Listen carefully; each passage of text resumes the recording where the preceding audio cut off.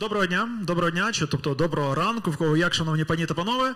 Раді вас вітати тут у цьому залі. Сподіваюсь, всі вже справи, які ви мали встигнути зробити на цю хвилину, ви зробили.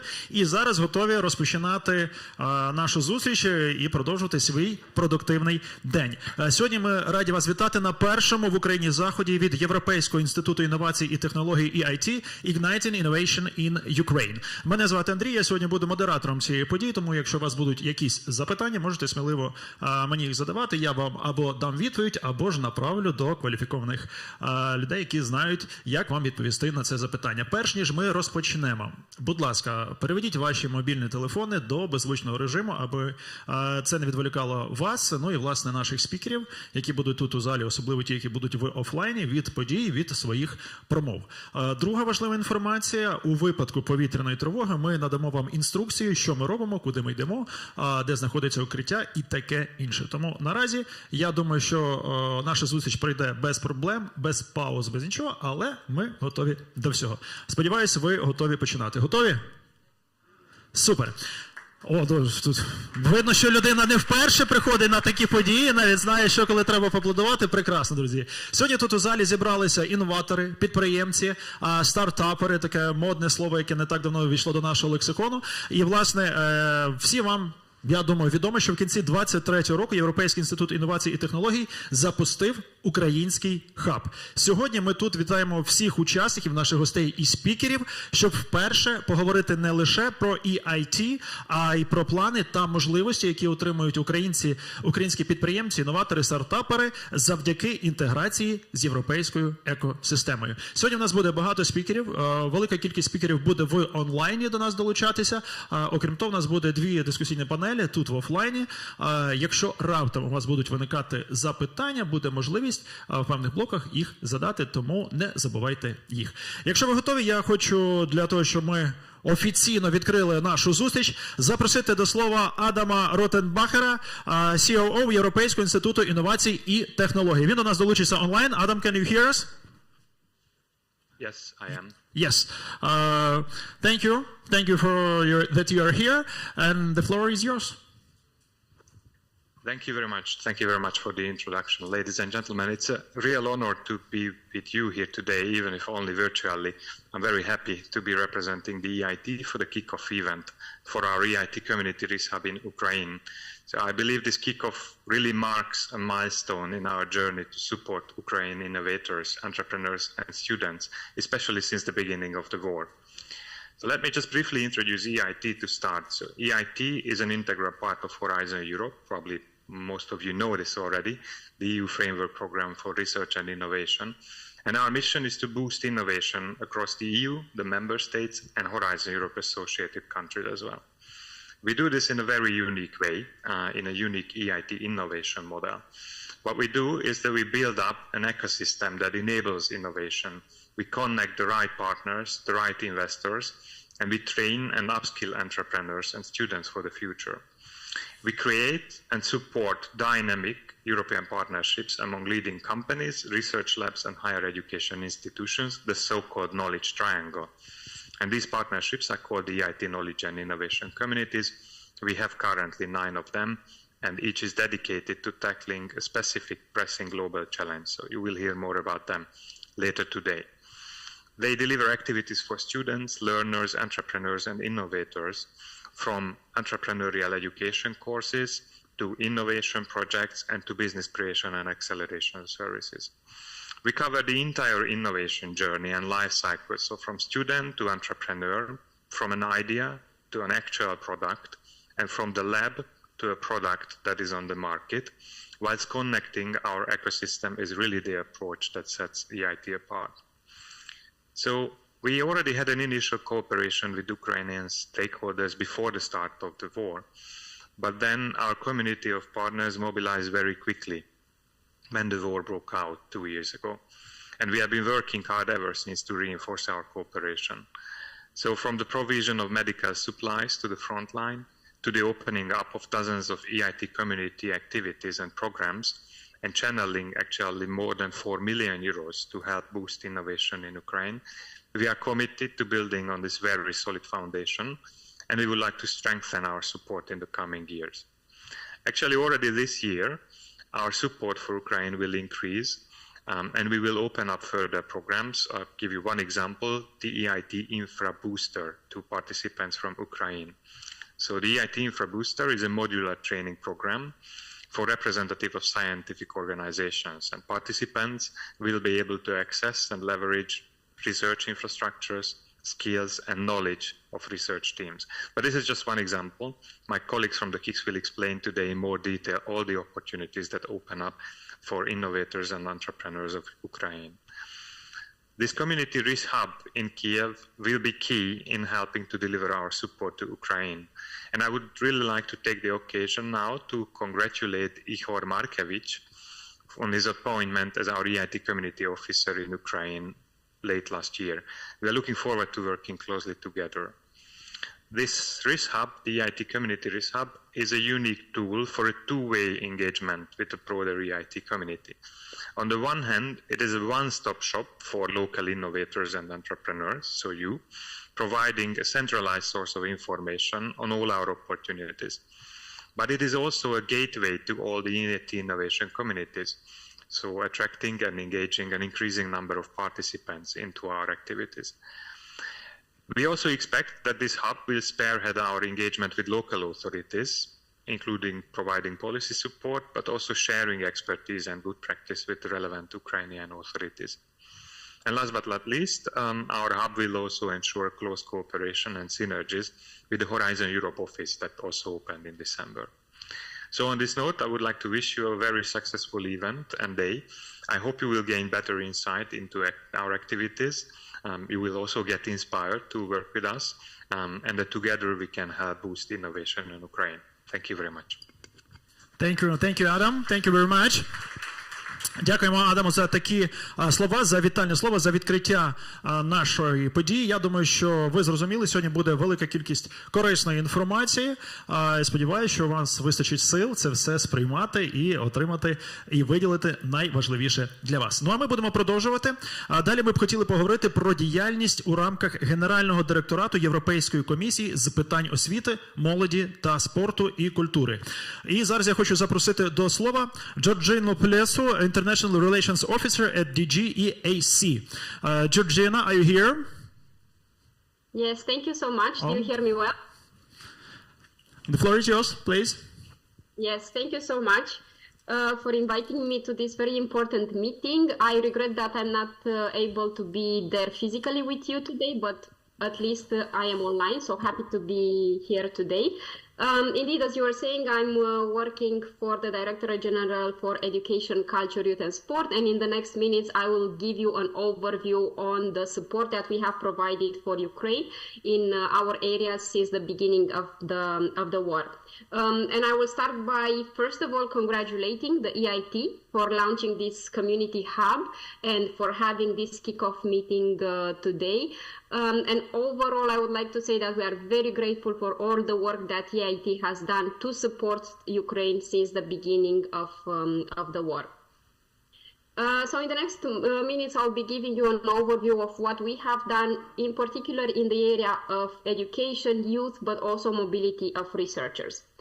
So since the beginning of the war, the European Commission, together with the member states, have been very committed to providing support to Ukraine and to the Ukrainian displaced people. And we have done this at all levels, be it operational, but also political. And to mark the political commitment, actually, our Vice President, VP Skinas, he traveled last year in June to Kyiv, and he has signed, together with the Ukrainian Minister of Education and Science, an arrangement for cooperation on education, which has even further reinforced our cooperation on education and has identified some concrete areas where we can enhance our cooperation. Since the beginning of the war, we have been mobilizing all the available instruments under our main flagship program for education, training, youth and sport, which is called the Erasmus Plus program. And in fact, in 2023, we have front-loaded 100 million euros to strengthen our support for displaced Ukrainian pupils, students and teachers. So the Erasmus Plus program has contributed to mitigate the consequences of the Russian invasion of Ukraine. including by supporting projects that promote educational activities that also facilitate the people which were fleeing the war in Ukraine to integrate in their new learning environments. And we have also supported various organizations, also learners and staff in Ukraine. The Erasmus Plus program has offered multiple opportunities for mobility and cooperation activities to both students but also staff from the Ukrainian higher institutions. Students enrolled in a Ukrainian higher education institution could benefit from a grant to come and study in universities in the EU. They could also benefit from a traineeship mobility, and it's important to mention that also staff from Ukrainian higher education institutions could also receive a grant for a short period of time.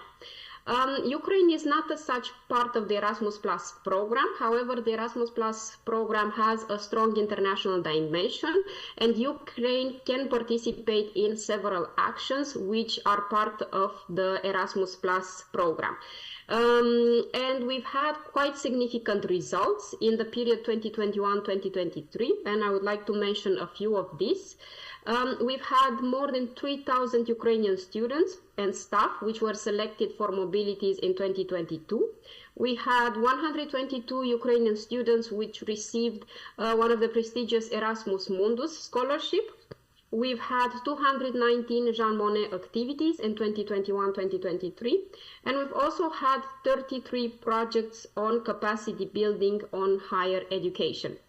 And out of these 33 projects, I would like to mention one particular project which we have selected last year in July.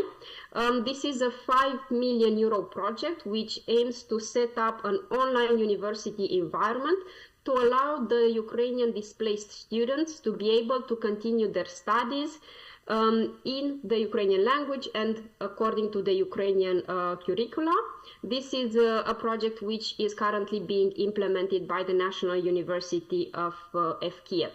Moreover, following the 2023 Erasmus Plus Universities call, around 30 Ukrainian universities are now participating in the European Universities Alliances as associated partners. And of course, we hope that Ukraine will continue to have a very strong participation in the Erasmus Plus program. We have launched our Erasmus Plus program guide for 2024 last year in November, and in spring we have the deadline for applications, and we hope that we will receive as many applications as possible. We have made quite significant efforts last year in the area of school, and in particular to integrate the Ukrainian pupils which have arrived in the EU member states. In 2022, we have set up an EU Education Solidarity Group for Ukraine, in which we have supported the member states that are hosting Ukrainian school-age children by facilitating the exchange of best practices and also providing guidance through the existing tools and mechanisms that we currently have under the European Education Area Strategic Framework. In 2022, the Commission has also presented a practical manual which aims to support the inclusion of Ukrainian displaced children. And it is currently published on the European School Education Platform, which is a platform which also hosts other resources and free courses for teachers to support the education of displaced Ukrainian children. Last year, we have also supported the printing of around 500,000 school books for Ukrainian children, and we are currently working with our Ukrainian colleagues to print another 1 million school books. One main challenge that we have seen last year was the fact that only around 50% of the Ukrainian pupils were enrolled in the school systems in the member states, and we are working together with our member states to further increase this enrollment rate. In the field of higher education, one important area of our work is also to recognize the learners' qualifications, both in the EU and in Ukraine. And we are currently working with the Ukrainian National Information Center for Academic Mobility, in particular in the framework of the Bologna process. And also we have provided online fast-track training for the recognition of academic qualifications of students and staff in Ukraine. In the area of youth, also we have mobilized, in addition to the Erasmus+, we've mobilized the European Solidarity Corps program, which has provided support to Ukrainians which have fled the war.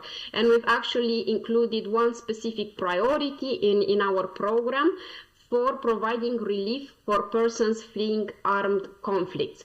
And in 2023, we've had one call which selected overall 10 projects worth 2.7 million euros, which aim to provide support to displaced people from Ukraine. Moreover, on the European Youth Portal, we have provided practical information on the rights and obligations of young people coming from Ukraine. And we have also made a list of activities which were aimed at supporting Ukraine. And we've noticed that last year we've had more than 1,000 activities in 34 countries. Now, moving to another program, moving to Marie Sklodowska-Curie Actions, which is a dedicated action to facilitate the mobility of researchers, and it's part of Horizon Europe.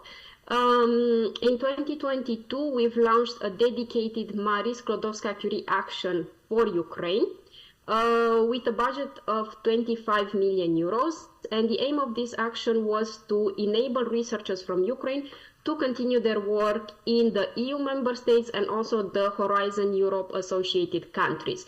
The idea was that these researchers would maintain their connections to the research and innovation community in Ukraine. And the scheme is not only to sustain the Ukrainian research and innovation capacity by ensuring that researchers can continue their important work, but it also has measures to counter the brain drain. And the idea would be that we would also support the reintegration in Ukraine when the safe conditions are met for return. And this dedicated scheme under Marie Sklodowska-Curie Actions currently supports 125 displaced researchers that from Ukraine that continue to work in 21 different countries.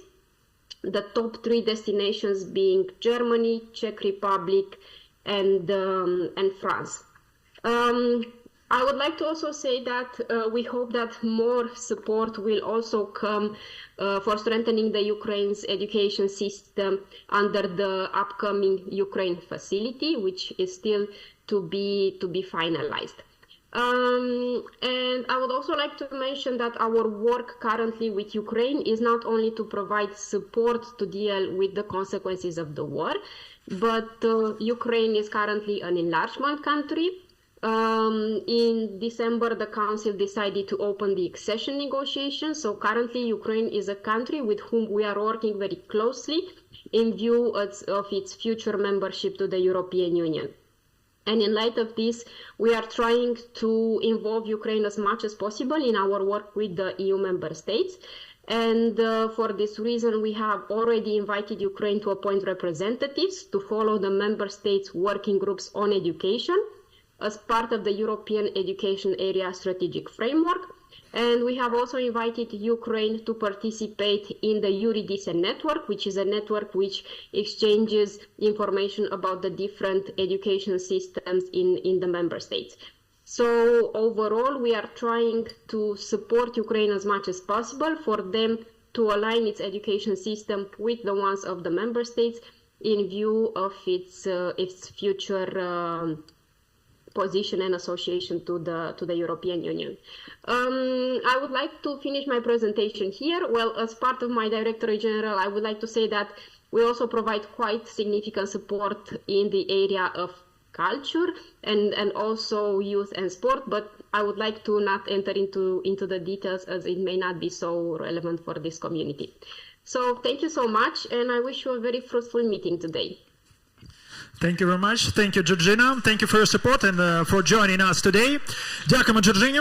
Так, ну що, друзі, будемо продовжувати. Будемо зараз говорити трішки більше про EIT в Україні. Власне, ми вже згадували про те, що відкрили хаб наприкінці минулого року, тобто зовсім нещодавно, але незважаючи на це, вже є ініціативи, які були реалізовані, і понад 100 учасників підтримали ці ініціативи. І зараз ми поговоримо про минулі результати за цей короткий період Європейського інституту інновацій і технологій в Україні, а також, звичайно, про плани на майбутній 2024 рік.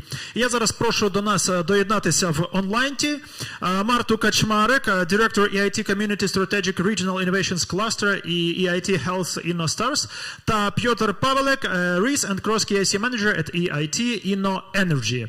Are you here? Can you hear us? Yes, hello. Hello, Marta, hello. How are you? I'm fine. How are you guys? How are you guys? Як ви? Let Good. me Everything is good. screen. Okay. I hope you can see my screen. Yeah, we see you. Okay, so let me start. So first and foremost, dear guests, ladies and gentlemen, I have a pleasure to present to you the overview of what EIT community across different disciplines in Ukraine has done and what are our plans for 2024.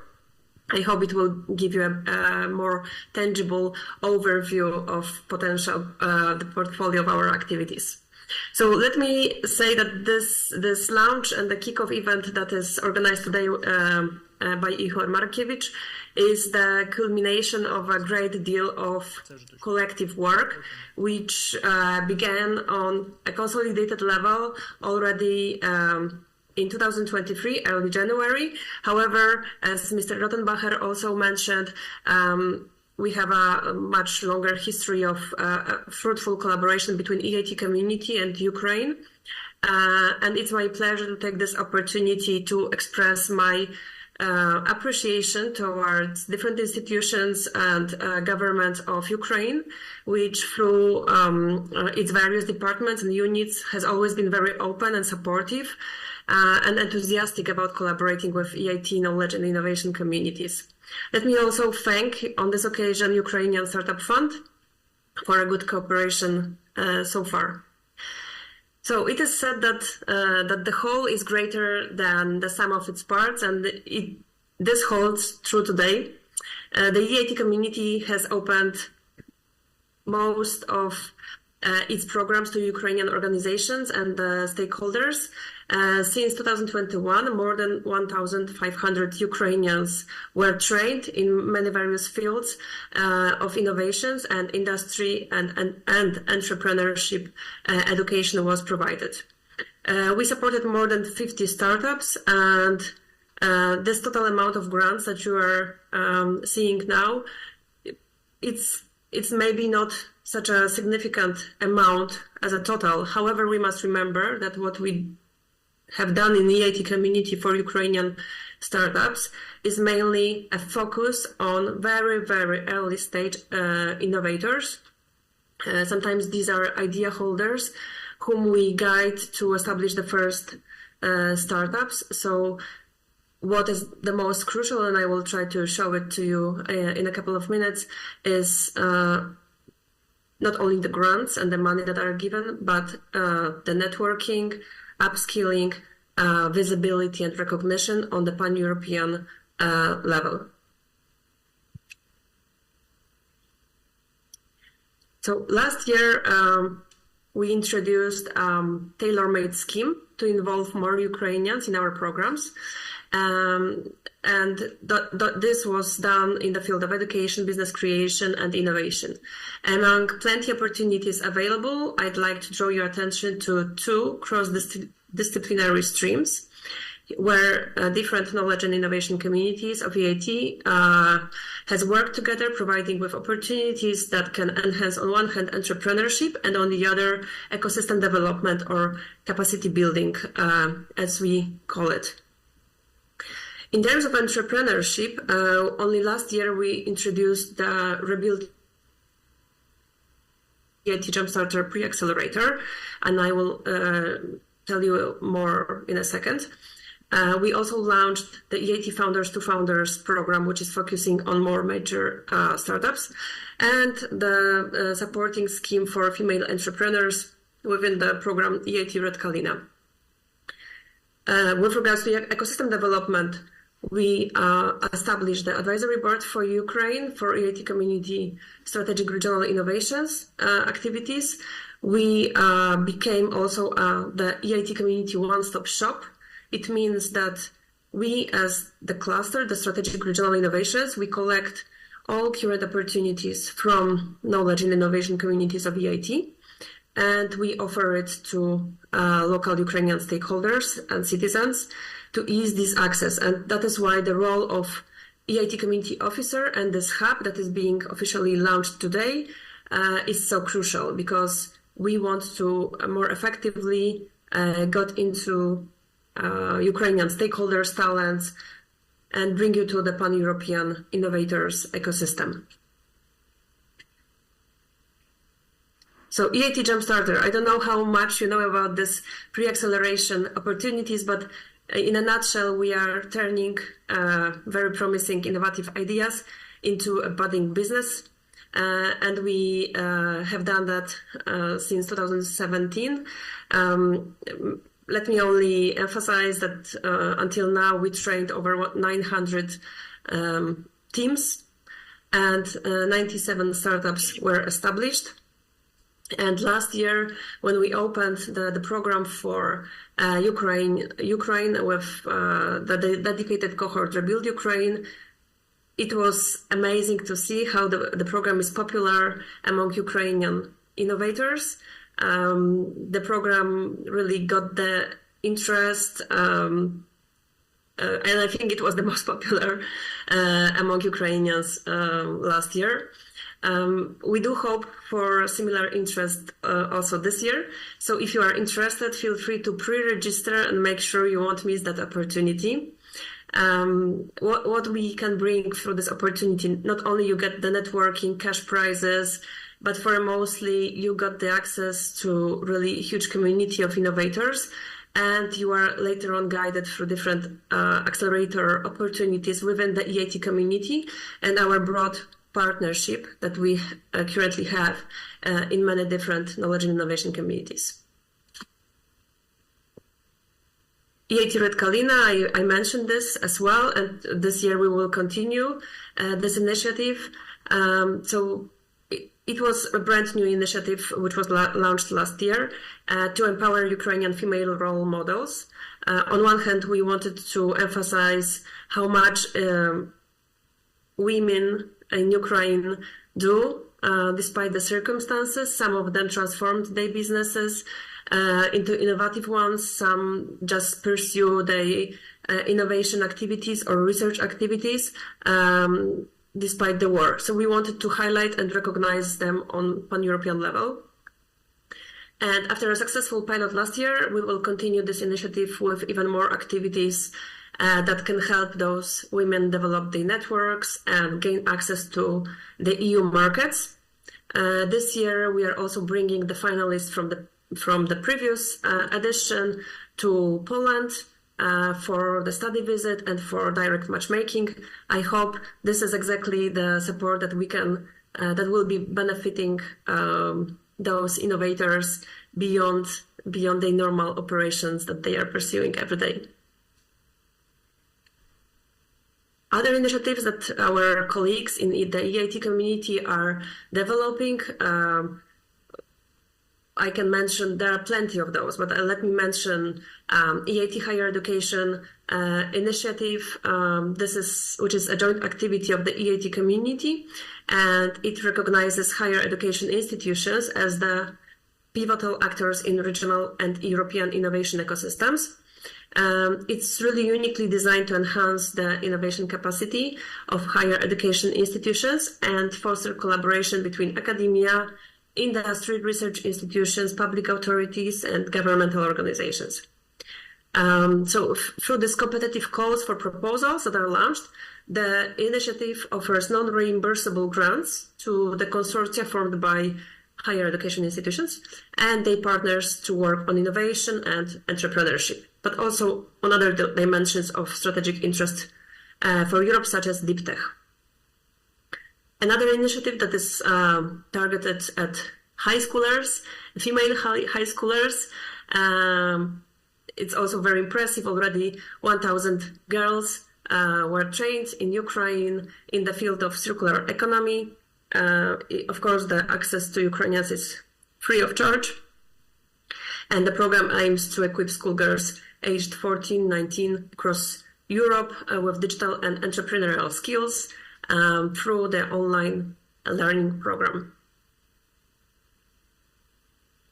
I would like to give the floor to my colleague from EIT Energy, Piotr Pavelec, currently, who can tell you more about the Founders to Founders on-site training that we develop especially for Ukrainian startups. Piotr, are you with me? Yes, of course. Hello, everybody. It's a pleasure to be here with all of you. Unfortunately, online only, but hopefully we can provide you with all necessary information, and whichever still remains unanswered or whichever questions may emerge after the meeting, Ihor is here to support you, to introduce you to our offer. But coming back to the Founders to Founders training, this is the program that we started jointly as a strategic regional innovation cluster last year. So this was led in overall 3 locations, not 5, but it was 5 times, kept 5 times. So it was in Kiev, it was in Lviv, and it was in Ivano-Frankivsk. So in these 3 cities, these were in-person trainings for startups. We received over 130 applications. And after the selection process, 81 of them were admitted as learners. So 11 experts have provided training and coaching services for the participants. And overall, we had 52 startups trained, mostly in business skills, supporting the development of these business skills, and to assist the startups to get internationalized, to get into European markets, because we are focusing also on the accession phase of Ukraine to European Union. So the information there were also to support startups to understand what is the European business environment. Can I ask for next slides, please? So this was what Marta has just presented, and what I started to tell about is just the beginning of what we do together as RI cluster. So we have new activities planned for this year, and we are really hoping for your interest in them and for the for your participation in them. So these founder-to-founder program, which I just told you about, will be more developed.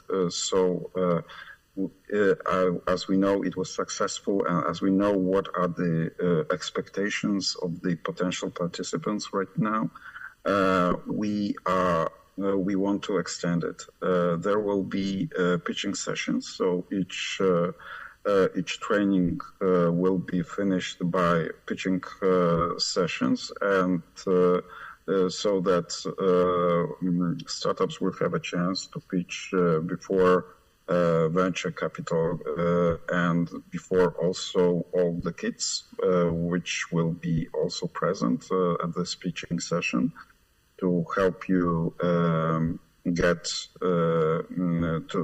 to help you better understand how it is to raise money for your investment, for the needs of development of your startup. So this will be developed in this direction, and we will have for the finalists, we will have a startup event and our ceremony by the end of the year. So there will be also awards given to the best startups. So in form of grants for internationalization, so it will be customized per startup needs, adjusted to the needs of given startup. And next slide. We have also advisory board, because these actions that we are doing jointly as a RIS pastor need to be fitted best fitted for purpose for the need of Ukrainian stakeholders, and we do not pretend that we are the best to judge what is the best solution for everybody. So that's why we need this advisory board. So these are people from Ukraine. These are Ukrainian experts from different angles of the so-called knowledge innovation triangle. And this so far it proved to be very successful. The engaged people are really committed to their job, and their advice turned out to be really good, and we try also to follow their their advice. So these are representative of academia, NGOs, research centers, and accelerators. For now, we are lacking people from industry. We have only one representative of industry. That's why we are launching today the call for representatives of industry and big corporates to complement the board. So if you need further information, it will be the information will be today or tomorrow at the website of Energy, and you can also contact me directly or through Ihor in order to get more information about the call. The deadline for submission of an application is 23rd of February. The board works for non-profit, so we do not pay the board members for their effort. But still, we try to provide the board members with all the information and all the data that we have regarding development of Ukrainian ecosystem for benefit of both parties. So, InfraBooster was already mentioned at the very beginning. It's one of the measures to make the academia in Ukraine more business oriented, to enter more into the to enter more into business, to start cooperation with businesses, with startups, with large companies also, and to get some money, of course. We do not give money. We give knowledge. We give support and help to develop the offer of the universities, of research institutions, to get commercialized. So it's free for participants from public sector, from Ukraine, and we are welcoming all the interested parties to take part in this. Once more, the basic information is on the website of EIT Food, which coordinates the action, but also it will be available through the website, which we are developing. You will see the link in a moment, and through Ihor himself. Next slide, please. When it comes to the concrete actions and how they will be implemented, so the new call, as I mentioned, is launched as of today, with deadline for 23rd of February. We also start recruitment for EIT Infrastructure Foundation. It's ongoing recruitment, so there's no deadline. You can apply anytime. And new call for EIT Jumpstart to Rebuild Ukraine category, which will be launched by the end of February, and with deadline expected in April of 2024. As Marta already mentioned, it was very successful last year, so we expect even more and even more interesting teams to take part in this competition and this challenge. New call for nominations of EIT Red Kalina and for the partners for the initiative. It is also, you can expect it also very soon, as of 19th of February. So please follow our website, and please be in touch with EIT community officer, I mean Ihor, who will help you and provide you with more detailed updates on that. Very soon we will... Sorry? Can I jump in, Piotr? Yes, of course. Go ahead. Yeah, so I will only very briefly, and then we will wrap up, to give the floor to our colleagues. But I wanted only to tell you that during InnovIT, the flagship conference of EIT community and EIT per se in Brussels, on 20th of February, we will be also having a special space where we will showcase Ukrainian success stories, the beneficiaries coming from our programs. We will, of course, be there with Ihor. So this is another argument that it's worth being within our community, because then we give you also the exposure to the main stakeholders in the innovators community. And stay tuned for more details. There will be many more opportunities coming from our cluster and from every single KIC.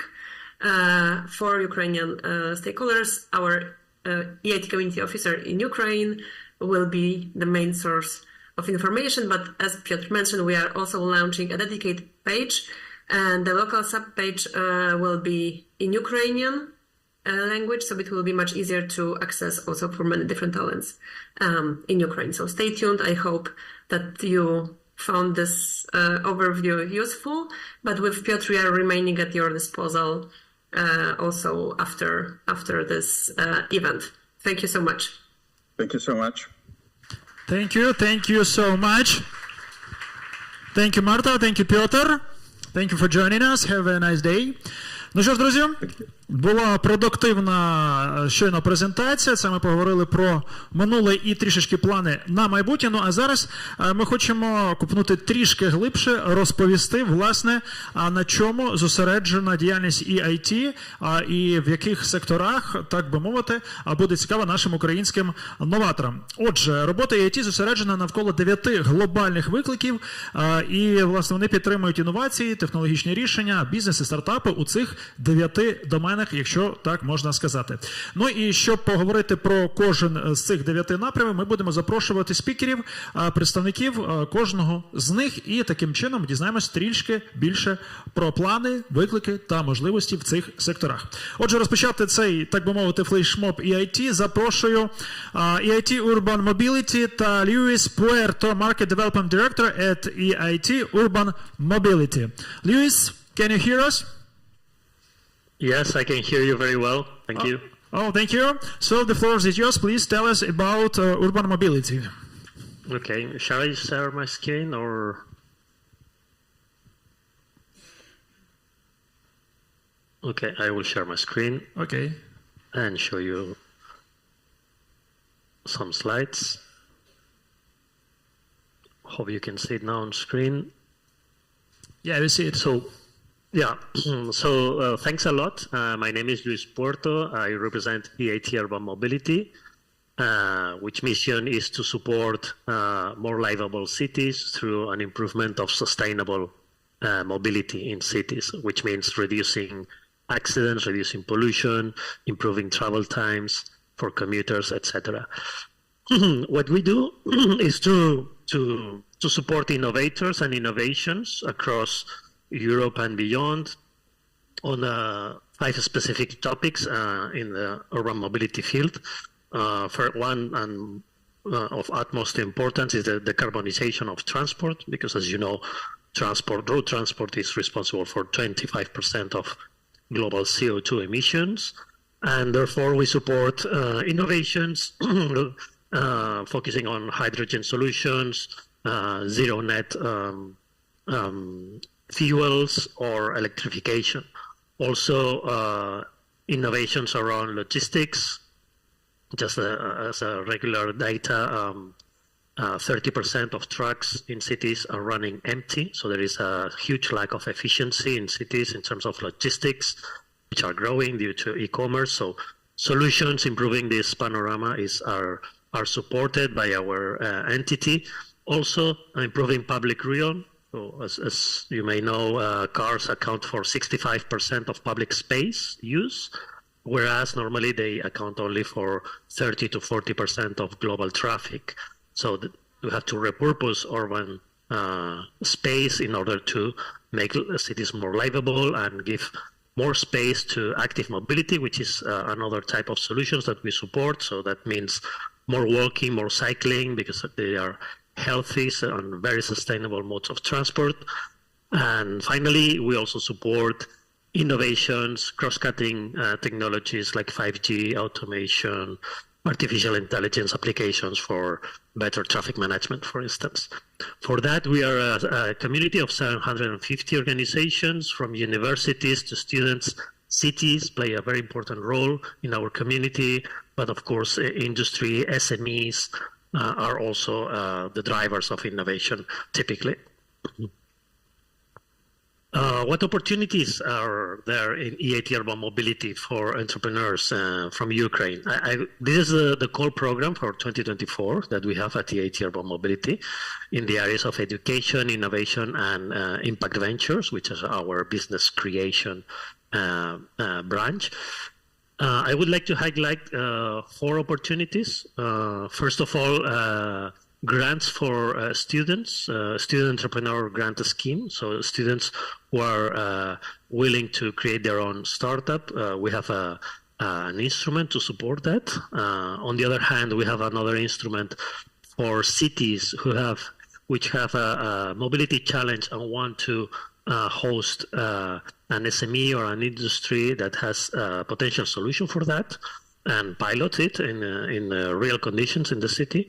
And the other way around, SMEs which have an agreement or have a good relation with the city but don't have the funds to run a pilot, we can support that as well. And finally, I want to highlight also our open-end call for startups with 2 cutoff dates during the year for investments in startups. We invest in early stage with pre-seed or seed capital in startups. So far, we have invested in 130 startups, and we are the #1 investor in Europe in mobility ventures. So those are opportunities readily available for Ukrainian entrepreneurs, and we will be more than happy to receive applications from your country. Finally, just to show that this is perfectly possible and we have already success stories, just wanted to introduce you to our latest winner of the Jumpstarter competition, which is Migo Electric, a manufacturer of electric trucks from Ukraine. who won this prize last November in our Jumpstarter edition in urban mobility. They got 10,000 euros to create their own startup, and we are already keen to support them in going further with their venture. So that's everything in a nutshell that I wanted to show you about urban mobility. And please contact me if you have any queries. Thank you. Thank you very much, Luis. Так, ну що, друзі, я так розумію, що з питаннями у нас поки що не густо, судячи по очах. Є у вас взагалі виникають якісь запитання? Отак от. Чи ви просто сприймаєте інформацію, враховуючи, що інформація англійською мовою, треба ще це перекласти, переварити, усвідомити і сформулювати запитання, поки що не виходить. Так? Окей, добре. Нема питань, будемо продовжувати. Власне, якщо у вас виникнуть будь-які запитання, якщо вам буде цікаво дізнатися більше про можливості EIT або будь-якого напряму, про який ми будемо говорити надалі, шукайте людей у худі EIT. Власне, ці люди будуть з'являтися тут у залі, особливо, я думаю, ви їх побачите під час перерви, кавобрейку, обіду, і ви можете задавати їм запитання. Ви як побачите, ви зрозумієте, ага, ці люди знають відповіді на більше запитань, тому не соромтеся і задавайте. Ну, а ми будемо продовжити і зараз розглянемо наступний напрямок, це EIT Health. І до слова запрошується Тамас Бекасі, Regional Innovation Scheme Business Creation Manager at EIT Health InnoStars. Тамас, can you hear us? Так, перевіряємо зв'язочок, чи є... Yes, I can. Okay, Hi, good. guys. Good. Thank you for joining us. Now you can see me as well. Yeah, and now we can see you. Yeah, let me start with Shirovitayu. So I'm learning the language for a few weeks. So sorry for my very limited Ukrainian. I try to use it. So for all of you, hi. I'm Tomasz Bekash, representing EIT Health, and I would like to talk about the accelerator opportunities, which is definitely open for Ukraine. So give me a sec and I will share my screen with you. Just a moment. Yep, here it is. So I hope that you can see us. Yeah, you can see it. Cool. Okay. So just in a nutshell, what we did in the last few years in numbers. So within EIT House, we have a really large portfolio of accelerator programs supporting from the very early stage of startups and entrepreneurs till the top of the iceberg, meaning that major actually scale-ups and scale-outs heading to the international market, sometimes overseas markets as well. So we have a really large portfolio, meaning that whenever you are on the scale from maturity perspective, you will find a program which will be suitable for you. From 2024, I will talk about in a few minutes. We made some merging within the programs. You will see it that some of the very good named and titled programs have been merged, meaning that we can give more opportunities and support for startups. But I will talk about later on. Just two numbers without the results of 2023, because we are still collecting, and apparently we have a really, really nice year in 2023 from the numbers perspective. But of course, behind each numbers, there are a lot of success stories we are more proud of than the numbers, because numbers are just representing that we made, and not just we actually, but mainly the startups we worked together made a really good job. So without the results of 2023, as you can see, we supported 758 startups, and which is important, investment raised. This is not our money, so this is not the money of the European citizens, but coming from the market, which is always a good reflection back that our startups are doing something good. Because the idea of EIT House Accelerator is, of course, this is pretty common, that we try to give any type of support which is leading you to the market and leading you to the real success. all of these smart fundings, education, all these kind of things are helping roads. So this is not the final aim you need to go for, but this is just the helping road which is leading to the real success, become a real sustainable corporation, first within your market, within your beachhead market, which is not necessarily Ukraine, it can be any European country, and then of course enlarge your operation towards other countries. So the first and actually the most important program I would like to show you today, because this is again a really merged one, a really integrated program from 2024. It's called InnoStars Accelerator. I hope that some of you already heard about InnoStars Awards or maybe Attract to Invest programs. These were our flagship programs from the previous years, and now it became one. It does not mean, of course, that we shrinken down the target group or the maturity level we are aiming for. It does mean that we try to get everything together, which is beneficial from both of the programs, and actually try to invite it to the larger audience. So within InnoStars Accelerator, there are certain changes. I don't want to make you bored with that. If you're interested in, of course, you can find me on LinkedIn. You can find my email address at the end of my presentation. So I'm more than happy to answer all of the questions you may have. But overall, we are supporting startups from the MVP prototype stage, meaning that you don't have revenue, you are not on the market yet, but you're about to enter the market. So you have something tangible. Of course, whenever we are talking about digital health or biotech, it does mean so much different. So definitely something which is not just an idea, something which is more than an idea, a little bit of tangibility, and then you will be able to apply to the program. Within the program, we are selecting the best applicants. And whoever is getting into the program will receive boot camps where actually, besides that, there is a huge community power with it. And I'm usually a pragmatic person, so forgive me for having really just a real deal. So whenever I'm talking about community, it does not mean only that you are together with nice people. It does mean that you have so much knowledge and experience within the community. You can learn a lot from the others. And of course, you can establish new business/friendships. So friendship is always nice, of course, but you are running a company, so it's more important to establish new business connections within that. But besides the community, you will learn actually how to improve your pitching skills, how to improve your representation skills. You will be challenged a lot with your business plan and business model.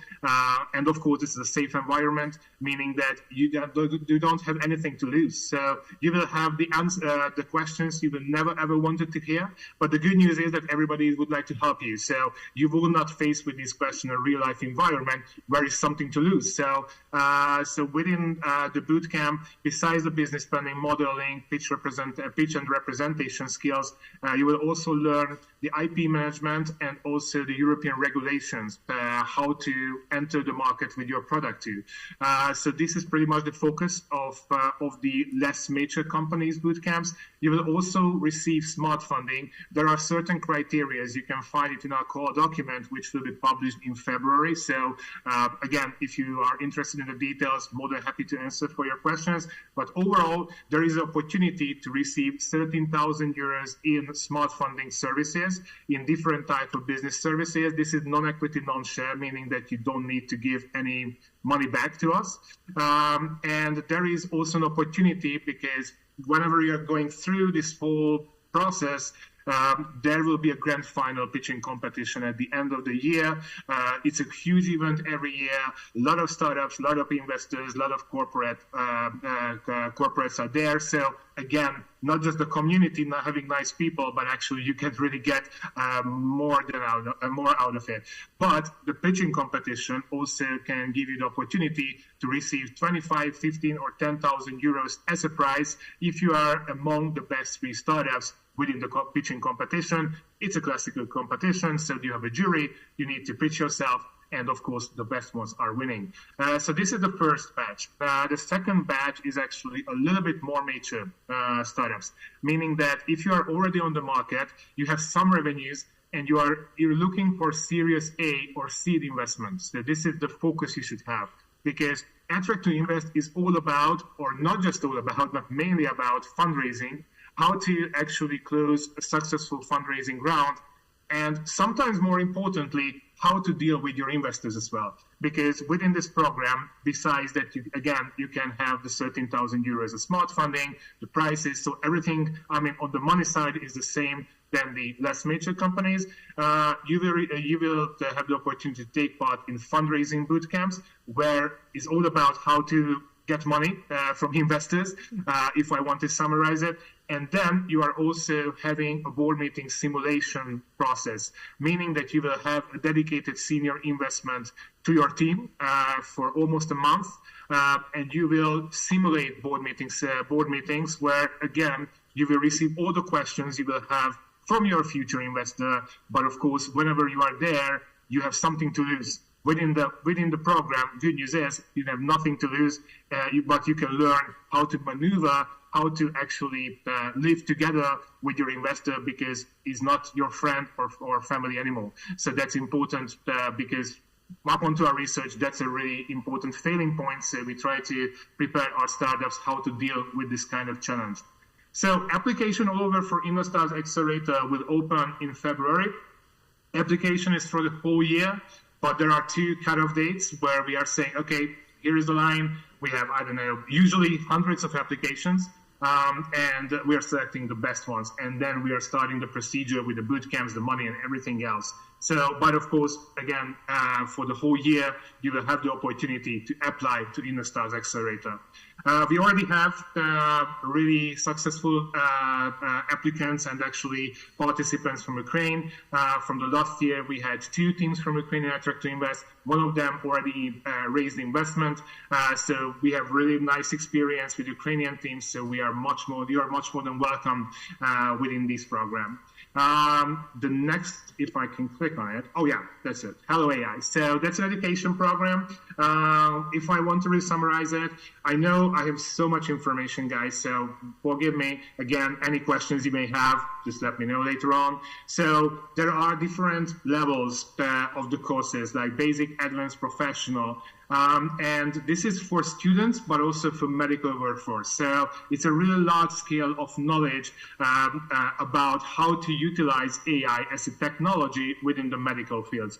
Of course, also innovators who are studying who are in medical studies or already working in medical field is much more than welcome, because also for innovation perspective, we all know AI is pretty trending. So it's not just about how to use it within your work, but how to actually utilize it within your own career or your own business. So the application is still 2024 November is open, and you will have a significant discount because there is an entry fee for this course. But as you can see, it's really significant, 90% discount. If you are from Ukraine or from the RIS eligible countries. That's also important that this course is together with GE Healthcare, so General Electric's Healthcare. Their professionals are actually the lecture owners. So whenever, again, I'm a pragmatic person, so whenever we are talking about lectures, it's about pragmatic utilization. So it's not just about, theoretically how nice AI is, but actually really through really practical examples, so you can learn a lot. There is EIT Health Drive. This is less for individuals, more for institutes. So this is also, of course, open for Ukraine. This is about, in a nutshell, we are educating institutes how to accelerate startups. So this is also, we are enlarging our partner network by this, meaning that whoever is in connection with us and an opportunity to, for instance, make a common consortium to an EU tender, we are much more likely, of course, to work with institutes who are already applied to Drive and actually learn how to accelerate health tech startups. Because, of course, acceleration is its own genre. But health tech acceleration is really special because it's not just about the business skills, but of course you need to understand the technology. So if you are, representing a health tech institute, private or governmental, and you're looking for actually the knowledge and the partnership to be able to start accelerating startups, then EIT Health Drive could be one of your programs to go for. Guys, this is in a nutshell what I would like to share with you. And this is my connection, and forgive me on my pronunciation, but I will try. So, дякую за увагу. Якщо у вас виникли запитання, сміливо задавайте. Разом все буде. I'm sorry, again, pronunciation, I know it's bad, but I try my best, so still learning, okay? Thank you, Thomas. Your pronunciation is almost perfect. Almost perfect. Thank you very much. Так, ну що, є запитання до Томаса? Є запитання. Thomas, we have a question. Окей. Отже, будь ласка, ваші запитання. Thank you for a wonderful presentation and such insightful and promising propositions. I represent here Ukrainian AI startup, AI-based screening platform, KICs. And we will definitely try to join some of communities you presented. And my question is, are these propositions, these accelerators and programs more eligible for products which produce their solutions for either for B2C or B2B or B2G layers of healthcare system? Because I've been working in healthcare in Ukraine and beyond for almost 20 years, and I would insist that in Ukraine there are more differences and more very specific peculiarities in implementation of healthcare products, either clinical or technical ones, in different levels. What is more eligible, and what product would you recommend for different kinds of products in this sphere? Thank you. Thank you for the question. So there is no difference in eligibility. So what we are looking for, I mentioned to you that there are two certain maturity level we are thinking of. Of course, it's the MVP prototype and the already on the market getting some revenue stage. Of course, whenever we are talking about a product which is already on the market, that's been proven by the market. So it's independent that it's B2C or B2B or B2G. Of course, here, usually we are looking into the details that how impactful the product is from the European citizens' perspective, of course, healthcare perspective. How would it be scaled? So from business perspective, of course, there is another aspect, how it could be scaled. What is the future dimensions of not just enlarging from business perspective, but also from the healthcare impact perspective. So this is easier to be measured. In case of MVP and prototype stage, that's still not a difference that B2C, B2B, or B2G. It's more about how the business, at least, the draft version of the business model or the business plan looks like. So does the team have an idea how to sell the product? Because this is usually on an earlier stage, MVP prototype stage, a huge question that even though the product seems good, even though it can be validated that it will have an impact on a certain problem, a certain health tech problem, which is ahead of us, still we need to create money out of it. So in case of MVP prototype stage, it's more a question, but can be judged by the business model and the business plan. At least the team should have an idea who will pay for it. Even if it's B2C or B2B or B2G, if they are having the knowledge, what are the barriers to be mitigated, and what are the certain factors they should look into whenever they are planning their way ahead from business perspective.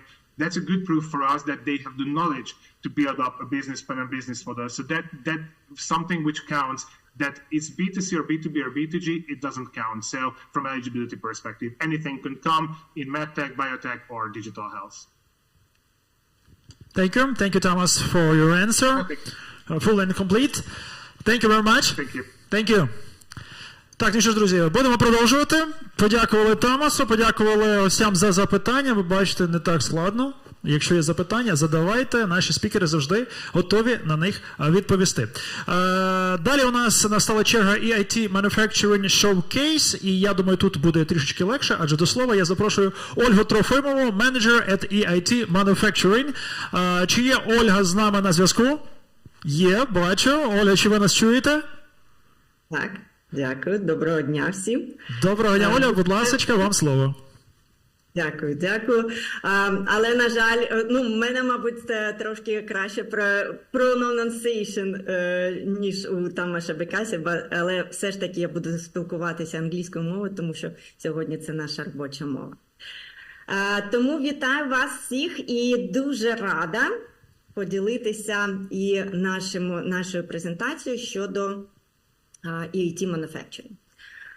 So I would like to talk about EIT manufacturing and actually what we are doing in Ukraine, of course, first of all, for Ukrainian companies, for Ukrainian startups, but also what we are doing in Europe. So first of all, I would like to start with that, yes, we are 9 communities, but we are also kind of correlate each other, and we definitely not compete with each other. We correlate each other. That's why don't afraid to join different calls for different communities from different EIT. So you are really welcome, and everybody will support you on this way. About EIT manufacturing, yes, of course, we are definitely leading European innovation community for manufacturing, and what our strategic goals, of course, these 3 main pillars as which is human-centric, first of all, of course, sustainability and resilience. This is exactly 3 main pillars, and all calls and all activities are definitely around these 3 pillars. I'm really happy to be a part and actually to be guilty in this fact that Ukraine is also part of such a pan-European organization. And we are really happy to be part of this organization just already from 2022. Because from June 2022, we already become a networking partner with Ukrainian Cluster Alliance. And last year, you see that we have already a lot of activities, Solution Awards in 2022, EIT Jumpstarter, workshop in Warsaw, and we have, as you see, Manager Ukraine in my representatives. And last year we had a really great event, Manufacturing Day Ukraine. It's still available on our webpage. You could see it, how high level it was, and how great speakers we had, including Igor Markevich, which we are really proud of, but also CEO of EIT Manufacturing. And actually we had almost 100 participants from 8 countries, and it was in Ukraine. It was in car assembling plant Eurocar. So what we definitely could, who we are and what we could offer for you. Yes, we are quite powerful partnership with core partners, and you see we have a really big share of industrial companies. So it's not only universities, RTO and startups, but really, again, industrial companies. Because this is exactly the value which we bring to our partners, to young companies, to startups, to entrepreneurs, which definitely would like to scale up and to have access to the market. And that's why we really bring together the key stakeholders of European manufacturing innovation in a unique, active ecosystem. We do have packages of services for large corporations and SMEs, but also for startup and scale-ups. And for startups and scale-ups, as you see, actually similar to other EITs, but exactly for those who is more connected to manufacturing, we support in access to market, access to finance, and of course, expertise and coaching. So soon, very soon, we will open yearly call for proposals We do have already Ukrainian company who already won and part of this innovation call. It's Smart Zavod from last year.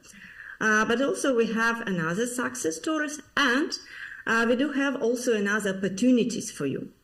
Not only to be part of the consortium of this yearly call for proposals, but also to be part of this, innovating funding catalyst, which we really could offer for you in profiling, alerting, EOI, matchmaking, and rating.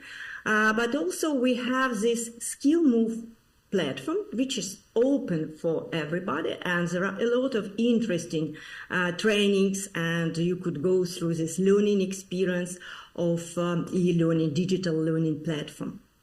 Moreover, you could already start right now. There is a QR code for Agora, which is actually probably the largest innovation network, which you could join. And again, it's for free, it's for everybody, and you already will be integrated into European innovation community. As you see, there are already 2,800 community members, including a lot of industry decision makers, which is really important for all of us, and of course for those who would like to start their way.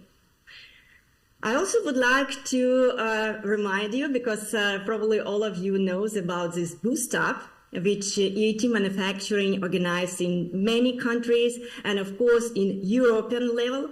But we were really lucky to have not only Manufacturing Day last year, but also announced Boost Up Ukraine. And it's ongoing right now. So you still have time until 4th of February, and QR code will follow you directly to the application form, and to be one among these startups or scale-ups who actually will have not only such a possibilities which are listed here, right? Internationalization, access to large European network, and realizing your goals, but also during your pitching, you will be among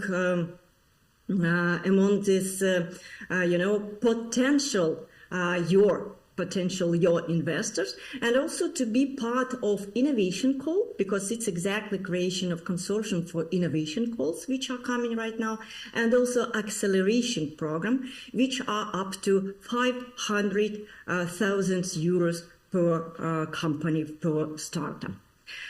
So you're welcome, and of course you're welcome also to the final event, which will be in Lviv in Ukraine on 28th of March, and we have launched already B2Match platform and QR code to B2Match platform just on the slide. So you are welcome. We are always open to cooperation and to open new opportunities and possibilities for Ukrainian players. Thank you so much. Thank you, Ольга. Дякуємо, Ольга. У вас прекрасна вимова, щоб ви там не казали. Дякуємо. Чи є запитання до Олі? Наразі немає. Дякуємо. Thank you very much. One more time. Дякуємо, друзі. Будемо продовжувати. Знову ж таки, нагадаю, якщо є запитання, чи виникають запитання по ходу, не соромтесь їх задати. Найстрашніше – це не задати те, що ви не знаєте, і те, що вас цікавить, адже навіть якщо вам здається, що питання може не актуальне, може воно якесь не таке, не думайте про це, просто задавайте, а там ми вже розберемося. Будемо продовжувати, і я зараз з задоволенням хочу запросити до нас, до слова, так би мовити, на цю сцену. Ще один кластер – це EIT, Inno Energy та спікер Ольга Шубіна-Куруленко. Чи є Ольга з нами на зв'язку? Так, доброго дня, колеги. Доброго дня. Вітати всіх. Супер, так, ми вас бачимо, трішечки зв'язочок у нас відстає, але я думаю, що зараз ми це все поправимо. Оля, будь ласка, вам слово. Добрий день, колеги. Я рада всіх вітати на сьогоднішньому заході. Сьогодні така прям подія дуже відповідальна для нас. Я також, як і Ольга Трофімова, перейду все ж таки на англійську мову, буду спілкуватися англійською мовою.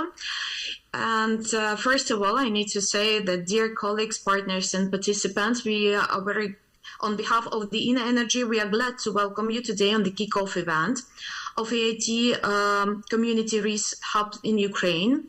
And I want to say that in energy take part in a lot of activities, but also we have our own activity. And I need to say that we was founded in 2010 together with two other knowledge and innovation communities, being KICs Climate and KIC Digital.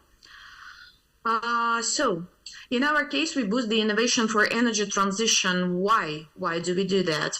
Because with today's technologies, we will not be able to meet the climate targets that the European Union has set out for us to reach in 2050, being carbon neutral. So our main goal is contribute to the innovation within the energy landscape, such that we can meet our sustainability goals. But at the same time, to improve the European competitiveness, and also we want to create jobs. We operate across the whole Europe, and our offices is open in Sweden, Poland, Germany, Netherlands, Belgium, France, Spain, and Portugal. Recently, we opened up an offices in Boston, United States. Having offices in Brussels relevant because like this, we are close to an array of instruments that can contribute to innovation. So what is our activities? What do we do? First of all, we are focusing on 4 areas. And first is education. We have 7 master programs, and we're delivered graduated with a technical education supplement by training on innovation and entrepreneurship.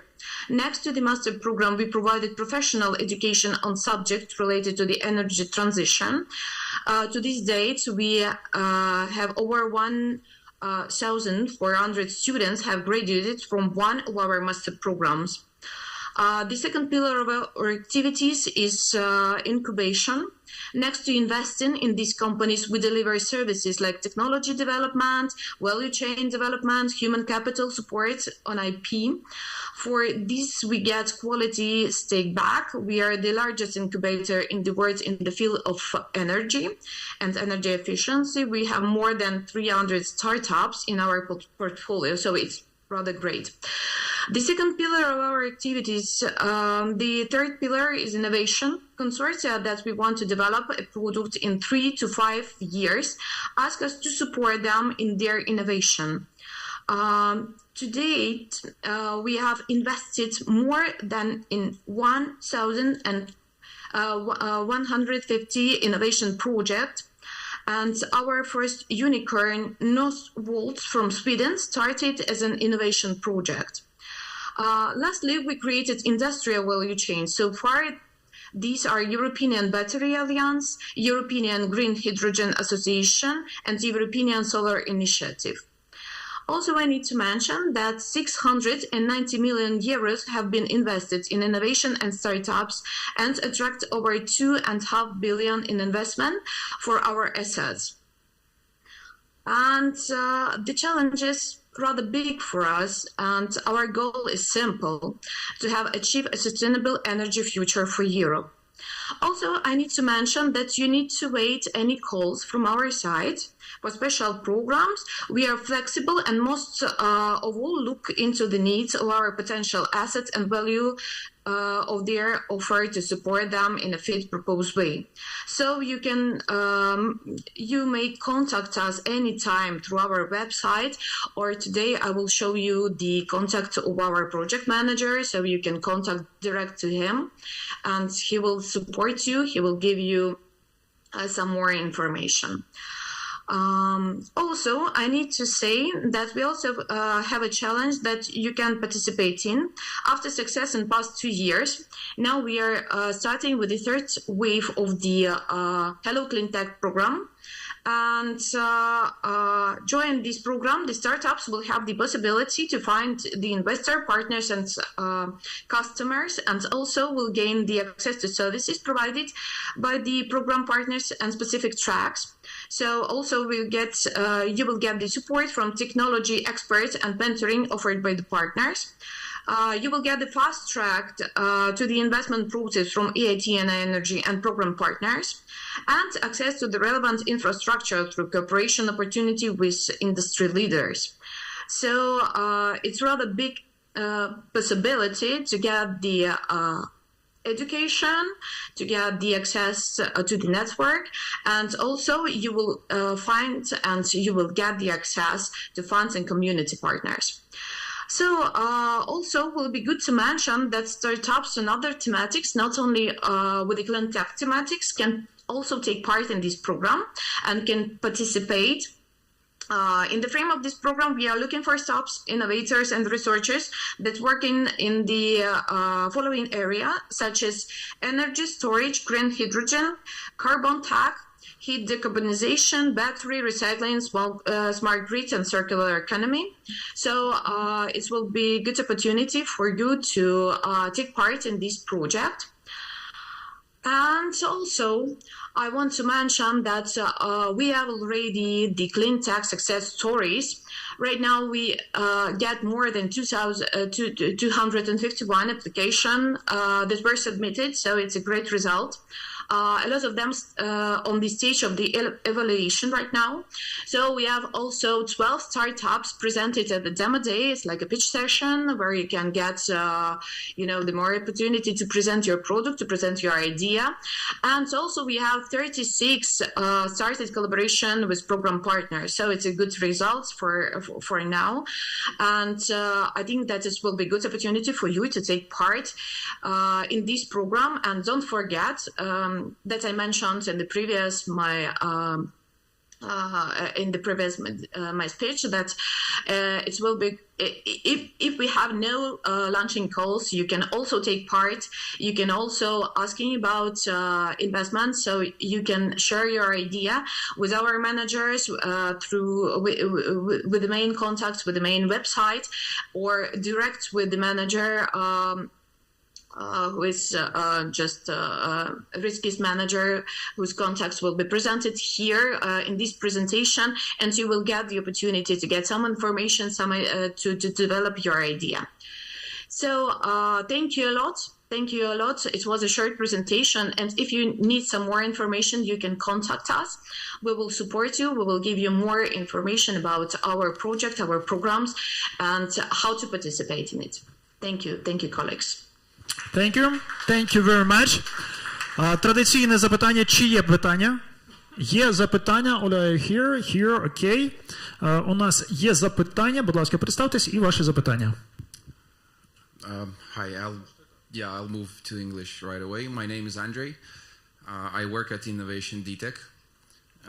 Could you please tell us from the startups that submit to you their ideas, from Ukraine mostly, what are the biggest areas that need to improve for you to take a better look at those startups? Maybe it's their presentation skills, maybe it's the level of the technology readiness of the product, maybe something else, maybe it's the team. What should our startups focus on before submitting to EIT in energy? You know, it's everything depends on the startup and on its idea. So we have a lot of different startups who are rather development, and but sometimes they need also to focusing on their knowledges, training programs. So it can be the direction that need to be improved to get some knowledge, to improve their knowledges. Thank you. Thank you very much. Чи є ще запитання? Наразі більше запитань не бачу. Дякуємо, Оля, thank you very much за презентацію, надзвичайно за відповіді, які ми отримали. Так, ну що, друзі, підходимо ми зараз до вкрай важливого моменту в нашій сьогоднішній презентації. Про це ми говорили раніше. Отже, ми готові зараз на цю сцену запросити Ігоря Маркевича, національного секретаря EIT в Україні, з презентацією планів EIT Community RIS Hub in Ukraine. Отже, запрошуємо на сцену. Доброго дня. Доброго дня. Давайте перевіримо мікрофончики, звук, все окей, все працює. Будь ласка, вам слово. First of all, thanks to all our guests from EU for those support and these presentations. We have here a kind of cinema mood. Watching presentations online, but now we will have a short offline break. And I was presenting several times the activity plan to all our partners in EIT and EIT KICs. So today I will have a pleasure to present it in Ukrainian. So I will switch to Ukrainian and our colleagues will have the translation in Zoom. Я би мав завершити в 11:45, зараз 11:45, тому я буду вирівнювати таймінг. І буду говорити коротко, але в принципі, по суті, тих питань, які вже багато хто ставив сьогодні. EIT Community Hub в Україні – це по факту нова інституція, нове явище, яке я представляю, і моя команда, і в нас є певні плани, в нас є певні ідеї, що ми будемо тут робити, але в першу чергу я хочу всіх запросити контактувати з нами і пропонувати свої ідеї, свої, можливо, події, свої, можливо, програми, які ми можемо реалізувати спільно і залучити до цього всі EIT-кіки, які сьогодні презентують вам свою діяльність і свої плани. Ми вже, в принципі, запустили хаб в Україні в кінці минулого року. Чому в кінці минулого року? Тому що в кінці минулого року було 3 дуже важливих ініціативи презентовані. Перше – це запуск Horizon Europe Office в Україні, і у вас буде презентація Ігоря Таранова тут сьогодні про їхні плани, їхні активності. Друге – це запуск EIT Community Hub в Україні. І третє – це запуск програми консорціуму Seeds of Bravery, де українським стартапам будуть доступні гранти від 10 до 50 тисяч євро, а загалом український стартап зможе отримати 60 тисяч євро. Про це ви можете знайти інформацію за посиланням seedsofbravery.eu.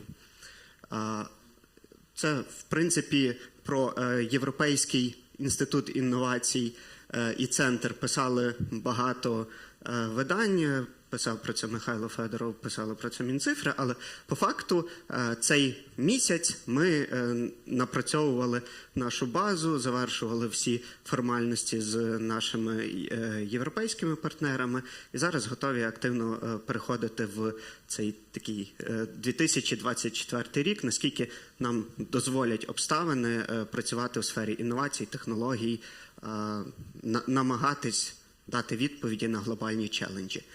І коротко про це вже казали, але наголошую, чому це важливо, що ми саме говоримо про EIT і ком'юніті тут в Україні. Тому що в першу чергу це доступ до тих можливостей, які генерує EIT. І тут ви бачите цифри, скільки це приблизно фінансування, це 7,3 мільярди євро, це доступ до майже 2,5 тисяч партнерів, це велика кількість підтриманих проєктів, це велика кількість нових продуктів і нових сервісів. Як такі цифри досягаються? Це в першу чергу завдяки 4 таким ключовим піларам. Це освіта. Освіта, по-перше, загальна підприємницька, а по-друге, це освіта в конкретних індустріях, про які сьогодні говорять. Це інноваційні проекти і їхня підтримка, як фінансова, так і нефінансова. Це створення бізнесів і це доступ до можливостей. Тобто 4 ключові пілари, які обростають різними програмами EIT і різними програмами KICів, про які сьогодні теж говорять представники. І що ж ми маємо в Україні? Ми маємо новий хаб тут в Unit City, в цьому ж корпусі. Ви можете туди завітати кожного дня. Ми працюємо з 9 до 6, тобто завжди в цьому хабі є хтось присутній, з ким можна обговорити свої ідеї, почути якісь новини. І ми долучаємось до цієї великої мережі хабів в Європі. Це глобальні виклики, на основі яких функціонують кіки. І от ви сьогодні чули презентації вже по енергетиці, ви чули презентації по виробництву, ще почуєте інші презентації. Оце, в принципі, 9 ключових кіків і ключових челенджів, над якими працює EIT в ЄС та в Україні. І от, власне, оці челенджі, вони стають основою там, для нашої роботи тут в Україні. Тобто ми фокусуємось на інноваціях в сфері забезпечення харчуванням, виробництва з високою доданою вартістю, охорона здоров'я і діджиталізація цих процесів і тому подібне. Але, в принципі, це все орієнтується на основі цих глобальних челенджів, тому що вони тому і є глобальні, їхні рішення вони не залежать виключно від України, і тут важлива ця співпраця панєвропейська спільно з Україною для того, щоб вирішити ці челенджі. І ми в Україні можемо запропонувати рішення, яке потім стане ключовим, для прикладу, в ЄС для подолання того чи іншого челенджу. І тут у нас є всі можливості, от на старті, коли в нас виникає така ідея, отримати підтримку, як в вигляді знань, так і в вигляді фінансів. EIT в Україні до цього вже було досить активними.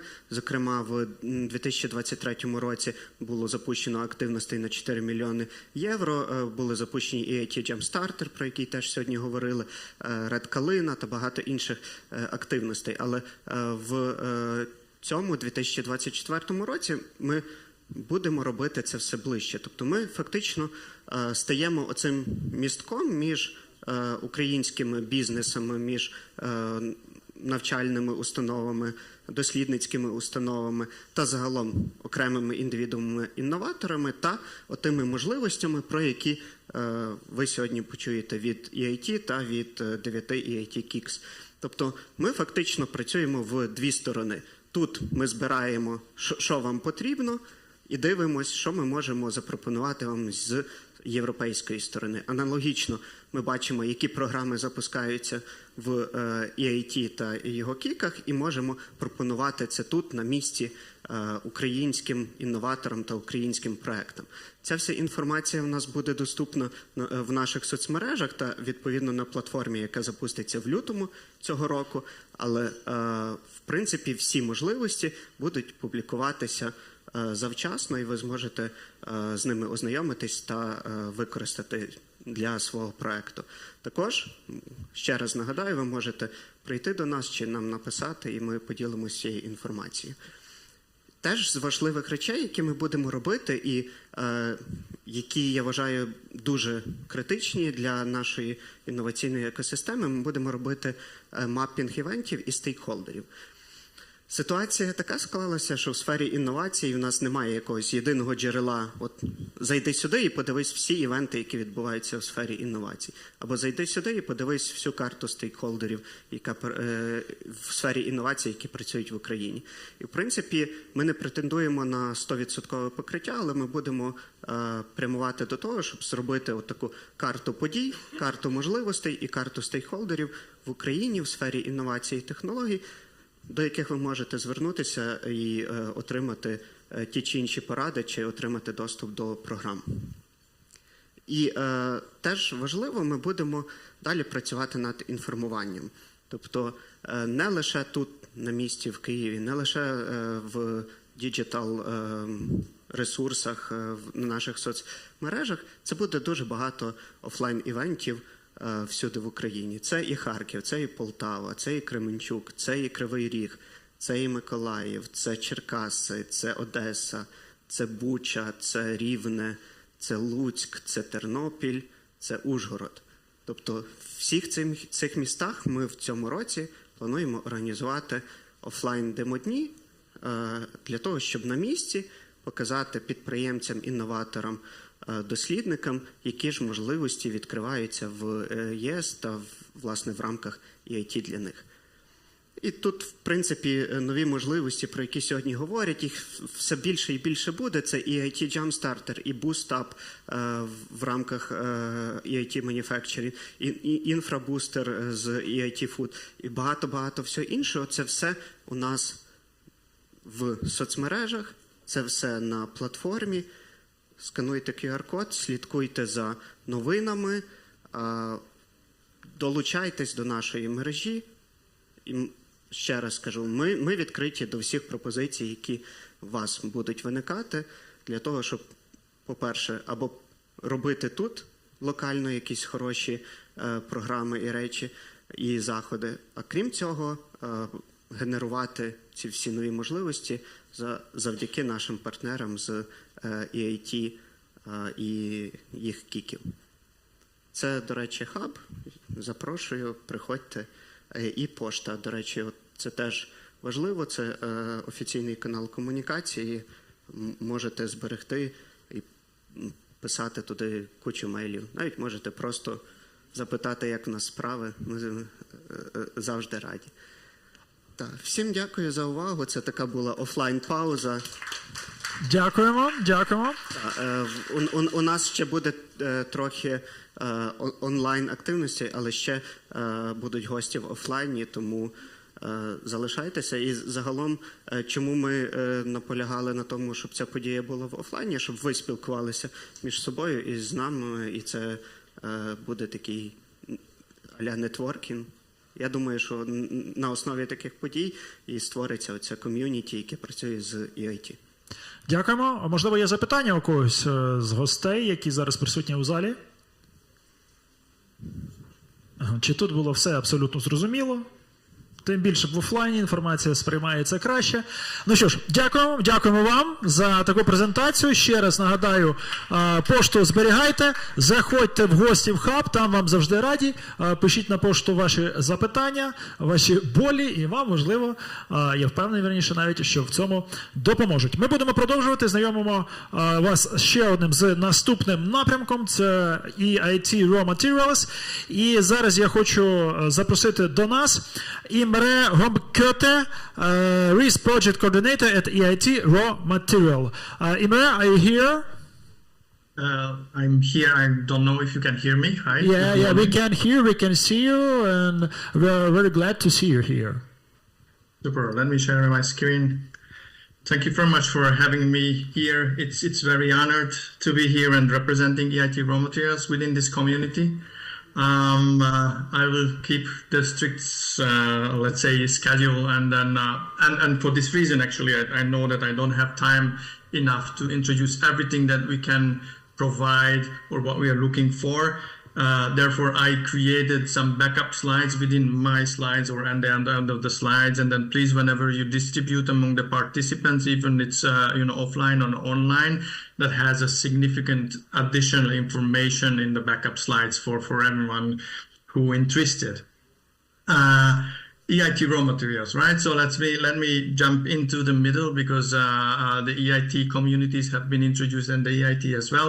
EIT Raw Materials specifically focusing on metals and minerals, and this is very important to put forward because then the scope of EIT Raw Materials, like every other KICs, is very specific and then very often somewhat misunderstood, and then that's why and then this may be also some kind of answer to some previous questions, is somewhat resulting out of scope applications in for example in startup applications. Because we are focusing on minerals and metals, especially the critical raw materials within the European Union, and as well the strategic raw materials that are defined by the European Union. So, for example, we are not looking for business ideas or any kind of activities that deals with plastics unless it substitutes some kind of critical raw materials. That's the case. And then also energy materials like uranium or coal is also somewhat excluded of the scope. So that's very important. Other than that, it's good to know that we are going to cover, and then we really covering the whole value chain of all these raw materials, metals and minerals I mentioned, so that we are looking for good ideas, innovative solutions, business ideas from the exploration. So that's mineral exploration and prospecting, but also supporting mining activities or opening mining activities, including traceability. So that's we are very high focus on traceability and then the social license to operate, because opening mining projects within Europe, it's quite difficult because of the high, let's say, environmental awareness of the public.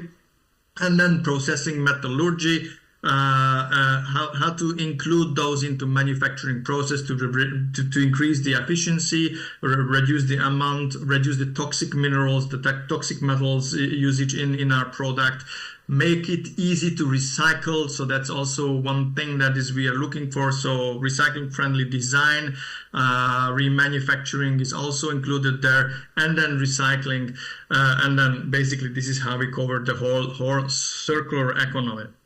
In terms of the activities that we are doing basically and supporting the same stakeholders as all the other KICs, so that we have education activities from awareness raising, master schools, PhD schools as well, professional learning, lifelong learning activities within the field.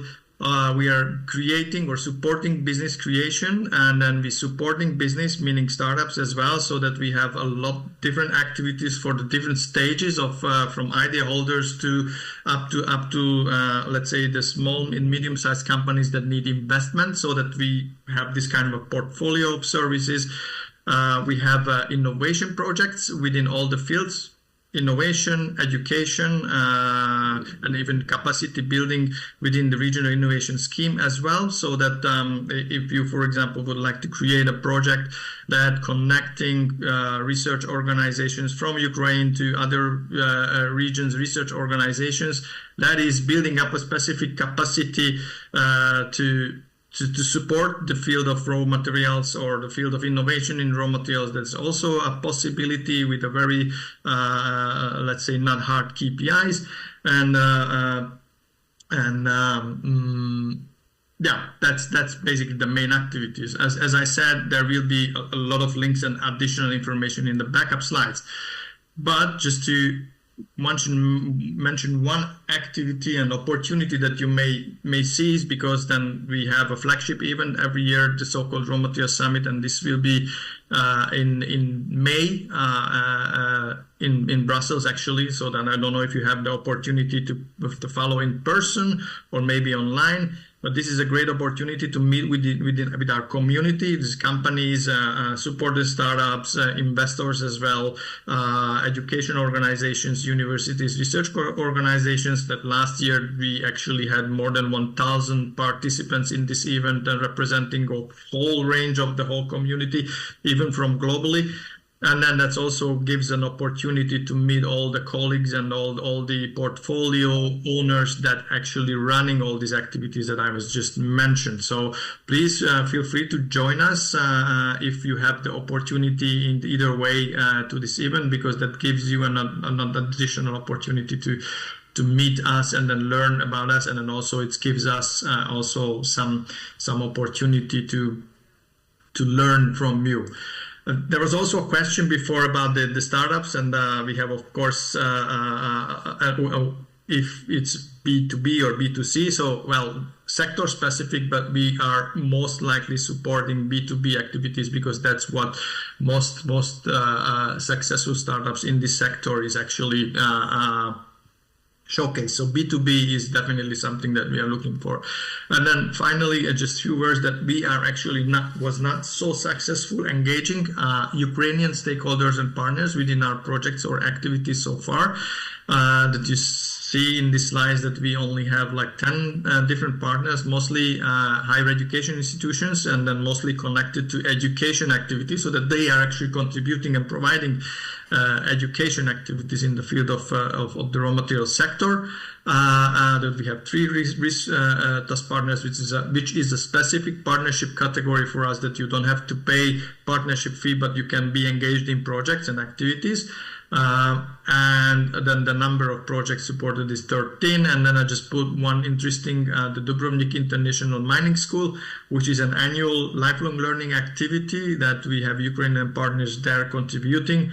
And then this is a very popular and very, very nice activity that we have a lot of attention there. So that's just, for example, that if you just have a look at the internet, that also you can see that, for example, this is one example that we are also supporting. And that was from my side. I know the time is short, so that's me, my contact information. And then please, whenever you have a question, just reach out for me, and then I can promise that I will connect you with the most relevant colleagues from our community that you can really help in detailed questions. So thank you very much. Thank you very much, Імре. Так, питання є зараз, на даний момент? Немає. Є запитання. Імре, we have a question. Okay? Okay, of course. Of course, okay, thank you. Будь ласка, представтесь ваше питання. Hello, my name is Eugene. I'm a founder of Geodesic Life startup. What we are doing, we develop geodesic dome homes made of sustainable natural materials. So it's more about manufacturing and optimization of process to use less materials and use more natural materials. However, we do replace a lot of polluting materials like mineral wool, insulation, like concrete, like this concrete plaster with natural clay. Do you think such kind of concept would be interesting for your domain, or you are much more about raw materials? Yeah, well, okay, I think I understand the question. So the thing is that we also supporting, of course, other, not only just, metal, so that we supporting industry and mineral applications or for example, that connected to waste. However, it's also need to know that, all these programs are very competitive. And then if there are good ideas on metals, that they usually get more priority. So it's not, I'm saying that, for example, your activity is excluded, but because of the competitive nature of the supported programs, if there are good ideas that has a high potential to invest in later on, then the metals are a priority.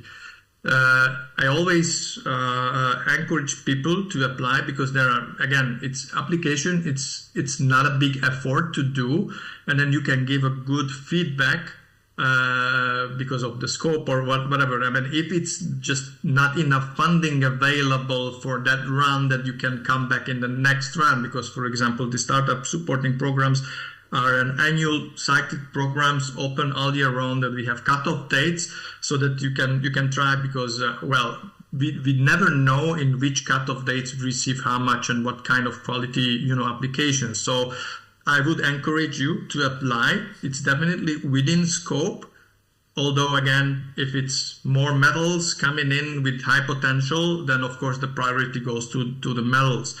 But again, I also can connect you, and then please write me an email. I can connect you with the responsible business developer colleagues, and then you can also have a bilateral kind of consultation before you apply. Thank you very much. Чи є ще запитання? Наразі немає. Thank you, Emre. Thank you very much for your speech and for your presentation. Thank you. Thank you. Так, від Raw Materials переходимо до EIT Food. І зараз ми хочемо запросити до слова Олесю Котовську, Intern in Project Management at EIT Food. Чи чує нас Олеся?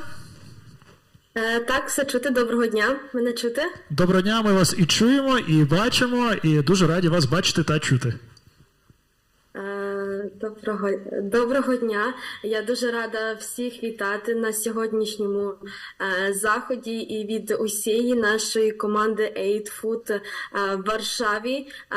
Хотіла би привітати з цим заходом, і надзвичайно тішить те, що для українських бізнесів появляється якомога більше можливостей, і вони всі відкриті до співпраці.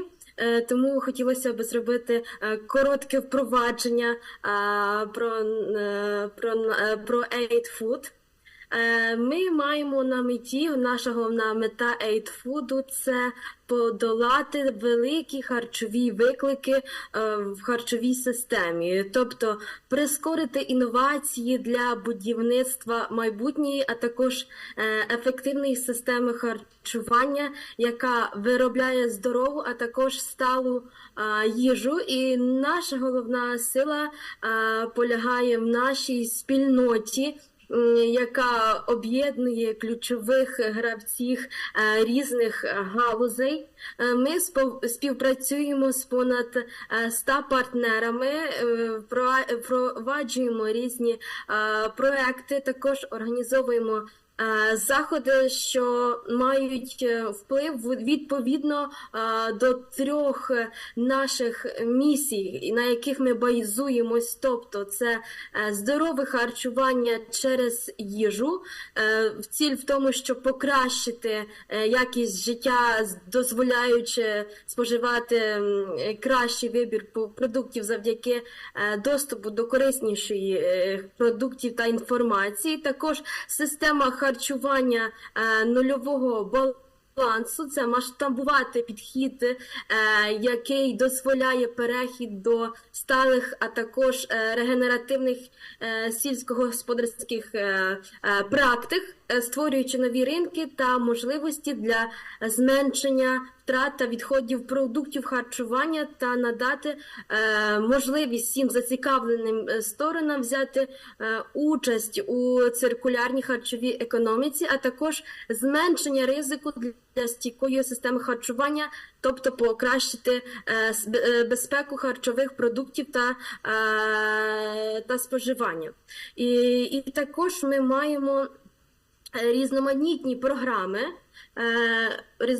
програми, спрацюємо з підприємцями на всіх етапах шляху від перевірки їхньої ідеї на ринку, а також до розширення бізнесу для досягнення результату.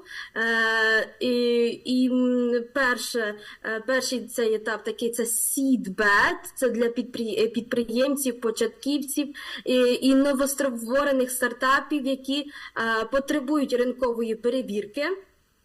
Це 4-6-місячна програма. Далі це Food Accelerator Network для попередньо вже фінансованих стартапів, які прагнуть досягти платної та інвестиційної готовності, а також Rising Food Stars – це для амбітних розширень із надійною клієнтською базою, готових до глобального розширення. І наразі ми активно шукаємо підприємницькі команди для участі у всіх цих панєвропейських ініціативах, таких, як я згадала, це Seedbed Fund та Rising Food Stars, і крайній термін подачі заявки – це 19 лютого, тому докладніше можна дізнатися на нашому веб-сайті, тобто прошу сканувати код і дізнатися більше інформації і ще встигнути подати заявку. Також хотілося б поділитися успіхами наших попередніх років, нашими програмами в Україні. Звісно, у нас є програми, спрямовані для українських учасників, щоб краще підготувати їх вже до висококонкурентних панєвропейських акселераторів. І минулого року, що починаючи з 2022 року, також продовжують в 2023 році, були програми для українців, підприємців, початківців. Організовувалися різні тренінги, а також програми, буткампи, які взяли участь понад 150 українців-учасників. Такі програми, як Challenge Labs, Go to Business, RIS Fellowships, EVA, програм для жінок, які користувався великою популярністю, з 150 заявок жінок, які бажали взяти участь у цій програмі. Ми відібрали лише 10, але така кількість жінок, які прагнуть змінювати агросистему в Україну, вражає. І ми разом співпрацювали з такими організаціями, як Institute of Partnership and Sustainable Development, Radartech, Innovative, in Science, Civita, також Львівським політехнічним університетом для того, щоб організувати ці програми з таким успіхом. Більше деталей можна звертатися до нас, сміло питати і бути цікавими нашими програмами. Тому дуже дякую і бажаю плідного, продуктивного дня, багатим на різні знайомства. Дуже дякую.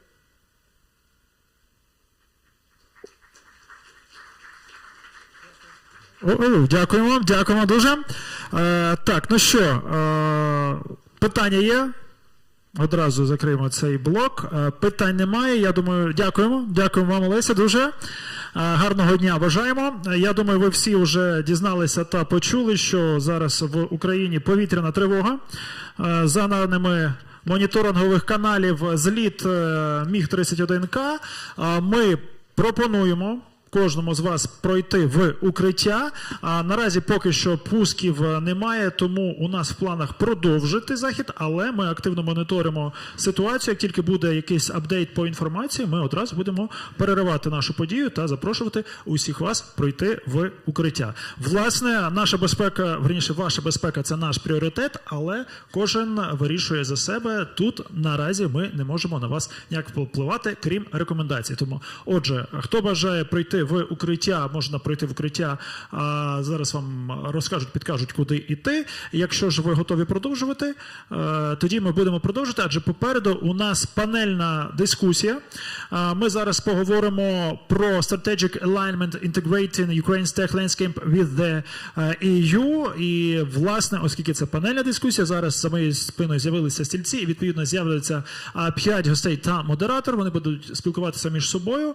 І в цьому форматі питання можуть з'являтися. Тому, якщо будуть виникати питання, ми будемо давати можливість вам їх задавати.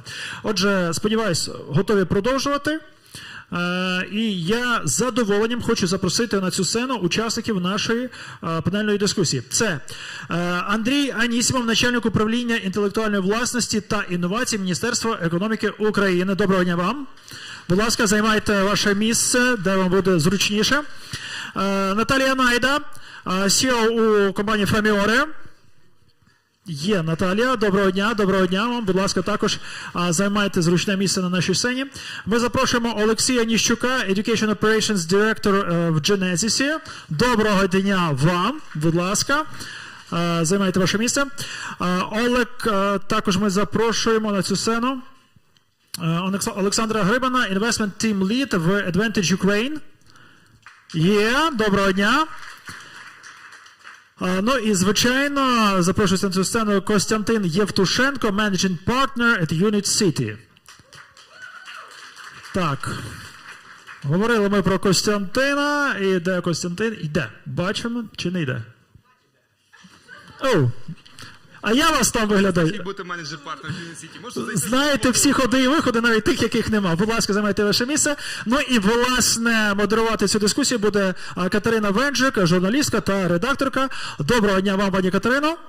Будь ласка, ось це місце для вас. Я думаю, що презентація на даному випадку не знадобиться. Далі управляти процесом будете ви, я на моніторингу. І єдине запитання, якщо у нас будуть виникати запитання у гостей, ми задаємо їх після дискусії чи по ходу? Слухайте, давайте задамо після дискусії. Я пропоную зараз, поки в нас немає пусків. Так, поки, щоб не втрачати час. Тому, добре, не затримую, в разі чого запам'ятовуйте запитання, будь ласка, вам слово. Друзі, всім привіт. Вітаю всіх і дякую всім, хто лишився в залі. Про всяк випадок нагадую, що якщо ви хочете пройти в укриття, welcome. Але можу сказати, що, здається, за останні півроку не провела жодної панельної дискусії без повітряної тривоги. Це вже просто такий звичний акомпанімент, починається панелька. Починається тривога. Я б здивувалася, аби сьогодні було інакше. Дякую ще раз ведучому, що представив всіх гостей замість мене. Отже, можемо одразу перейти до дискусії. І в якому напрямку, за тавтологію, в якому напрямку я б хотіла її спрямувати. Ми ось ранок говорили точніше слухали переважно про те, що європейські ком'юніті та європейські установи можуть дати Україні. Я б запропонувала вас спитати про те, що opposite. Так? Що Україна може дати європейському IT-ком'юніті, європейській IT-освіті, підприємництву, government'у? Я пропоную, от просто, мовно, зліва направо, щоб кожен висказався на цю тему коротко, а далі вже будемо по ходу дискусії. Тому, важко без мікрофона. Окей, а я буду передавати з цієї сторони. Так, дуже дякую за запитання і дуже дякую за такий чудовий захід і усім партнерам, які дозволяють нам тісно співпрацювати з Європейським Союзом. Це дуже цінно. Якщо говорити про те, що може дати IT-спільнота, я представляю компанію Genesis, яка є однією з найбільших компаній в продуктовому бізнесі не тільки в Україні, а й в Центральній та Східній Європі. І ми є найбільшим партнером Meta, AWS, Google, і ми робимо уже різні програми для того, щоб розвивати стартапи в Центральній та Східній Європі. І у нас є окремий напрям, це Terminal 4, і ми бачимо, що багато наших знань по співпраці, по розвитку продуктового IT-бізнесу є дуже корисними для стартапів Центральної та Східної Європи, не України. І в нас зараз останні тренди, що продуктове IT, воно дуже стрімко росте. І ми бачимо, що в нас є багато... Остання статистика, буквально вчорашня від Доу. Я про неї ж. Там, звичайно, є... ложка дьогтю. Те, що ми виросли не тільки за рахунок росту продуктового IT-бізнесу, і в нас є багато чудових продуктових компаній. Ajax, Grammarly, Preply, і їх можна перераховувати дуже і дуже довго. І нам є чим ділитися з Європою щодо побудови продуктових IT-бізнесів. Що ми вміємо таке? Маркетинг. Це те, що ми часто бачимо, коли ми якраз робимо наші ініціативи для стартапів в Центральній та Східній Європі. Genesis як компанія точно одна з найкращих, і це підтверджують наші партнери, десь публічно, десь не дуже, що ми одні з найкращих в цьому. І це те, що ми можемо якісно просувати наші продукти. І це те, що ми можемо давати для стартапів з Європи. Це точно завжди має бути обмін досвідом, і це ніколи не буває в одну сторону, але це те, що точно ми можемо дати. І також в мене є можливість бути дотичним до стратегії інновацій до 2030 року, яку зараз уряд дуже стрімко розвиває.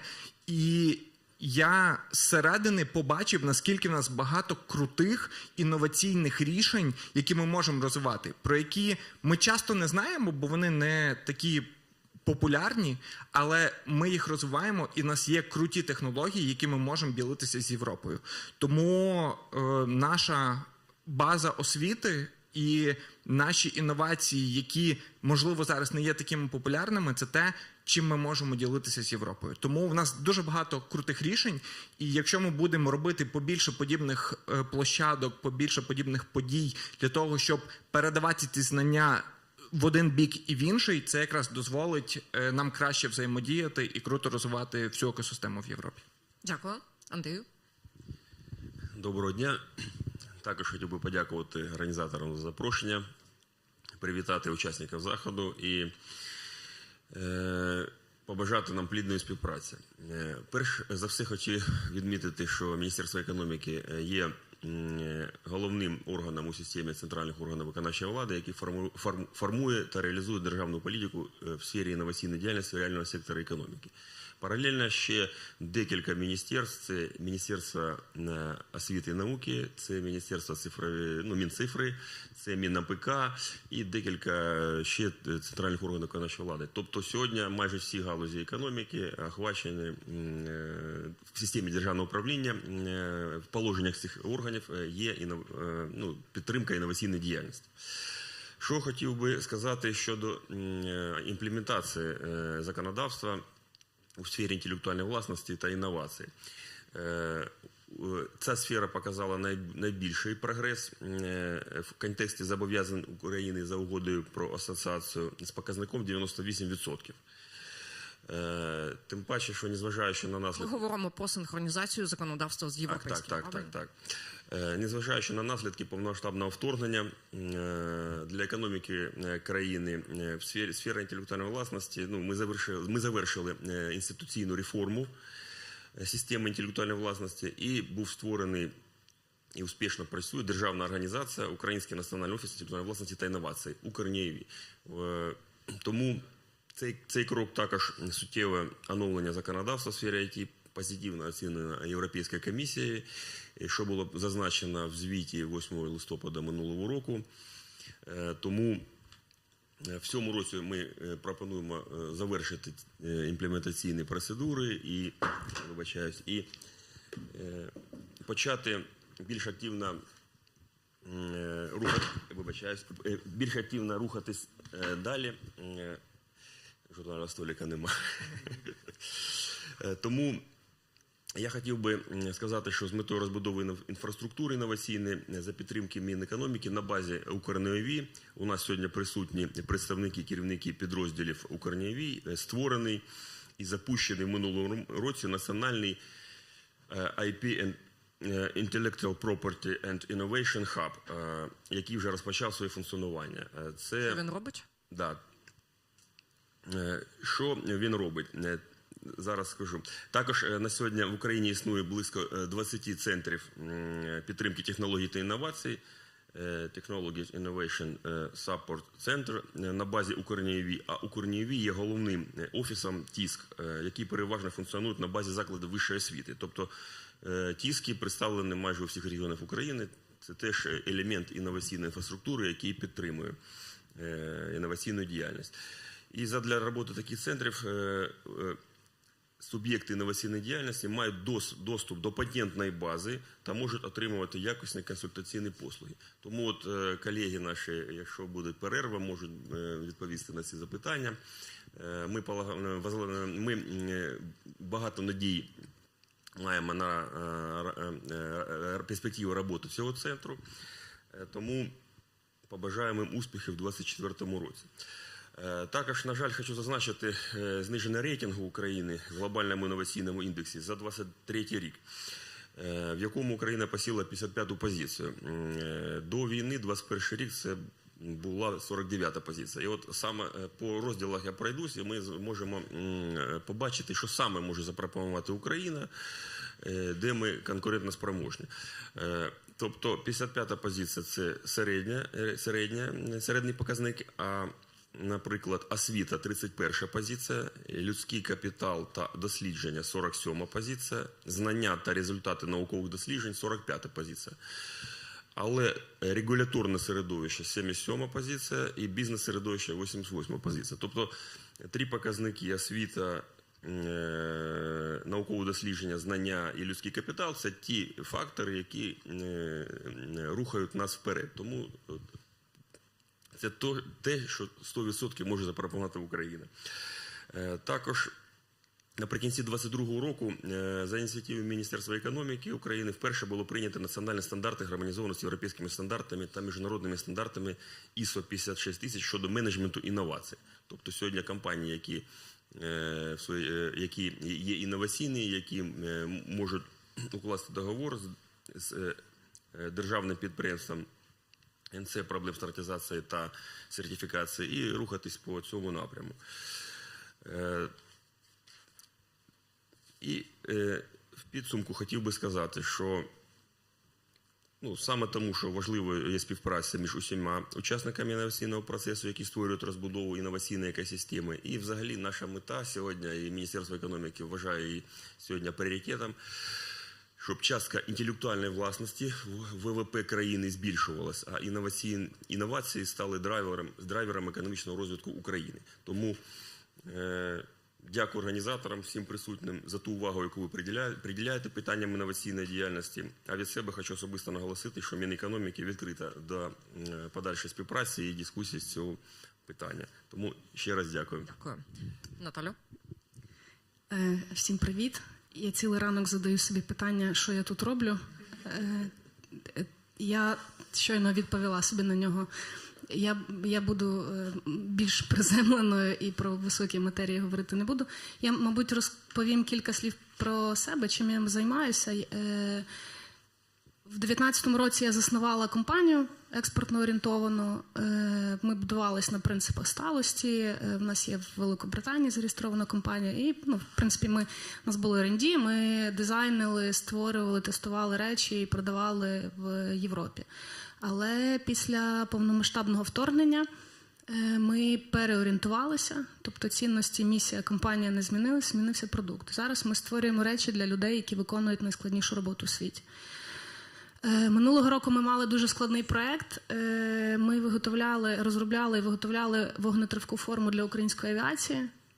Виявляється, що по стандартах НАТО форма авіації, танкістів і, в принципі, там будь-яких професій, які мають справу з вибухонебезпечними там елементами, речовинами, там пристроями, вони мають бути в вогнезахисному одязі. В Україні поки що немає таких стандартів, навіть по відношенню до війська українського.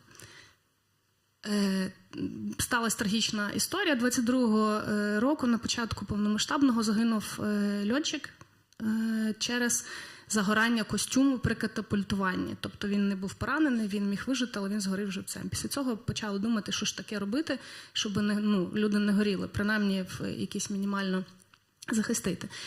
І до нас звернувся один фонд великий, тому що вони хотіли закупити форму в Америці, але Америка не продала, так фірма не продала Україні форму, тому що потрібна була ліцензія. Дуже довго велись переговори, втратилось півроку, потім вони звернулись до нас. Ми почали шукати виробників, хто робить для американської авіації форму, ми їх знайшли. І я не можу вам передати, наскільки це був складний і довгий процес для маленького українського бізнесу. І нам вдалося закупити цю тканину, відшити цю форму, і вже наші хлопці літають в цій формі. Але ми зрозуміли, що ми не можемо собі таке дозволити, не мати цього матеріалу. І вже як півроку наша компанія працює ми запустили лабораторію. Я сьогодні вже хвалилася, що ми офіційно взяли на роботу біотехнолога, ми співпрацюємо з хіміками, і ми починаємо роботу над створенням вогнетривкого текстилю в Україні. Тобто... Супер. Дякую. Задача дуже складна, це точно не буде швидко, це точно не буде дешевше, ніж в американців на післязавтра. Але наша мета в кінці 2025 року ми маємо вже випустити перший тираж вогнетривкої тканини, відтестованої і зробленої в Україні. Тобто я, напевне, тут як представник бізнесу, такого класичного, який трансформувався, бо був такий копняк трохи. Трохи. І для нас зараз дуже важливо якраз створювати потрібні речі для нашої країни. І ми віримо в те, що на 100% я впевнена, не те, щоб це там моя якась фантазія, що ми як країна мусимо створювати ці матеріали всередині. Тому що в якийсь момент наші партнери можуть нам її не продати. Або не партнери, або продавати дуже довго. Або продавати дуже довго, так. Нам просто минулого року пощастило, тому що ми закупили вже готовий матеріал, залишки. Якщо б ми її під замовлення, вони для нас виготовляли, це б було рік і 6 місяців. Уявляєте собі.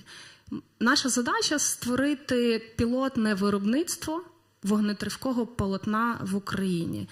Ми намагаємося зараз, для нас це дуже складний проєкт. Ми точно будемо співпрацювати з університетами, як українськими студентами, так і будемо шукати підтримку в європейських університетах. І ми намагаємося зараз контактувати з різними лабораторіями, щоб збирати цю експертизу. Але, напевно, відповідь на питання, що ми можемо дати Європі, я поки що не буду відповідати на це питання, я не знаю. Напевно, ми, як, можливо, приклад самозарадності як там приклад того, як бізнес може трансформуватися за рік, за два і стати інноваційним і впроваджувати науку в свою діяльність. Ось, все. Дякую. Дякую. Круто.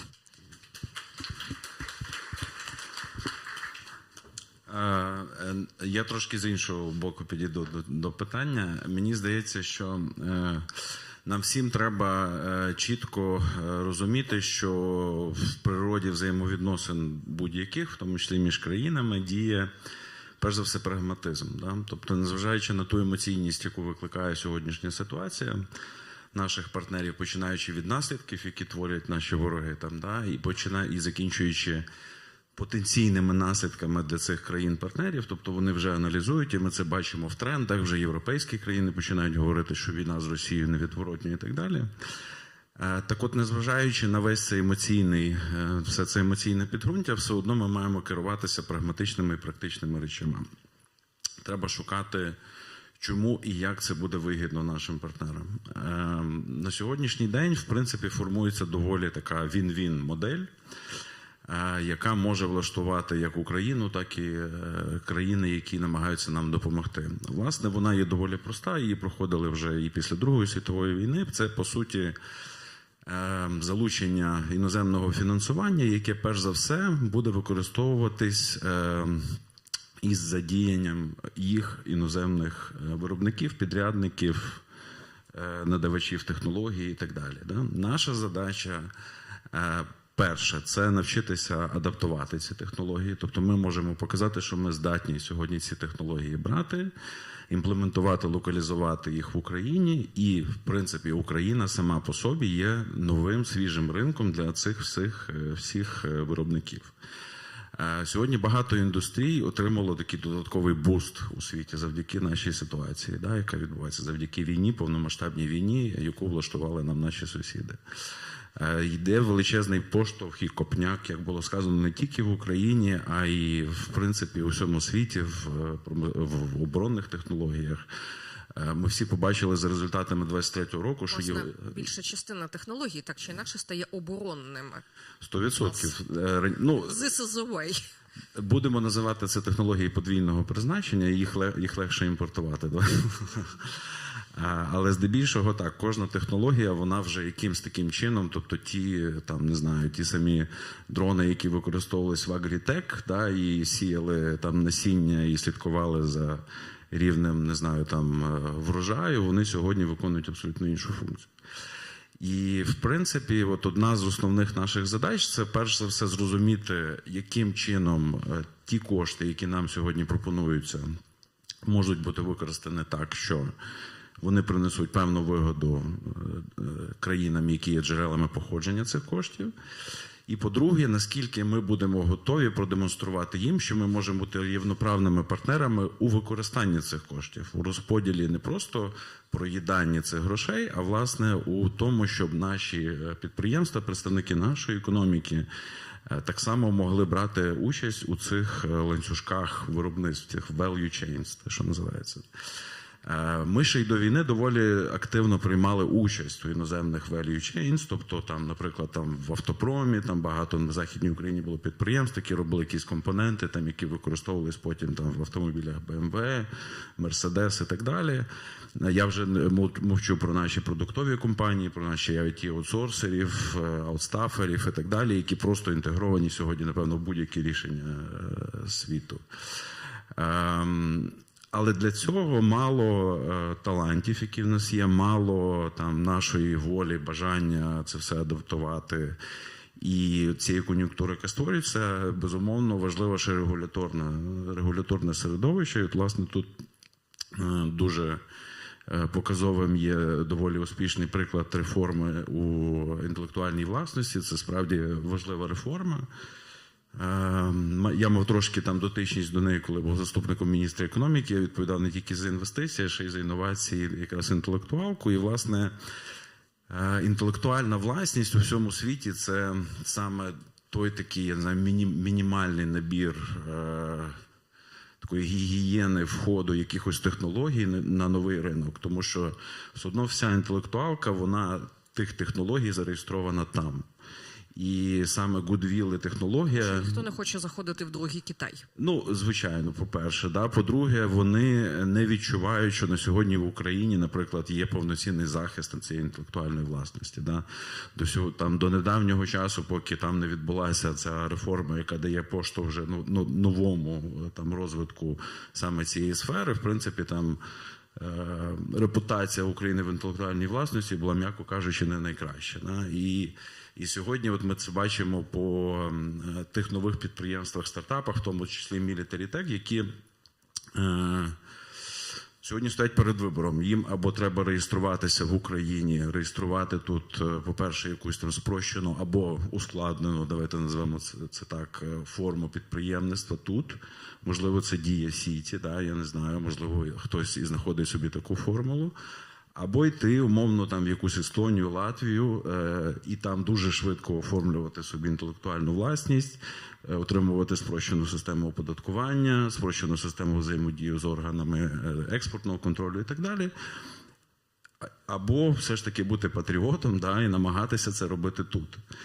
Так от наша задача їм допомагати, не створювати додаткові перепони, а власне ці перепони... Хоча б не заважати. Або хоча б не заважати. Так? Тобто це справді дуже важливий компонент. Сьогодні влада справді намагається допомагати. Не всі елементи влади, можливо, деякі силові структури, вони так дивляться на ці питання по-іншому. В них є своя адженда і свої KPI, на жаль. І тут я все ж таки сподіваюся, що десинхронізація саме всіх оцих гілок взаємодії нашої такої бізнес-спільноти соціально-політичної, вони все ж таки колись будуть узгоджені, тому що ми все ж таки знаходимося у війні. Нам потрібна злагодженість тут, всередині. І поки не буде цієї злагодженості тут, то не буде повномасштабної допомоги звідти. Вони мають розуміти, що ми тут готові, що ми вміємо це робити, вміємо це робити разом. І що ми вміємо грати за їх правилами. Окремо, звичайно, ситуація полягає у тому, наскільки в нас є багато контрагентів чи проєктів, які сьогодні готові до роботи з іноземними грошима. Зокрема, там Європейський Союз, ми всі знаємо про Ukraine Facility, це велика програма, 50 мільярдів євро, і в лютому вже є очікування, що вона все ж таки буде підписана.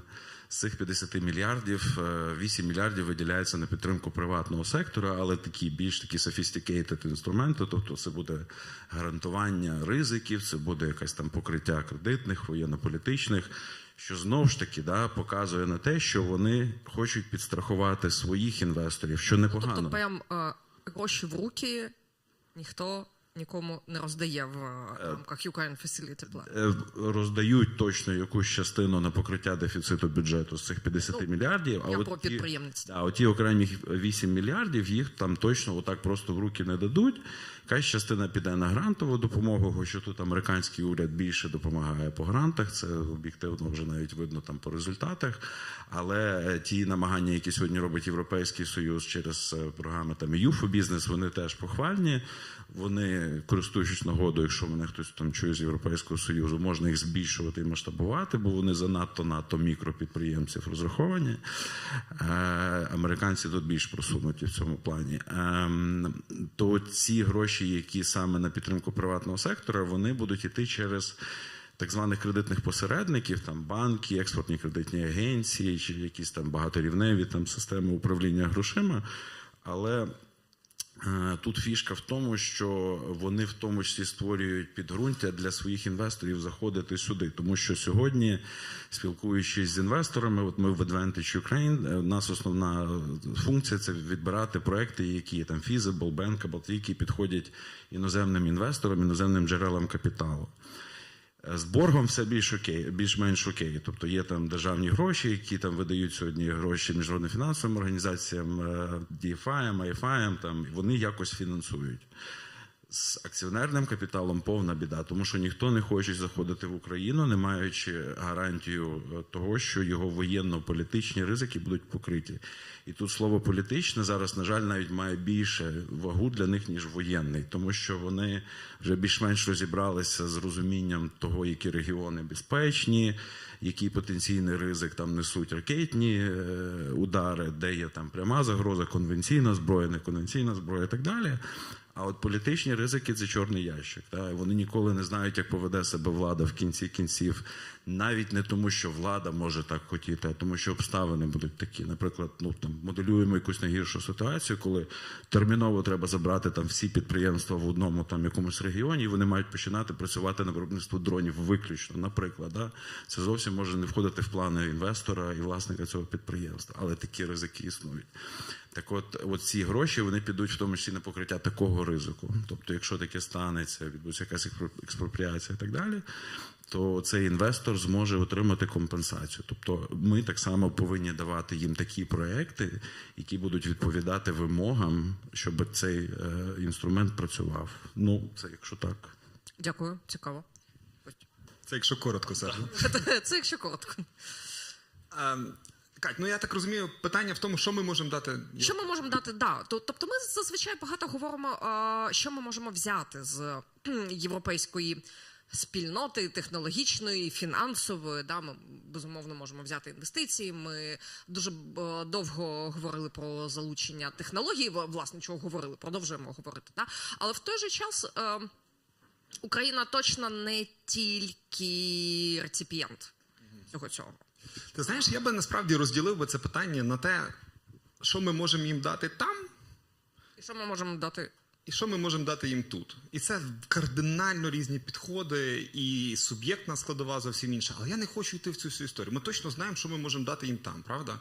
Наша куча компаній зараз там і дають їм кучу податків, робочих місць, і всі захоплюються. О, українці, ви такі круті, ви там так класно працюєте, блін, як же шкода, що ви не в Україні? Не думаю. Думаю, що це супер прагматично. І я погоджуюсь, що прагматизм – це перше, що діє на всіх наших партнерів. Тепер, що ми можемо тут їм дати? Це питання, яке ми з командою насправді задали собі 2014 року. І після того ми почали їздити по всьому світу, там 2-3 рази в рік, і в Кремнієву долину ми там були, напевно, разів 8, і в Ізраїлі ми були разів 5, і ми проїхали і Китай, і Південну Корею, і всю Європу, і ми дивились, що ми можемо дати вам, друзі, чим ми можемо бути конкурентні.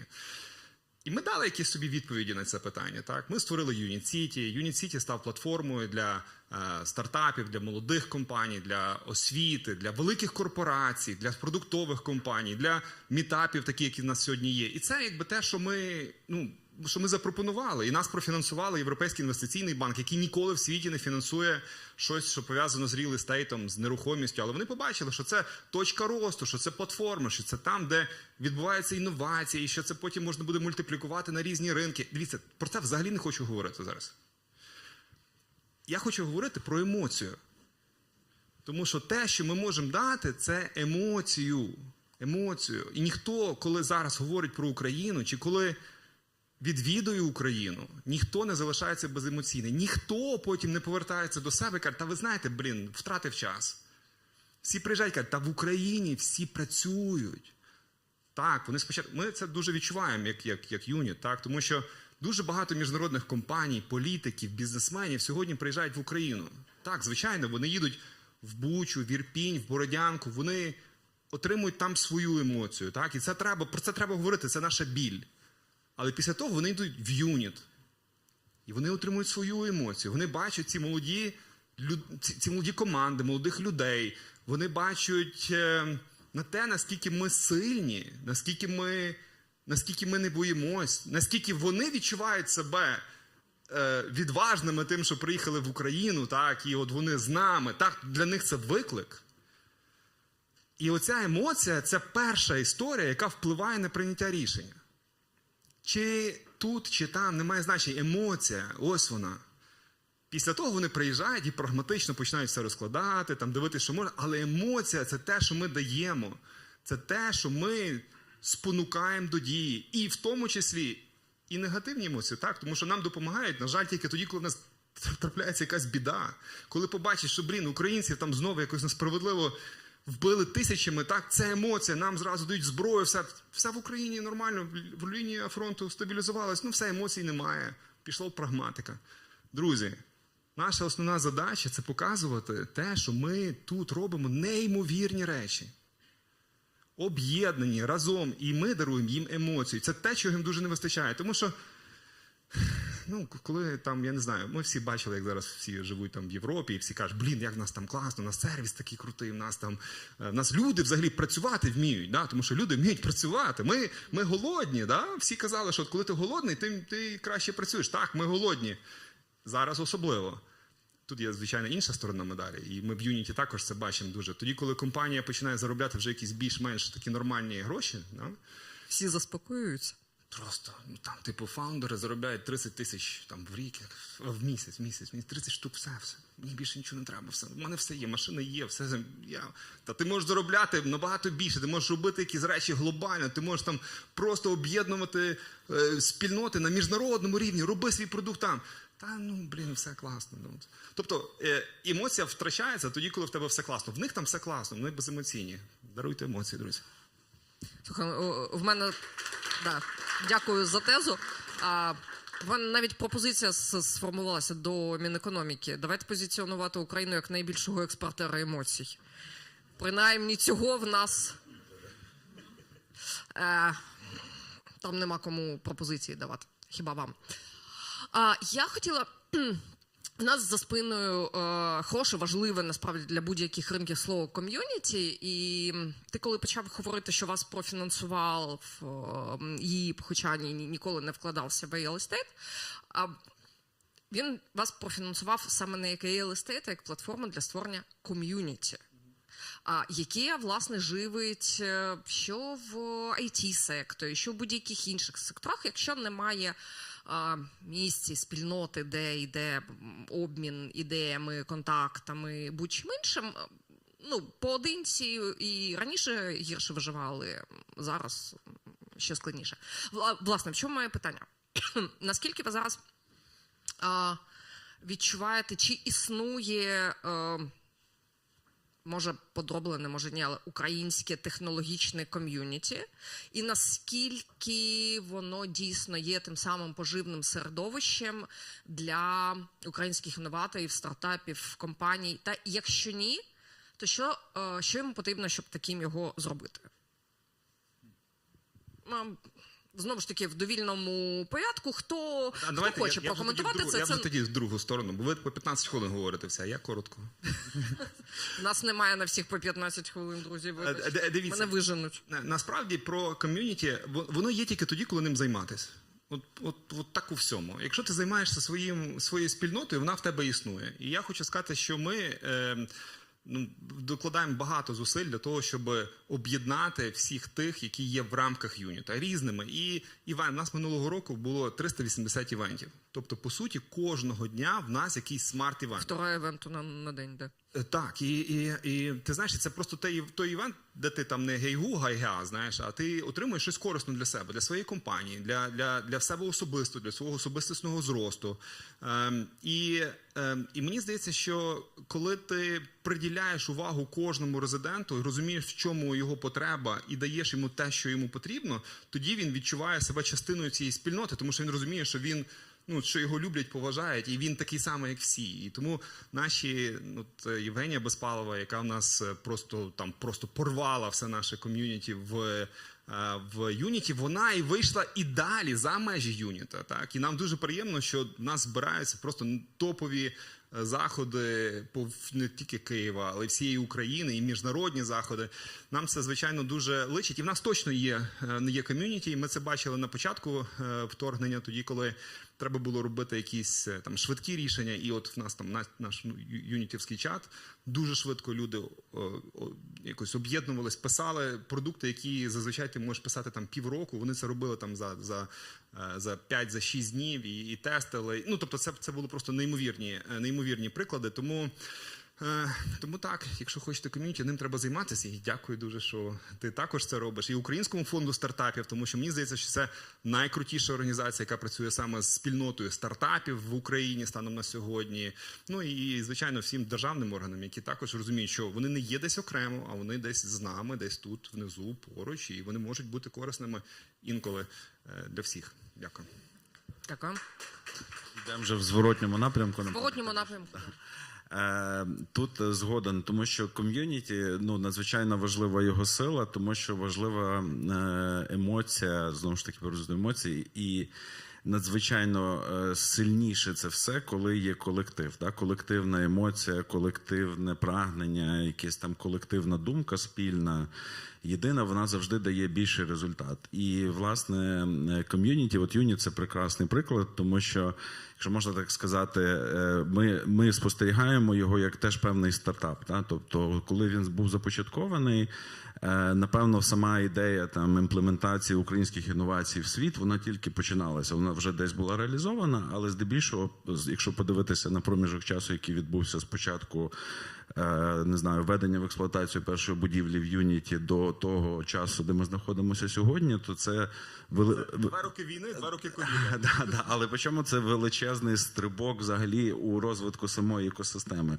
І, в принципі, показовим є те, що еволюціонує не тільки сама вся технологічна спільнота. Тобто ми вже зі стартапу перетворюємося на глобальний такий, не знаю, такий весь алгоритм, да, повноцінний. Тобто в нас все одно є там прошарок стартапів, який потім приходить там до якогось там рівня, не знаю, там MVP, і потім цей MVP реалізується вже в якусь глобальну інтеграцію, і ми вже є повноправними учасниками і стейкхолдеру всього, що відбувається в світі.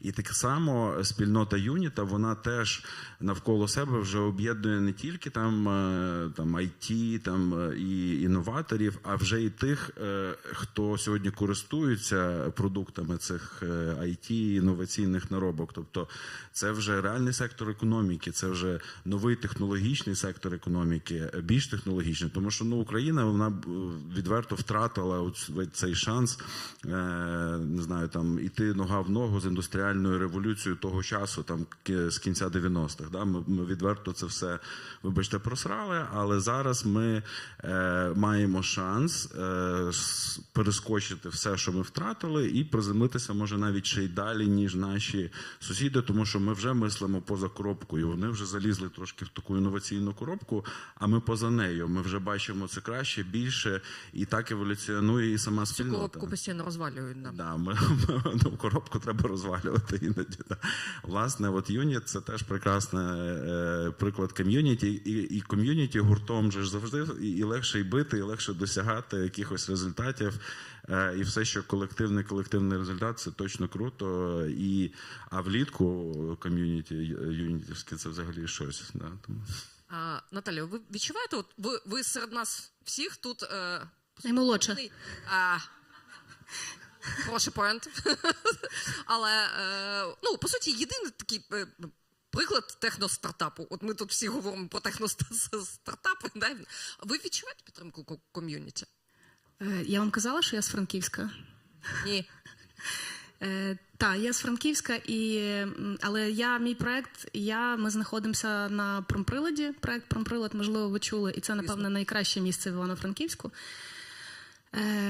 Я багато їжджу на різні конференції, тусовки, в тому числі Unit City. Ця сцена для мене взагалі культова. Я тут у 2019 році виступала на першому пітчі Ukrainian Startup Fund. І тоді ще там потім Зеленський мені вручав $50 000. Потім більше нікому не вручав, це було дуже красиво, показово. Ви знаєте, в мене немає недостачі ком'юніті, не через промприлад, а в принципі, мені здається, що мені зараз не вистачає взаємодії. Тобто навіть не питання там бути серед однодумців, а питання, я зараз, мій бізнес, мій проєкт, ті інновації, які намагаюся впроваджувати, я зараз зіштовхуюся з нерозумінням, наприклад, нашої місцевої влади, банально. Я ніколи не думала, що я буду таке говорити, але з нерозумінням, типу, ми коли кажемо, ми там хочемо зробити такий пілот, ми тут гречку вирощуємо. Ви що? Типу, а цього року ми гречку виростили на цій землі. Я така, прикольно, красавчики, молодці. Є ще друге питання. Я поки що не можу зрозуміти, от уже який рік, хто я є. Чи я стартап, я не є класично інноваційний бізнес, класично стартап, я не є Укрлегпром. І я намагаюся зараз кочувати від ком'юніті до ком'юніті. Я коли, до речі, 2019 року виступала тут на сцені, і була оця тусовка хлопчиків в піджаках, які там дрончики роблять, літачки, технологічні застосунки, і я така прийшла, а ти що тут робиш? Я таке платячка роблю. А що вони роблять, ці платячка? Дивіться, їх можна носити. Я пояснювала, що насправді інноваційний не тільки може бути продукт, а й те, як він створюється. Тобто інновації – все те, що приносить покращення людям і те, чого не було до цього. І вони можуть бути дуже банальними. Зрозуміло, що красиво і маркетингово продавати там, типу, якісь такі високі технології, там, але насправді це ж покращення життя, все дуже просто. Ми всі боремося для того, щоб спростити, зберегти життя людей, бо це найбільша цінність. Ось. Я забула питання. Чи підтримує ком'юніті? Я буду, не знаю. Світ дуже відкритий зараз. І коли в мене є потреба з кимось поговорити, поспілкуватися, я просто пишу цій людині, і людина мені відписує. 99%. І напряму, без всяких там кумівств, домовлянь, людина може приділити мені годину свого часу. От тут, наприклад, Катя така сидить. Ми півроку тому познайомились, нас познайомила знайома. І я якраз шукала, щоб мені порадили Франківську хіміків і біологів, коли ми починали там тканиною цією займатися. Ось. І людина приділила мені час, годину, розповіла, там, що куди стукатися. І це ж ком'юніті, правильно? Тобто це, напевно, не про секторальне ком'юніті, а про ком'юніті людей, які розуміють, що в Україні ми всі зараз в одному човні, і ми маємо розвивати себе внутрішньо. Тобто нам треба... Тут питання, що ми можемо дати Європі, якщо чесно, я поки що хочу відповісти собі на питання, що я можу дати Україні. А вже там далі і Європа підтягнеться. Дякую. Андрій, я для вас трохи трансформую питання. А чи міністерство точно не може бути частиною ком'юніті, але може його слухати, з ним спілкуватися і підтримувати зв'язок? А може не підтримувати? Всяке буває. Добре, я хотів би також підтримати ідею, що все ж таки люди сьогодні – це головне наше і багатство, так, і здобутки. Тому що дійсно, якщо ми беремо там project, щоб він був успішний, потрібні люди і ресурси. Якщо навіть ресурсів немає, люди можуть залучити ресурси і все одно реалізувати проєкт. А якщо немає людей, то жоден проєкт не буде реалізований. Хотів би також донести до вас те, що нам теж потрібен фідбек від вас, тому що міністерство така бюрократизована організація, але ми можемо генерувати нормативно-правові акти, які можуть полегшити або наблизити або фінансування, або знизити адміністративні бар'єри, або дерегуляція. Тобто від вас нам потрібен фідбек, тому ми відкриті. Є у нас міністерство, я можу телефон залишити свій, але є у нас IP and Innovation Hub в Укренерго. Там скільки у нас? 60 чи 70 людей працює? Десь так, да. Тому комунікація там. Так, і сайт це IP Office of Ukraine. Тобто на сайті є посилання на IP Hub, тому можна там знайти для себе теж багато цікавого. І по-третє, я хочу там привести такий досвід Ірландії, коли там війна була, теж внутрішні там негаразди, і коли був мир, і була така дилема, яким чином або залучити, або тих людей, які виїхали з країни. І були, от я також хочу звернути на це увагу, що були залучені всі діаспори і створений такий нетворкінг, тому я бажаю нашому ком'юніті теж навіть тих українців, хто виїхав за кордон, їх залучати до співпраці, і навіть людина, яка там генерує ідеї, генерує технології, генерує там фінансування, генерує продукт, це теж буде розвивати і ком'юніті, це буде давати профіт Україні і просувати, будемо так, якщо територіальний маркетинг залучати, да, то просувати конкурентні переваги нашої країни на зовнішніх ринках. Тому якось так. Дякую.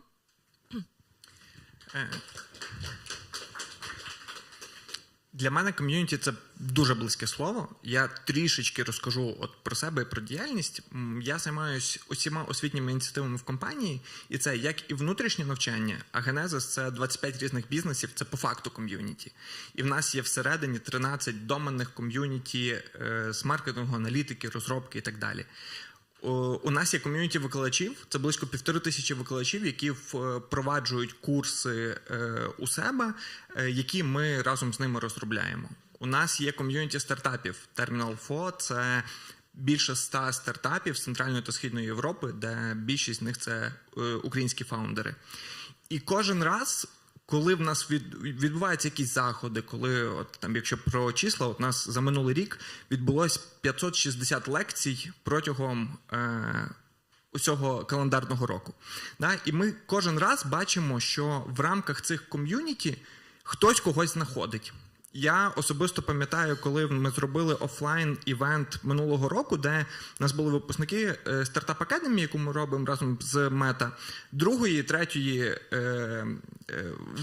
третього випуску, і два стартапи знайшли один одного, і вони одразу запартнерились там на івенті. Я бачив кучу кейсів, де, наприклад, в Варшаві Google Campus відбувається подія, і там просто українські стартапи знаходять один одного.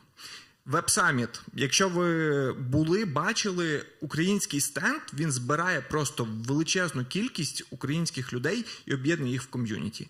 І я не бачив кейсів, де українці не допомагали українцям, чи це було б в Києві, у Львові, в Варшаві, в Лісабоні, онлайн, будь-де. Тому ком'юніті – це дуже велика сила, я дуже в це вірю. І да, тут була класна теза, що це потрібно розвивати. Да, тому в нас вони є, нам треба це об'єднувати. В нас є класні державні органи, які теж створюють ці речі для того, щоб об'єднувати і різних стейкхолдерів, і різних людей. І точно ком'юніті треба не закриватись, а розширюватись для того, щоб співпрацювати з іншими стейкхолдерами. Там ті ж самі кейси, щоб стартапи могли співпрацювати з ком'юніті студентів, викладачі співпрацювати з державою і шерити знання і якусь експертизу. Тому що кожен раз, коли я досліджую якийсь ринок в Україні, едтеху, інновацій, я бачу просто таку неймовірну кількість крутих проєктів, про які часто ми можемо не знати. От навіть сьогодні я дуже радий, що я відвідав цей захід і послухав про всі можливості, про які ми можемо не знати. Ком'юніті – це якраз та можливість для того, щоб доносити інформацію. І в нас часто є проблема в донесенні крутих можливостей, там навіть того самого фінансування, просто якихось проєктів. І глобально нам потрібно розвивати те, щоб інформація легко ширилась. Ком'юніті – це один з інструментів для того, щоб це відбувалося. Такі події – це теж один з інструментів, але нам треба насправді дуже класно прокачувати взагалі інформполітику щодо можливостей в Україні. Це та сама біль з освітою. В нас настільки велика кількість можливостей для учнів і студентів, про які вони просто можуть не знати. Тому я дуже сильно чекаю мрію, да, яка дозволить нам ще більше інформувати. І коли в нас буде ось ці всі події, про них будуть знати, то якраз в нас буде більше можливостей для того, щоб впроваджувати інновації, розвивати і тісно співпрацювати з Європейським Союзом. А ком'юніті – це один з крутих інструментів для цього. Дякую, друзі. В нас лишається 10 хвилин. Ну, якщо прям зовсім точно 12. У мене є одне важливе питання, але я його посуну і запропоную задати питання залу, якщо вони є, а якщо їх не буде, то задам своє. Будь ласка. Окей, дякую залу за можливість задати своє питання. Отже, ми тут, по суті, всі ці 50 хвилин, які ми говоримо, ми в різних формулюваннях говоримо про людей, бо дійсно бізнес, інновації, все роблять люди, саме воно не вміє. Так сталося, що я зараз залучена досить сильно в тему профтех навчання і підготовки людей, які прям роблять руками. Бо виявилося, що от з людьми, які роблять руками, в нас найскладніше. Особливо в технологічному секторі. Отже, питання. Чи відчуваєте ви зараз кожен на своєму етапі, в своєму бізнесі, брак саме людей-інженерів, не просто розробників, не тільки розробників софтверних, а людей, які можуть працювати з хардвера, і які шляхи подолання цього дефіциту? Бо дефіцит абсолютно очевидний, почав про нього говорити ясно, що спочатку Мілтек, але наразі я не знаю сфери, яка про нього не говорить. Наталі, я б попросила спочатку прокоментувати вас, бо, знову ж таки, продакшн. Відчуваємо. І що з цим робить? Знаєте, є такий мемчик, що раніше було багато інженерів, не було дизайнерів, а тепер всі кругом дизайнери, 90%, і дуже мало інженерів. На вагу золота, це правда. Що з цим робити? Я не міністерство, я бізнес всього-навсього, і я можу тільки працювати над тим, щоб моя компанія давала запит ринку праці і профтехосвіті на інженерні спеціальності. Вони нам зараз катастрофічно і дуже потрібні. У нас є навіть план на 2 роки, в якого місяця, коли нам буде потрібна яка позиція. І ми вже починаємо шукати цих людей. У нас є невеличка перевага, ми можемо залучати на парт-тайм людей з Європи. Але мені би хотілося працювати все-таки з українськими спеціалістами. Ось, ми, як я вже казала, ми зараз вибудовуємо окремий департамент R&D та лабораторія, і це не тільки там фізична робота там з хімією, біологією, винайденими тканинами, це взаємодія з закладами освіту. Ми будемо брати їх, залучати їх до вирішення складних питань, і ми будемо таким чином показувати, що тут є можливість в майбутньому залишатись, не обов'язково там їхати потім в Німеччину. Ось. І це наша відповідь. Це дуже повільні реформи, але це те, що ми можемо. І ми як бізнес, і я думаю, що тут якраз треба популяризувати цю історію. Чому класно, щоб бізнес взаємодіяв з науковцями і з наукою, щоб бізнес ставав інноваційними. Тільки в такій колаборації і взаємодії буде народжуватися якраз запит на інженерів. Дякую. Андрій, міністерство серед нас усіх ви? Тут, дякую, затронули теж стару таку модель, це трикутник, так би мовити, освіта, наука, бізнес. Тому з однієї сторони, дійсно, співпраця з навчальними закладами, науковими установами. У нас багато і технічних університетів є.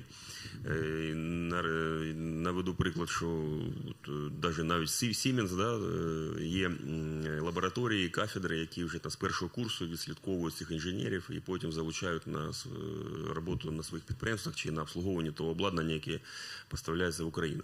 Але друге питання – це ж таки ціна заробітної плати. Тобто, це, як от у мене молодший син збирає, він так, нумізмат. Можна, наприклад, за 50 гривень знайти якусь там 1918 року 10 карбованців в дуже плохому стані, а можна за 300 чи за 500 доларів навіть це UMC стан. Тому, якщо буде відповідно рівень заробітної плати, це, я думаю, теж буде вирішувати це питання. Але дійсно співпраця освіта, наука, бізнес, вона є і залишається вже, у мене 20 років держслужби, 20 років воно не змінюється. 20 років ми про це говоримо, так. Воно так, що... Кость, ви готові в Unity створити FabLab? Мені здається, що Unity створився разом з FabLab. Він тут в нас є. Супер. Треба... Я не знала, вибач. Хто в Unity? Дивіться, насправді FabLab один з перших резидентів у нас було 150 3D-принтерів там, з різними там, матеріалами вони працювали. Зараз вони працюють з лазерами, також в Мілтеку. Більше нічого не скажу. Не надо. Дивіться, я тут думаю, що я тут, до речі, 100% погоджуюсь. Наша задача просто робити так, щоб професії були конкурентними. Якщо у вас класний продукт, якщо у вас класна компанія, і якщо вам потрібен класний талант, то ви його завжди можете купити, якщо ви конкурентні. Не завжди в Україні. Якщо ви конкурентні. А якщо ви не конкурентні і хочете, щоб у вас хтось був на шарик, так і продукт у вас буде на такий собі, чесно кажучи. Дивіться, я за ринковий підхід в цьому плані. Звичайно, що там має бути державне регулювання в цьому плані, щоб там дивитись на тренди, куди рухається світ, і робити державне замовлення на ті чи інші професії, для того, щоб бути готовим тоді, коли буде попит, дати цей попит, задовольнити цей попит. Але загалом ми в Unity наймаємо людей. І в нас зараз є вакансії. І якщо комусь цікаво, будь ласка, слідкуйте за нами в наших соціальних мережах, в інтернеті, на нашому сайті, на Фейсбуці, на Інстаграмі. Там, до речі, багато цікавого є, завжди весело, інколи не дуже, але принаймні все про життя Юніта і про те, що можна робити тут, як можна себе реалізувати і долучитись до нашої команди і створювати нашу спільноту. Дякую. Отже, колеги, дякую всім. Ніколи не стій між аудиторією і часом ланчу. Я як досвідчений модератор це правило пам'ятаю. Тому хочу ще раз подякувати всім за дискусію. Залюбки продовжувала би її щонайменше годину, а то і більше. Але знову ж таки під час ланчу сподіваюся з усіма вами ще поспілкуватися. Дякую уважній аудиторії. І повітряна тривога закінчилася, поки ми говорили. Це теж прекрасно. Все? Дякую. Єдине, що невеличка поправочка, в нас ще не ланч. Я розумію, що вже всі готові бігти на ланч, але, друзі, ще я попрошу залишитись на ваших місцях. У нас ще один спікер, який підключиться до нас в онлайні, а вже після того у нас буде ланч. Давайте так, я розумію, що ми трішечки змістилися з початком, тому трішечки графік поплив, але я думаю, ці 15-20 хвилин не є абсолютно проблемою ні для кого. Тому зараз, друзі, ще один спікер, ми будемо говорити про ще один кластер, а саме про Climate KIC at EIT. І я зараз зачекаю, доки заберуться стільчики, щоб нас нічого не відволікало від екрану. Все ж попрошу всіх залишитись. Це буде коротка промова. Це буде недовго, як, я думаю, хвилин 5-7 вкладеться. І після цього ми вже будемо мати годину перерви. Так, отже... Так, бачу, сцена готова, друзі, ми будемо продовжувати. Зараз я хочу запросити до нашого флешмобу презентації напрямів роботи EIT Наско Ванджелов, Program Manager, Regional Innovation Scheme at EIT Climate KIC. Наско, are you here? Yes, Hello. we can see you. Do you hear us? Yes, I hope you can hear me as well. Yeah, as well. Thank you. So, the floor is yours. Thank you very much. I promise to be extremely short. As you have heard, my name is Nasko Vangelov. I'm representing EIT Climate KIC. The KIC, I assume that you remember it from the previous presentation, stands for Knowledge and Innovation Community. So what does our community do? Our community is trying to bridge the gap between climate commitments, basically the promises that are made by organizations and governments, and the current reality, so what has been happening on the ground. How do we do this? Our community does this by connecting members with one another, trying to create a strong network of partners working together on climate-related issues. Our community accelerates learning, whether it's a peer-to-peer learning or it is a learning that we as Climate KIC provide to our community members. Our community also interacts with the policy landscape, trying to advocate, to promote better climate-related policies and regulations. Our community also works together to attract funding. Now, on this slide, I just need to clarify that we, as Climate KIC, we are at the end of our grant funding cycle with European Institute of Innovation and Technology. What this means is that we cannot provide any more direct grant funding to beneficiaries. So you will not be able to apply for grant funding from us as Climate Kick. However, our community is looking actively for partners with whom to identify relevant proposals and relevant projects in order to attract external funding. In order to sum up, our community is offering connection, meaningful networks on climate-related issues. Our community is also focused on learning, trying to find partners in order to attract external funding, and as well as focusing on policy insights on climate-related issues.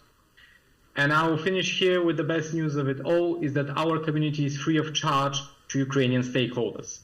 Therefore, please join us. The address that you see on the slide is the one that you just send us an email and we will guide you through the process. But even if you do not remember the email address, please you could Google Community Climate Kick and you will find the same email address. And with this, I wish you a very nice lunch and I hope that next time I see you in person. Thank you. Thank you very much for this fluent and short speech. Так, друзі, я думаю, що я навіть не буду запитувати запитання про запитання. Вибачте за тавтологію. Дякуємо ще раз. Thank you very much. Ну що ж, друзі, зараз я можу сміливо сказати, що у нас ланч, тобто перерва на обід, але не тільки на те, щоб попоїсти, а ще й також не забувайте поспілкуватися один з одним. На все про все у нас буде година, близько години. У будь-якому випадку, перед тим, як ми будемо розпочинати, за деякий час, я повідомлю, скільки в нас ще є часу, щоб ви все встигли доробити, все встигли зробити, попоїсти і повернутися до нас. Отже, за годину очікуємо вас у залі. Зараз вже ви можете пригоститися смачним обідом. Бажаю вам усім смачного. Ну і до зустрічі за годину. Дякую.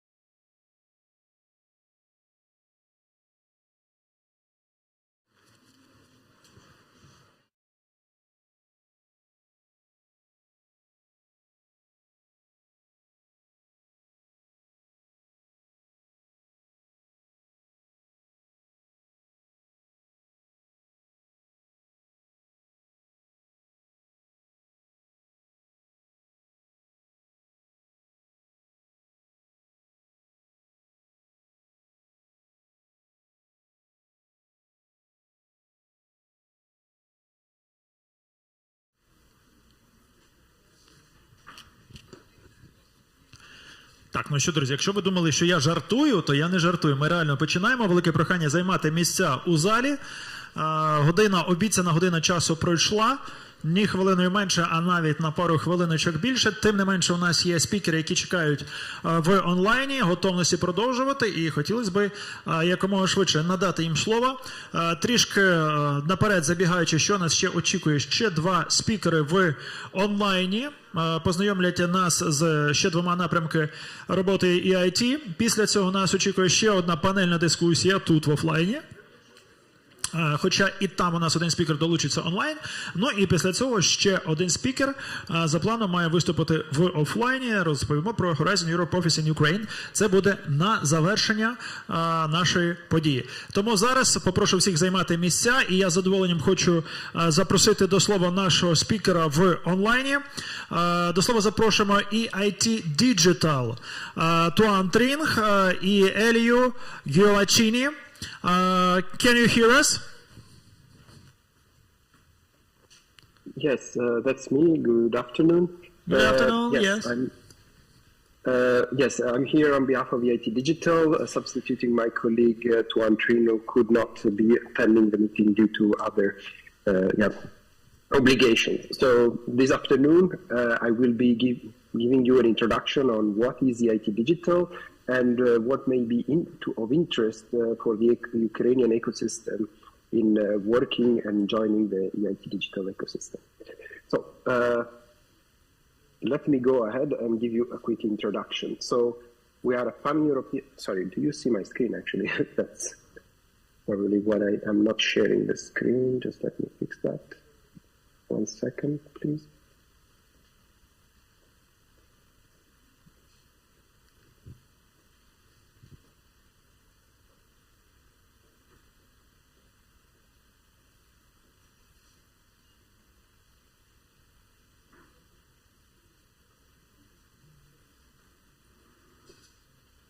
Can you confirm that you're seeing the screen? Yeah, we can see it now. Okay, excellent, sorry. Okay, so we are a pan-European ecosystem across Europe as the other EIT KICs, and we're present in most of the major European countries. And to date, we count around 350 partners that are active. And the specificity of EIT Digital is also that we are running the hub in Silicon Valley, which is a hotspot that we run on behalf of the EIT community and that we created back in 2017 to create a bridge for European, let's say, innovators and startups towards the US and specifically the Silicon Valley area. We cooperate with 56 universities and we have supported to date more than 500 startups. And let me give you a bit more flavor to the impact that we have achieved beyond with whom we are working. We are an impact organization, and for that, what do we mean? Is that so far we have supported and been able to graduate through our master programs 3,000 students in the area of digital, and as you know, is a pretty broad, let's say, spectrum of specializations that we have, and we will touch more about this later on.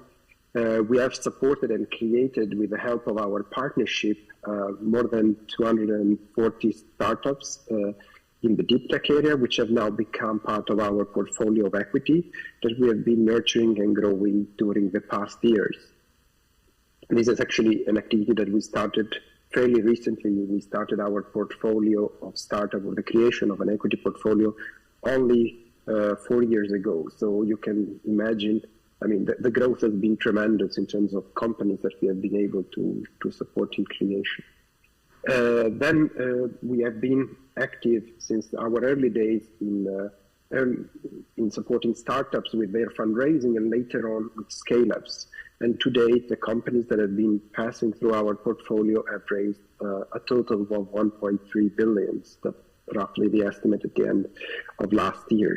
And we have been engaging in other collaboration beyond the EIT, in other types of grants from the Commission, but also other instruments at the national level that have mobilized a total of 100 million euros. and we are still very active, and that's an area where we are really developing new opportunities and collaboration. So this number is bound to grow further in the future.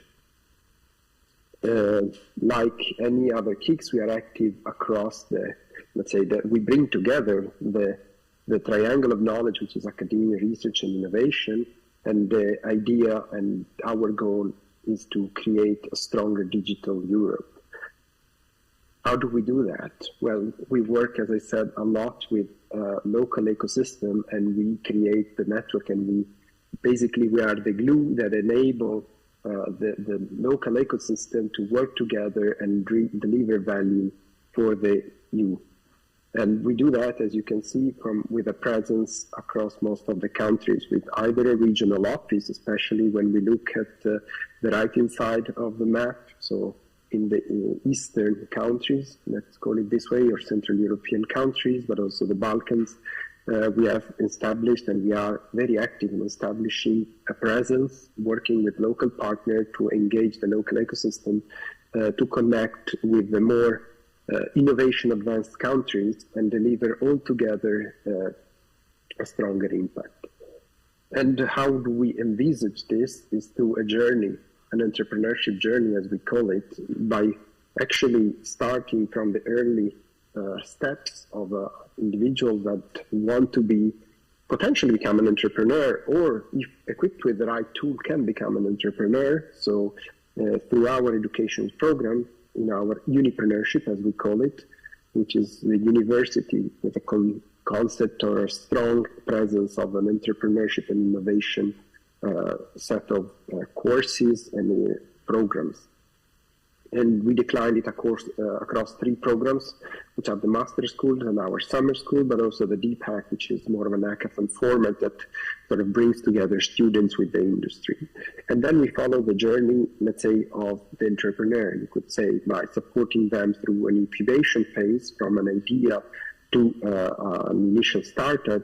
And then we provide acceleration by equipping through our programs, or bringing together the partners of our ecosystem to support the company in further developing their technology and achieving market readiness, but also further upskilling the individuals part of the, let's say, entrepreneurial journey with competencies that they may lack, because sometimes you have very technical backgrounds and you may need more business, let's say, type of knowledge, and that we deliver through our Speedmaster program. And as the company gains traction and is able to grow, we have further another set of programs that will accompany the growth of the organization, and those are the so-called growth services. Formerly we called it the accelerator, but that wasn't really what it is, where we have an access to finance program, so where we have a European team of let's say, specialists with a strong background in both fundraising, but also a good understanding of digital technology that have been helping companies in pursuing their fundraising in Series A mostly, and Series A2, you could say. And then a second program, which is linked to our presence in the Valley, it's the access to US market. And here we have basically put together a number of experts that we have identified in the US, around the Valley, but also beyond, that can bring their expertise in creating the right condition for the company to start, let's say, their market entry in the US. And that's a program that we have launched or let's say refurbished in the last 2 years ago, and now it's undergoing, I think, its 3rd edition with a quite successful, let's say, turnaround of company. And lastly, we have a program or a set of programs which are the EIT Digital Professional School, which are geared to let's say, members of the organizations that need further training into or upskilling in running the organization, but also to understand other technological areas that they could be venturing on. And what underpins this, in our opinion, is that well, there is no innovation without education. That's, let's say, our motto that drives the journey that you have just seen. And let me dive a bit deeper into what is our education program. As I already mentioned, these have delivered through our master's school 3,000 graduates, but we haven't done this alone. Actually, the EIT concept is basically to mobilize and bring together partners that can help you to achieve this goal. And we have done this by working with 56 universities across Europe. Not all of them are part of our master program, but we have actually 14 of them that are active in delivering our 8 master programs. We also work on summer schools. Every year we have a new set of summer schools. So we look at the landscape in terms of technologies or demand in terms of upskilling, and we develop together with our partner new offerings for summer schools. Next to it, we also have 10 professional courses, which are very much focusing, as I said, basically they're split in 2 sets. One which is aiming at supporting the company that, well, a startup that is in its early stage of growth and needs to understand the handles on how to become more business savvy and how to basically structure and organize the company to be most effective and successful going forward. And the remainings are courses that are focused on a more mature organization that wants to conduct upskilling of the workforce in terms of connecting business and technology. Last but not least, our online MOOCs that we have available actually on Coursera that have been tremendously popular, and we have seen a lot of interest in pursuing our courses, and we are actually in the midst of refreshing them with more updated content. So please, if you are interested to have a deeper understanding or get a bit more of a flavor of what are our courses, I suggest to have a look at Coursera. And there is also the possibility to gain a certification once you complete those. So here I basically display the university that we work with to deliver our master school. As you see, they are all across Europe. And why is that? Well, the goal of the EIT Digital Master School is to basically form an entrepreneurial and innovative type of skills, but also to basically make the students and the learners familiar with different settings or in which the education takes place and also other culture. And all our programs have 1 year at one university and a second year at another university in a different country. So each, let's say, here I bring an example. This is our master in cybersecurity, where you perform your first year in the so-called entry university, which are listed here. Can be in France, Italy, Finland, the Netherlands, Hungary, and Romania. And then you can choose on your second year a different university to complete your journey.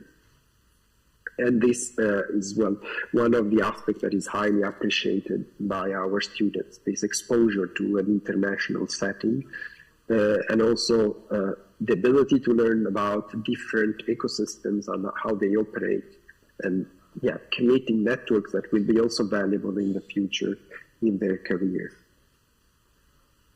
Another initiative that I wanted to present is the HII initiative. You may have already heard it from colleagues. This is the KIC initiative, Higher Education Initiative, which has the goal basically to equip university with stronger, to give them the opportunity to build capacity towards innovation and entrepreneurship.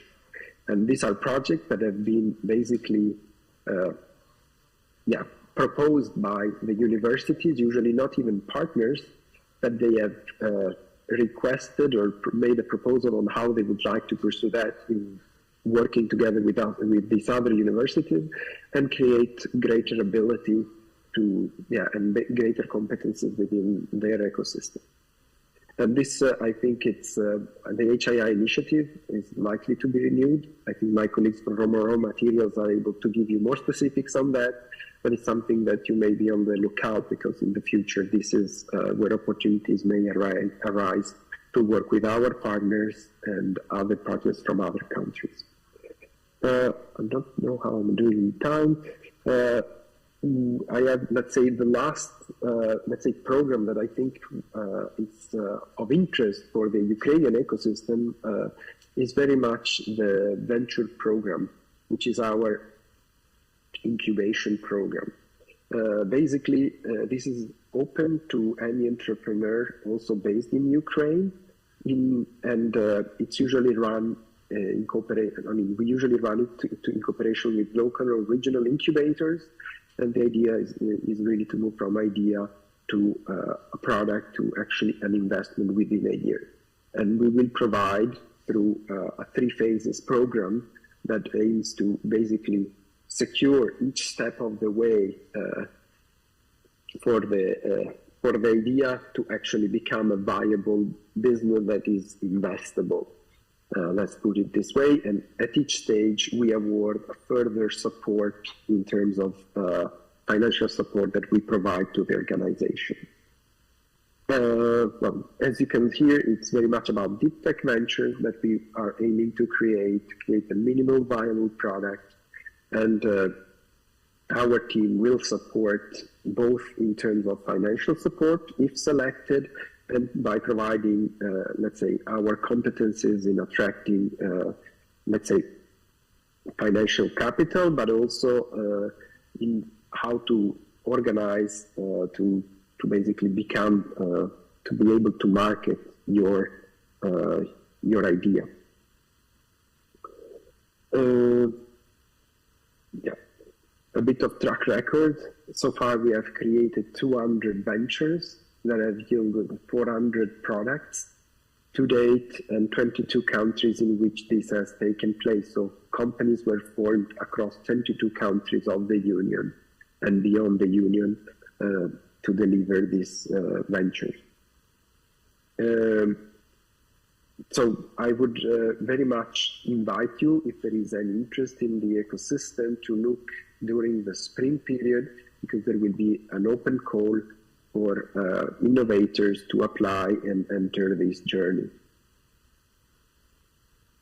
And one last, here I put let's say, a quick snapshot of the incubator we have been working with last year. And this year, actually, we are currently looking to basically add new incubators or ecosystems that they would like to partner up with us to deliver the program. And this is my last point that I wanted to raise during today, is that we are actually currently tendering this service, which we call it the EIT Digital Venture Program Partners. It's available on our website, and there is a specific call for Ukraine organizations that may be able to deliver this service. So if you have any interest, please go on our website and look under the section Tenders and Calls, and there you will find this code and all the specifications. Here I just try to basically highlight the important point is that the deadline is March 5th, so don't wait till the very close, too close to the deadline. And yeah, your goal or objective will be to support the development and deployment of our venture program locally. And with this, I thank you very much for your attention, and well, if there are any questions, I'm happy to answer. Thank you. Thank you. Thank you, Tom. Чи є запитання? No questions? No questions. No questions. Thank you very much. Very happy. Thank you very much, and have a good afternoon. Thank you. Thank you. Так, ну що, друзі, в нас залишився ще один напрямок, ще один кік, а саме Culture and Creativity. І зараз ми хочемо запросити до слова наступного нашого спікера. Це Бернд Фесель, CEO of EIT Culture and Creativity, і він презентує нам showcase, власне, про Culture and Creativity. Hello Bernd, how are you? Hello everybody, it's a pleasure to be with you. I'm sorry, just online. but I hope I can give you an expression and impression of this KIC in the making. We are just in the process of building our structures and applying for EIT grants. So here we are, an early bird and the last and the 9th innovation community. So when you hear culture and creativity, you might wonder, what is it about? And of course, you might have heard the big numbers, 650 billion euros turnover, second or largest third sector in Europe, but still difficult to grasp. So just imagine how you came to this venue today. And of course, in the morning during breakfast, likely you will have read the news either in print or online. On the way, whatever you do, you might have listened to music, some even streamed a film, and obviously you dressed in the morning, and by dressing, everybody creates a market of 1,900 billion euros every year globally. And of course, you don't see this because you just look at your single jacket. And then going to work or in the evening to cinemas, obviously you enter architecture, you enter cultural heritage, you enter this conference venue, another sector of the cultural creative industries. And last but not least, you're sitting in chairs, tables, it's interior design, in general design is part of our sector as well. So you might go to work without a car or without a bike, but never without our sectors. And that's why we believe culture and creativity, and the EIT believes, can contribute, must contribute to the future in Europe on this transformative journey we are in the green, digital, and social transformation we are in. And this innovation community really sees the possibility that we can take a lead in sustainable value creation and growth. And doing so, we have those 5 pillars you see here to the right. Of course, we also create new masters and vocational training programs like our colleagues. We had a first call out last year, but we are still in the process of giving away the grant. So we have no track record yet, but rather an outlook. We want to support sustainable and responsible growth, so not growth at all costs, but growth within the planetary boundaries. We want to make our cultural sector more a business sector, make it a more dynamic entrepreneurial sector. And in some areas like games, this is quite obvious. This sector is growing, sometimes 20% per quarter in the Corona crisis, and outgrowing most other sectors in the world. On the other hand, you have sectors like cultural heritage, performing arts, visual arts, where it's much more difficult to scale globally. And here it's also quite a task to support entrepreneurship. Last but not least, it's not just about supporting the single entrepreneur, but rather the ecosystem as a whole to be more entrepreneurial. And last but not least, we as a KIC want to transform as quick as possible to be also financially sustainable and lead our ecosystem on this way of being more entrepreneurial. So not only claiming it, but also being a good example how to do that. We want to focus, when we start now, on 3 areas where we see a high potential for the growth of companies, but at the same time for the environmental impact in Europe, you could say the Green Deal contribution. Last year in August, the European Union enacted new regulations to overcome fast fashion, and this will lead to an inevitable innovation push in the sector and in industry. So it's kind of a must to look into innovation and business creation in the field of fashion, but also educational programs. In the future, we can also see to look into sustainable product design, because a lot of products are designed in a way that can help them later on to support a no-waste strategy, the circular economy. So the eco-design is quite a trend and also part of European regulation. Last but not least, second is our sector, our focus in heritage and architecture. Architecture and heritage account for an unbelievable of 37% of the carbon footprint of the whole of Europe. So there's a lot to win when you can combine here innovations in building technologies, but also in business models and in the way you live. The single house for the family today is basically designed the same way it was designed some 100 years ago. So there's a lot in architectural innovation to win. The third sector we focus on is in fact the economic biggest one amongst the 15s of the creative industries is the audiovisual and games.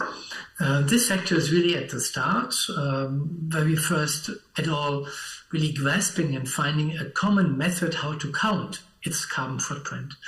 And of course, we all know if blockchain or ChatGPT, the more you compute, the more you use energy. So creating here growth, which is at the same time using less energy or more green energy, sounds like a paradox, but it is possible. And we already had some companies applying in this area. So thirdly, I give an outlook, not on a call, but on a system we are creating. We know that in the culture creative industries, we have mostly national markets for venture capital and business angel. Across Europe, you see some 30 to 35 billion euros invested in our sector. And research shows it could be another 10 to 15 billion on top if you compare the size of our sector with others. So we believe growing the cake, growing the investment market in the creative industries gives a lot of opportunities, if it's to philanthropic funders, to business angels, to universities, to cultural institutes, or to startups and SMEs looking for additional funding to grow and to compete on a global level. So that's why we created already in our startup phase investment network, including family offices from the United States, but also big philanthropic foundations with balance sheets like 40 billion euros interested to take on that task and to create more investment in our sector as a whole. We teamed up with the leading European network, Euroquity, from BPI France. And here we already had some 30 companies registering, looking for some 25 million euros in capital. And while we are just starting and hiring our team, we try to already deliver those services with the help of online matching. At the moment, you can just register, and after the EIT decision in March on our grants, we will then progress with pitchings and with real matchings with investors. So if you're interested as a company, also from Ukraine, please go to Euroquity or go to our website, EIT Culture-Creativity, and you can register here already and use some of those services. So with this outlook on our structure, the three areas, fashion, architecture, cultural heritage, gaming and audiovisual, I would end here with this practical invitation to already join us here in our making phase, and we hope we can help you in your needs you have in the sector. Yeah, so stay tuned, look at our website, all updates are in our LinkedIn channel, and so I hope I could interest the culture creative industries in Ukraine to reach out to us. Thanks for your attention, and hopefully see you soon. Over to you. Thank you, Bernd, thank you very much. Друзі, чи у нас є запитання? Нема. Все зрозуміло. Everything is clear. Thank you very much. One more time. Так, ну що ж, друзі. Have a good day. Bye-bye. Bye-bye.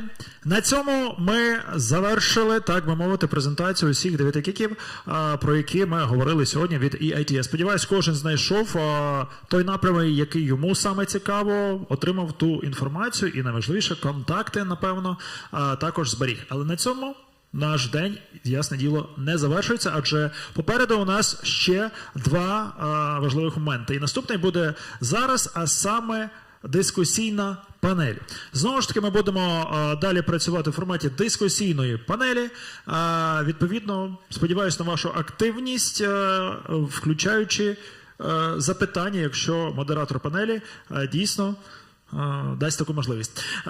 Чи в нам стільці на сцену з'являться зараз? Окей, добре. Доки з'являються стільці, ще трішечки інформації. Отже, зараз у нас буде дискусійна панель на тему Navigating the Future, a panel discussion on technological development and vision in Ukraine. Власне, логічно, що ближче до завершення подій ми переходимо, ми оглянули, що було в минулому році, ми розібралися з тим, що є зараз, і зараз ми будемо намагатися заглянути трішки у майбутнє, куди ми йдемо, куди ми прямуємо, яке майбутнє ми разом з вами створюємо. І, власне, для цього, для обговорення цієї теми ми запросили сюди спікерів. За них 1, 2, 3 будуть в стільців, щось мені здається навіть забагато, але тим не менше. 3 будуть у нас в офлайні, 1 в онлайні, ну і модератор цієї панелі. Отже, з задоволенням починаю запрошувати гостей на цю сцену.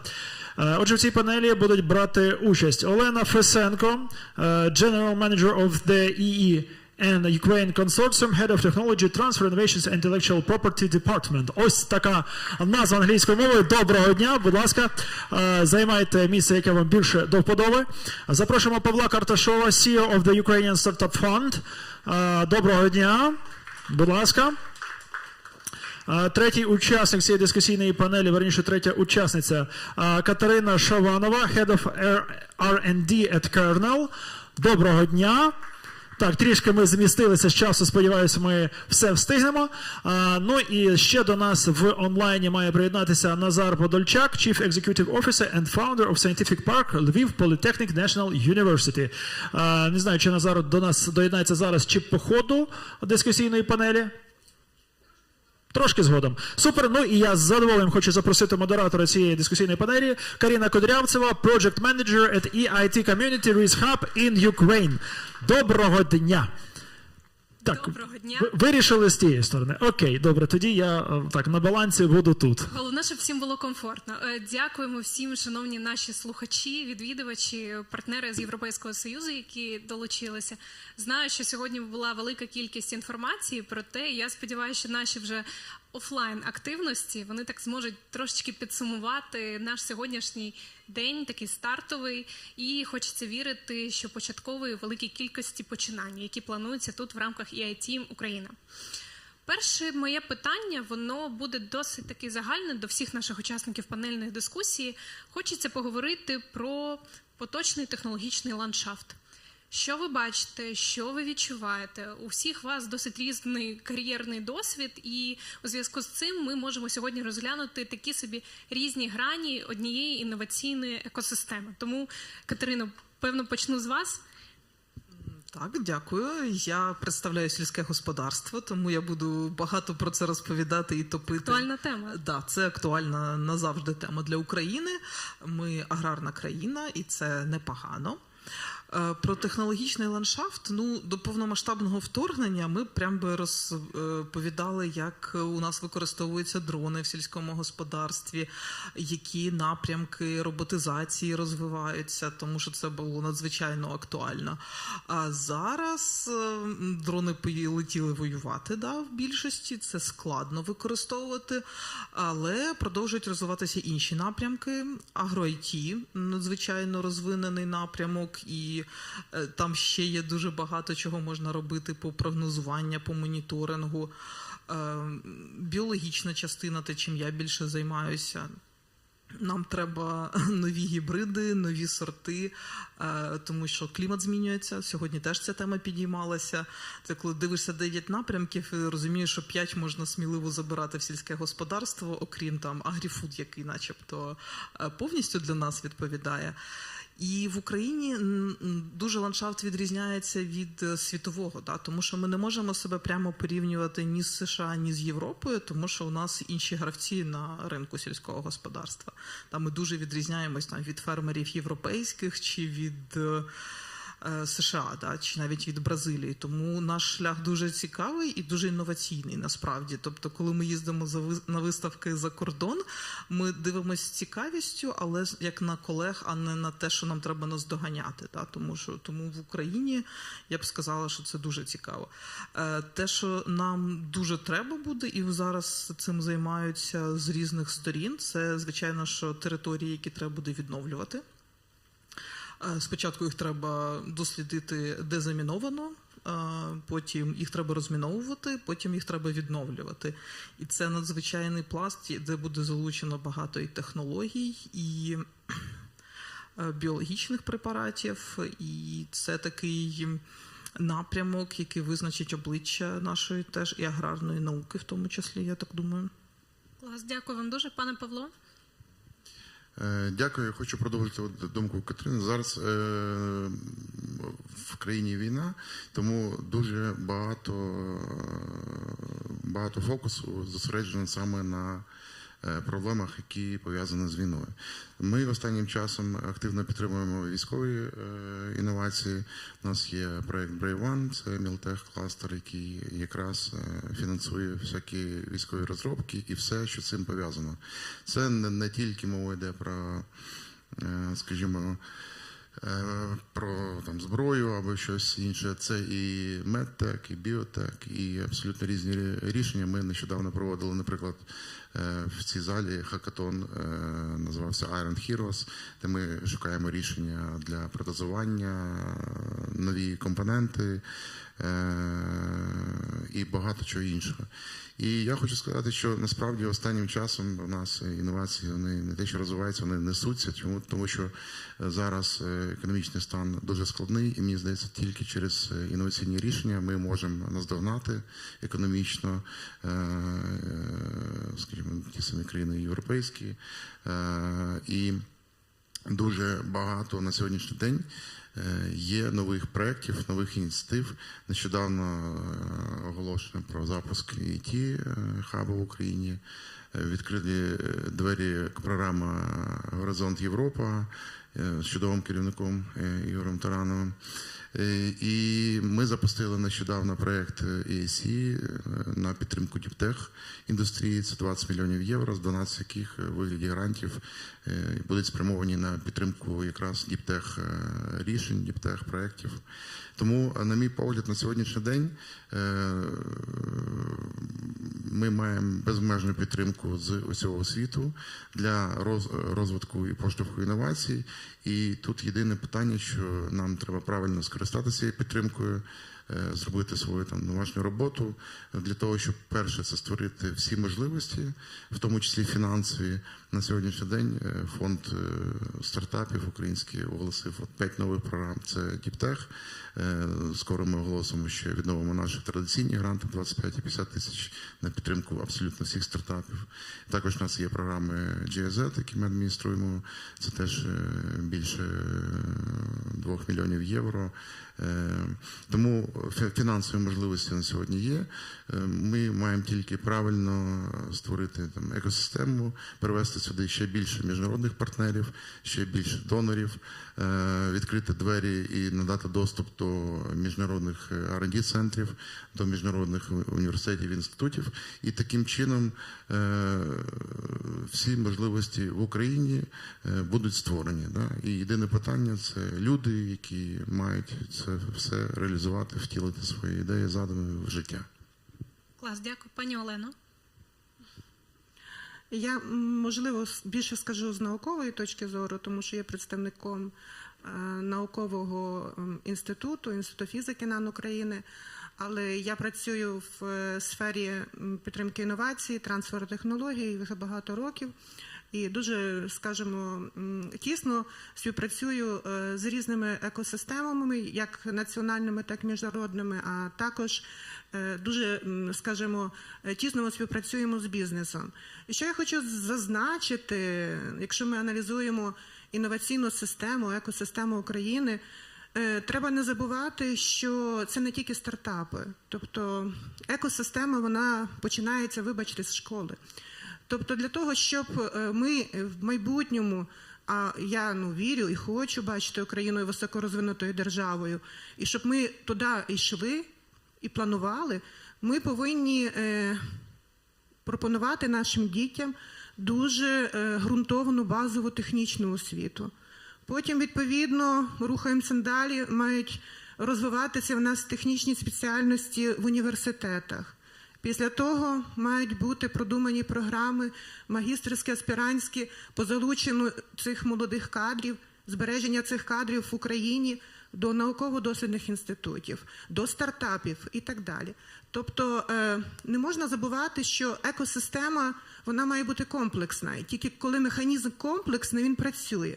Не можна виділити якісь аспекти і тільки вкладати гроші в один аспект і декларувати, що ми будемо високорозвинутою країною. При тому, якщо подивитися статистику, в нас, наприклад, у 91-му році було 270 науково-дослідних співробітників. Якщо ми говоримо, наприклад, статистику цього року, в нас їх менше, ніж 50 тисяч. Тобто скоротилося в 6 разів. І цей процес продовжується. Тобто молоді люди йдуть на війну, молоді люди після закінчення виїжджають. Тобто держава, якщо вона хоче будувати, ми говоримо про рельєф нашої інноваційної екосистеми, маємо думати, як її розвивати. В даний момент я розумію, що війна, не вистачає коштів, тому нам на допомогу приходять міжнародні програми. Мені здається, що в науковій сфері це, скажімо, такий як механізм зараз більш-менш розвиватися. Тому що дуже добре, що, наприклад, з'явився EIT, так, хаб. Є така мережа, як, наприклад, у нас Enterprise Europe Network, але вона більше працює з малими і середніми підприємствами, але вона також надає допомогу і на розвиток інноваційних, скажімо, підприємств. Ми організовуємо різні там company mission, brokerage івенти. Наприклад, зараз в 24-му ми плануємо в Штутгарті організовувати візит українських стартапів і науковців. Зараз ми шукаємо цікаві наукові рішення по агросектору.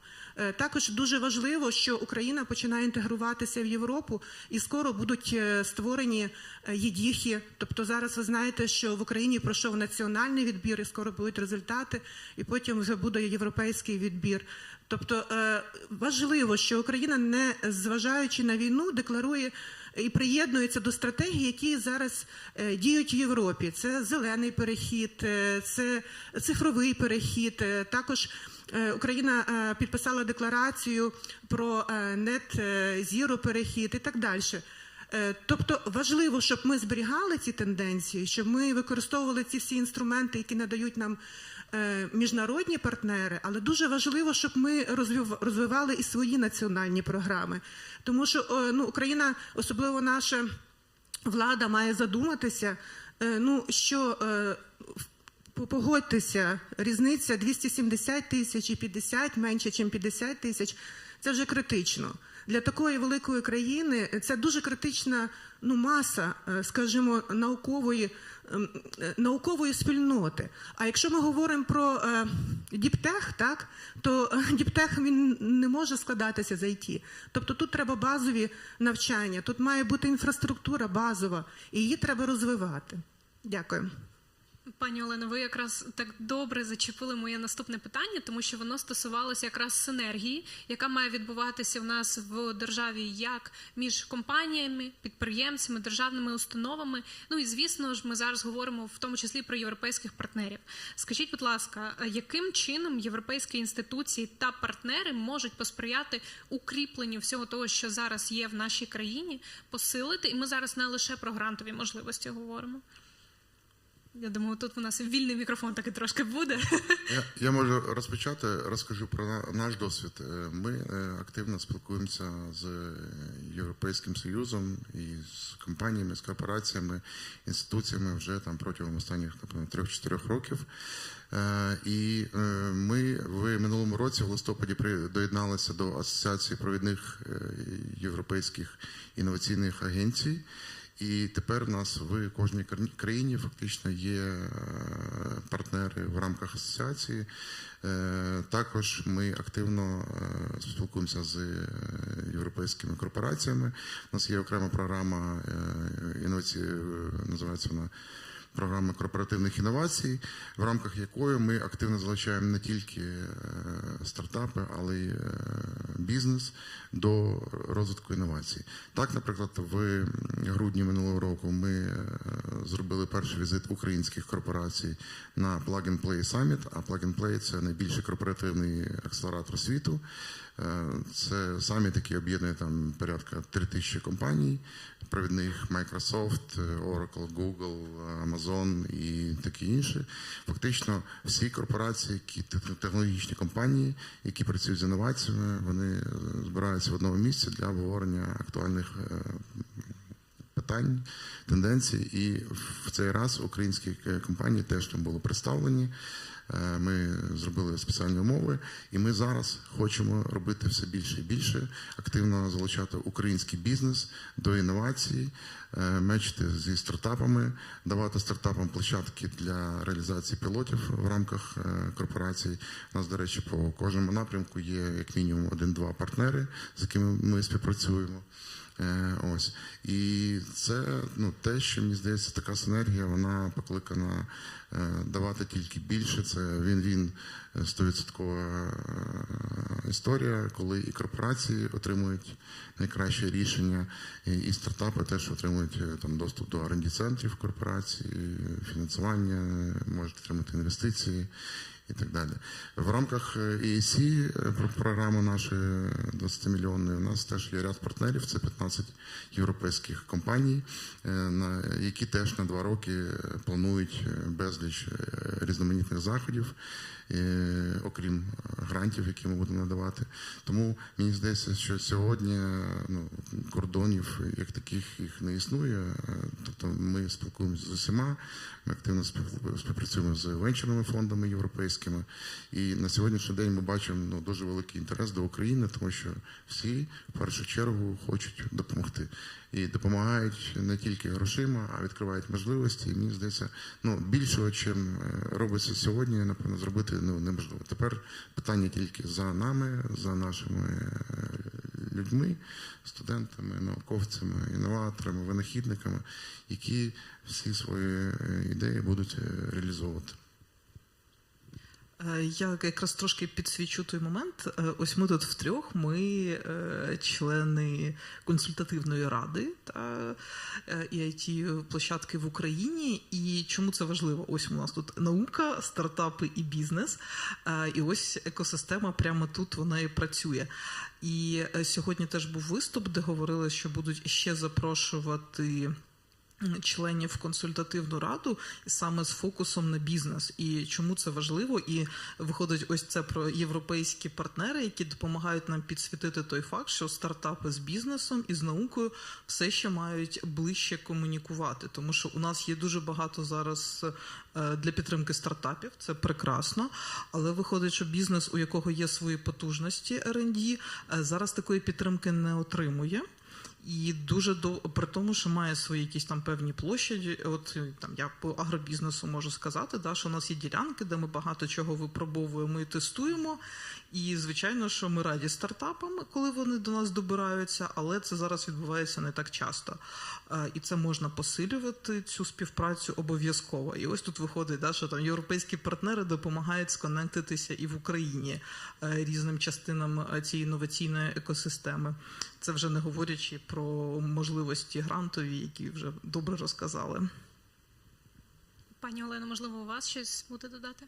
Я можу хіба що так зазначити, що як підсилити, як зацікавити бізнес, так, тому що є великі, там, скажімо, корпорації, які мають свої офіси наукові, і вони напряму можуть співпрацювати з стартапами. А є дуже багато компаній менших, малий середній бізнес, тому що я переважно з малим середнім бізнесом працюю, яких в них немає тих capacity, тобто в них немає можливості робити свої там наукові розробки. Тому мені здається, що на державному рівні було добре започаткувати не просто, скажімо, програми на підтримки стартапів, а програми, які націлені, якраз ми, як сказали, 3 3 екосистеми. Наприклад, програми, які передбачали співпрацю наукових установ, бізнесу, так, щоб це було умовою там, так, що, наприклад, бізнес разом з науковою установою мають розробити якийсь інноваційний продукт, так, потім, наприклад, там перетворити в стартап. Тобто мають бути програми, які не просто націлені на стартапи, чи просто на науку націлені, чи просто на бізнес. Тобто мають бути програми, які об'єднують ці 3, скажімо, екосистеми в одну. І розбудову якраз. І так, і тоді воно буде працювати. Тобто це ж не важко відкрити такі коли, прописати це в правилах, і люди, тобто вони змушені будуть разом співпрацювати, а якщо вони будуть шукати цілі, тобто і тут буде народжуватися, скажімо, тандем, тобто тут будуть якісь нові технології народжуватися, тут буде плідна співпраця, бо в нас зараз якось програми дуже якось індивідуально націлені, там науковці, там собі наукові програми, і вони там крутяться в цій екосистемі, там стартапери свою мають там екосистему, там бізнес трошечки збоку теж. А тобто я от пропоную, не знаю, хто там нас чує, можливо, от в майбутньому справді зробити такі програми, які всі ці 3 екосистеми, стимулює співпрацювати разом. Клас, дякую. І мені...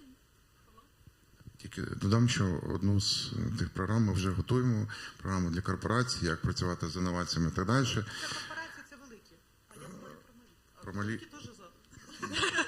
Питання насправді в грошах, тому що ці програми дорогі, вони коштують достатньо дорого, але ми зараз над цим працюємо. Можливо, ми зможемо просто частину участі невеликих компаній, які теж займаються інноваціями, якимось чином фінансувати грантово, не знаю, але ми зараз активно шукаємо гроші для того, щоб такі перші програми для бізнесу привести в Україну. Це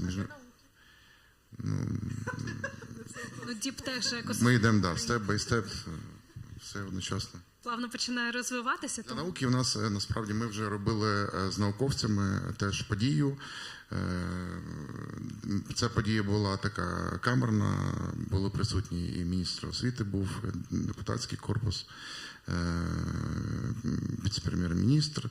Це фактично ми брали випускників з Національного фонду наукових досліджень і презентували їхні проекти. Тобто фактично це була спроба подивитися, які проекти профінансовані фондом, які можна комерціалізувати. Тобто у нас перша спроба вже відбулась, і насправді ми таку програму плануємо теж запускати для того, щоб максимально ті рішення, які можна комерціалізувати, які вже профінансовані там одним фондом, щоб ми могли давати грантові кошти для започаткування бізнесу, там, для реалізації там, першого етапу. Це ми теж вже робимо.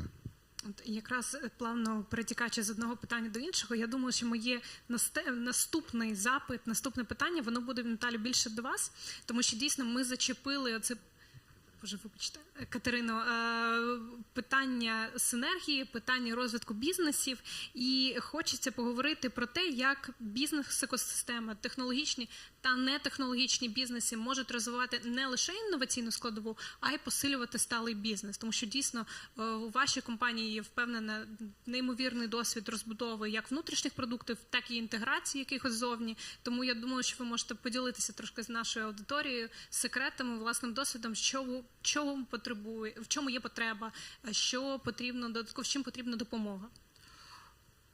Це хвалитися може довго. От якщо говорити про сталість, у нас є окремий напрямок, як керівник Sustainable, Марта Трофімова, ми їй передамо привіт. І це величезний напрямок, який, здавалося б, там, під час війни, чи може він бути актуальним, він надзвичайно актуальним. Якщо ви чули про карбонові кредити, то сільське господарство в Україні – це одна з галузей, яка може туди заходити. Да? Не лише зелена сталь, а й зелена олія, як би це не звучало, теж може бути. що завжди треба аграрному бізнесу? Нам завжди треба тест-системи, нам завжди треба біосенсори, які б працювали, нам завжди треба те, що можна швидко перевірити якість продукції, біотехнології заходять, тобто генетика, селекція, виробництво засобів захисту рослин. Це все надзвичайно інноваційні, ось як сьогодні Наталя розповідала, що інноваційним може бути сам процес, не продукт. Продукт добрива є добрива, але виробництво цих добрив, воно може бути сильно відрізнятися. Чому ми знову повертаємось, що це має бути все на території України, тому що з Китаю ви вже не завезете так просто, як це було. І дуже треба біопрепарати, які взагалі найкраще використовувати поближче до місця виробництва. Плюс на все, що я перелічила, нам треба дуже science-based. Тому що дуже часто стартапи грішать тим, що вони приходять і пропонують ідею цікаву, але не підкріплену результатами. А коли ти починаєш дивитися, то щоб оцю амбіційну ідею зробити, то треба, щоб науковий інститут 50 років працював. Тобто класно зробити біосенсор на мікотоксини, условно кажучи. І багато хто на конкурсах стартапів це пропонував, але воно не працююче, тому що те, що ви обіцяєте, ми знаємо, що воно не працює, якщо почитати наукові джерела. Просто в цьому немає наукової основи. І це, мабуть, основна моя претензія як науковця і людини зі сфери бізнесу, що дуже часто стартапи обіцяють те, що ми хочемо, але вони не можуть дати під це правильну основу, обґрунтувати це так, щоб ми в це повірили. І потім вже ми говоримо про гроші і про інвестиції. Чи є там наукова правда в тому, що ви робите? І це має бути обов'язково. Інакше це просто фантазії, які нічим не підкріплені. Ми намагаємося співпрацювати з університетами, це складно, тому що в світі, як зазвичай, є у нас університети, там є центри трансферу технологій, університети – це за кордоном основні місця, де відбувається наука, і там же вона зустрічається з бізнесом. В Україні трохи не так. В Україні університети – це в основному освітні. От деякі створюються вже центри, у нас там є в Сумах цікавий кластер, у нас є УКУ, є в КПІ приклади, я більше все одно, ви розумієте, приклади не з IT наводжу, бо це не моя сфера. Але загалом з університетами дуже складно, там багато бюрократичних перепон, навіть якщо там є цікаві ідеї і люди, то оформити договір по виконанню робіт займає стільки часу, що ти вже не впевнений, чи ти готовий співпрацювати з науковцями. Є Академія наук, де найбільше науки в Україні, але теж там зі своїми складнощами. І зазвичай дуже багато упирається в те, що дуже складно подолати бюрократію. І крім зовнішніх, у тебе свої якісь корпоративні процедури, плюс на це накладаються державні. І дуже не хочеться витрачати час на бюрократію, яка лише множиться. Тут була б доречна допомога. А загалом це такий напрямок у нас, де є все. Тобто в сільському господарстві ми потребуємо дуже багато інновацій, ми їх продукуємо самі і дивимось по сторонах, тому якщо у вас є щось цікаве, ви знаєте, куди йти. Приходьте. Хочу продовжити думку Катерини про science-based підхід.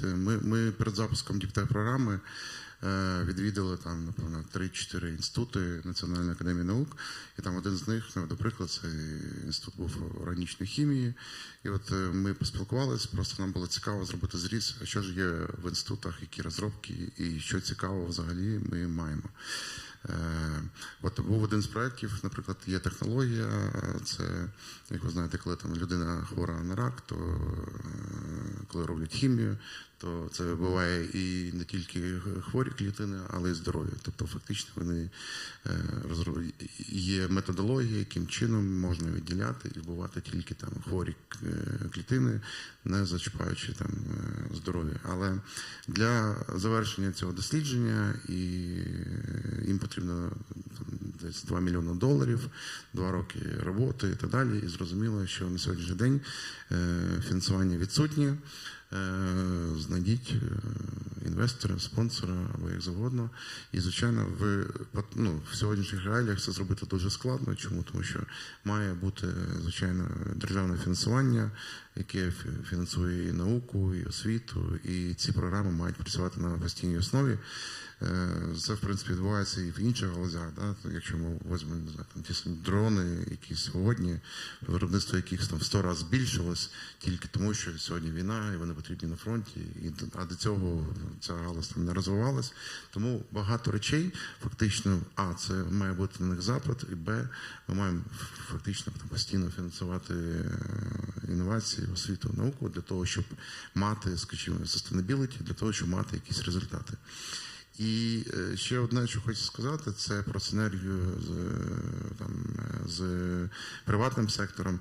Ми, наприклад, за останні 2 роки отримали дуже багато запитів від українських компаній, наприклад, там Інтертоп або Уклон, які фактично, ми Уклон знаємо як там сервіс автомобільного, сервіс таксі, але фактично в них є напрям Уклон-Тех, і вони активно розвивають технології і взагалі цікавляться всім, що є сьогодні інноваційного, революційного і так далі.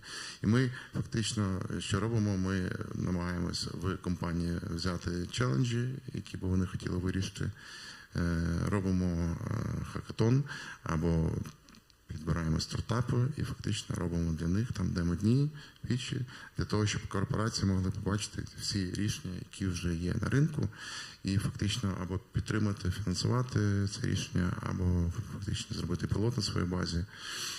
І таких прикладів дуже багато. Там, наприклад, зараз ми робимо проекти з новою поштою.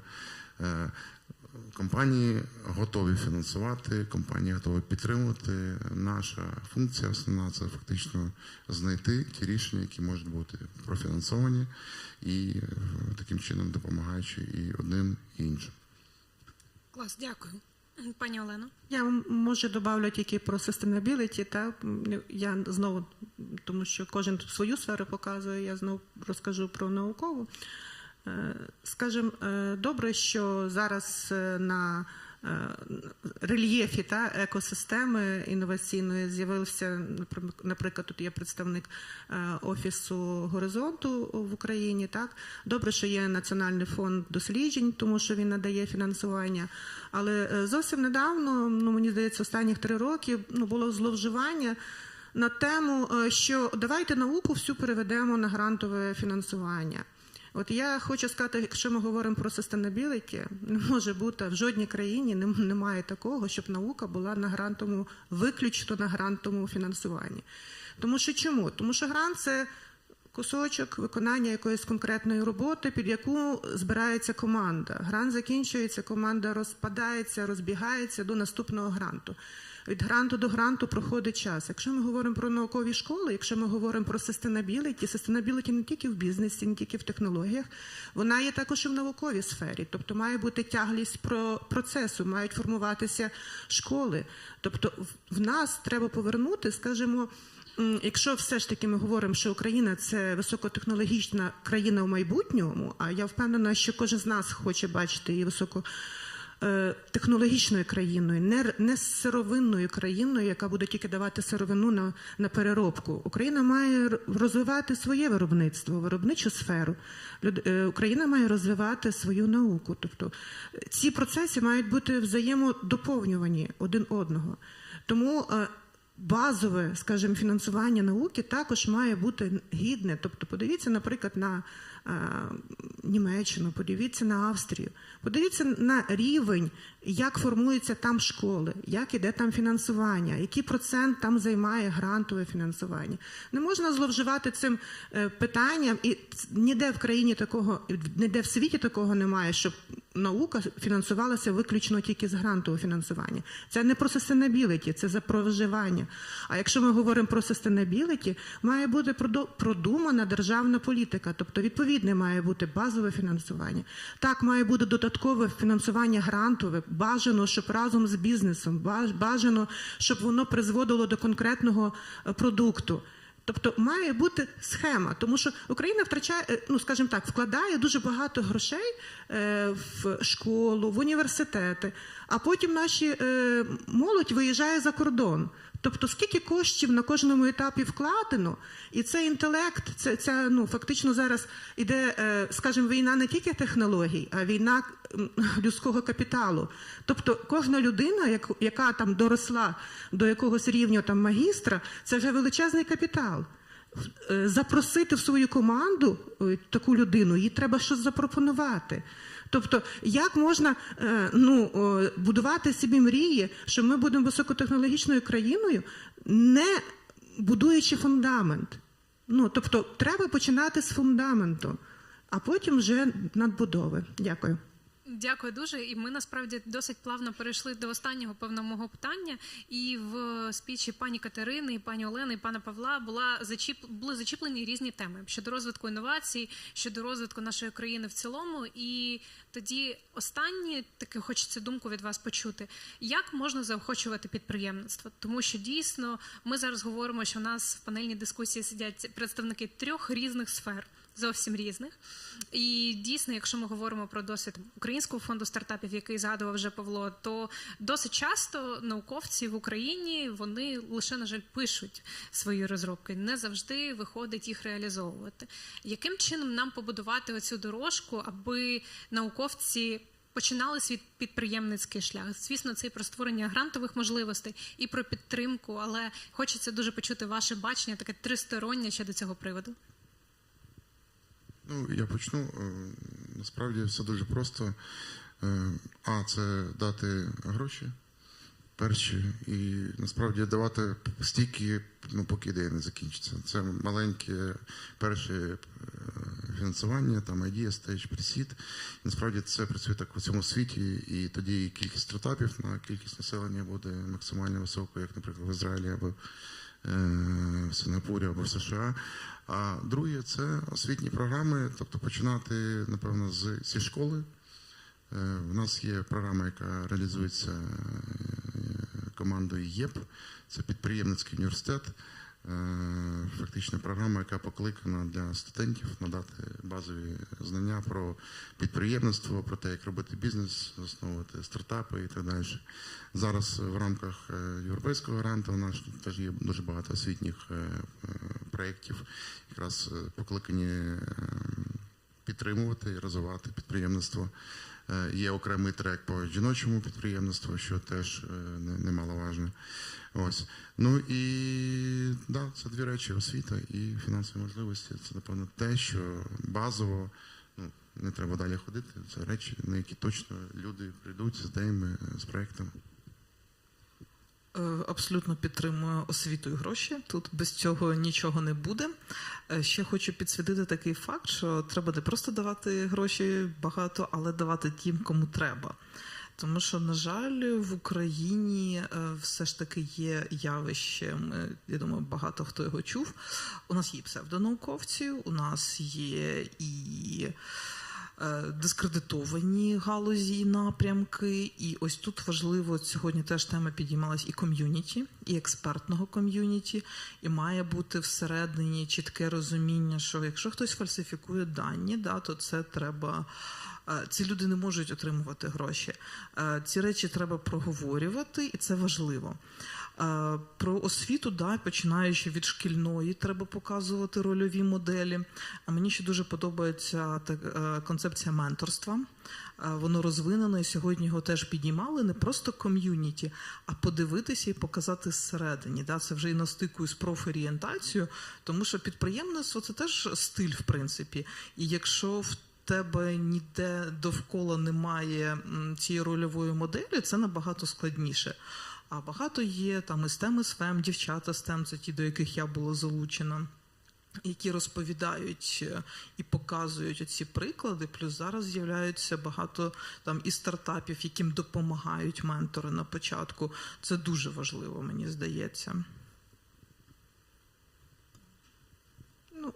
Я, може, єдине, що додам, що мають бути комплекс різних програм. Тобто мають бути програми на фундаментальну науку, на прикладні дослідження, на захист інтелектуальної власності, на ідентифікацію першої інтелектуальної власності, на її захист, на побудову бізнес-моделі. Тобто це мають бути різні програми. В нас, як правило, вони фрагментовані, немає циклу цього, скажімо, від народження ідеї до виходу продукту на ринок. От якщо ви навіть подивитесь на програму «Горизонт», вона насправді «Горизонт Європ», вона дуже цікава.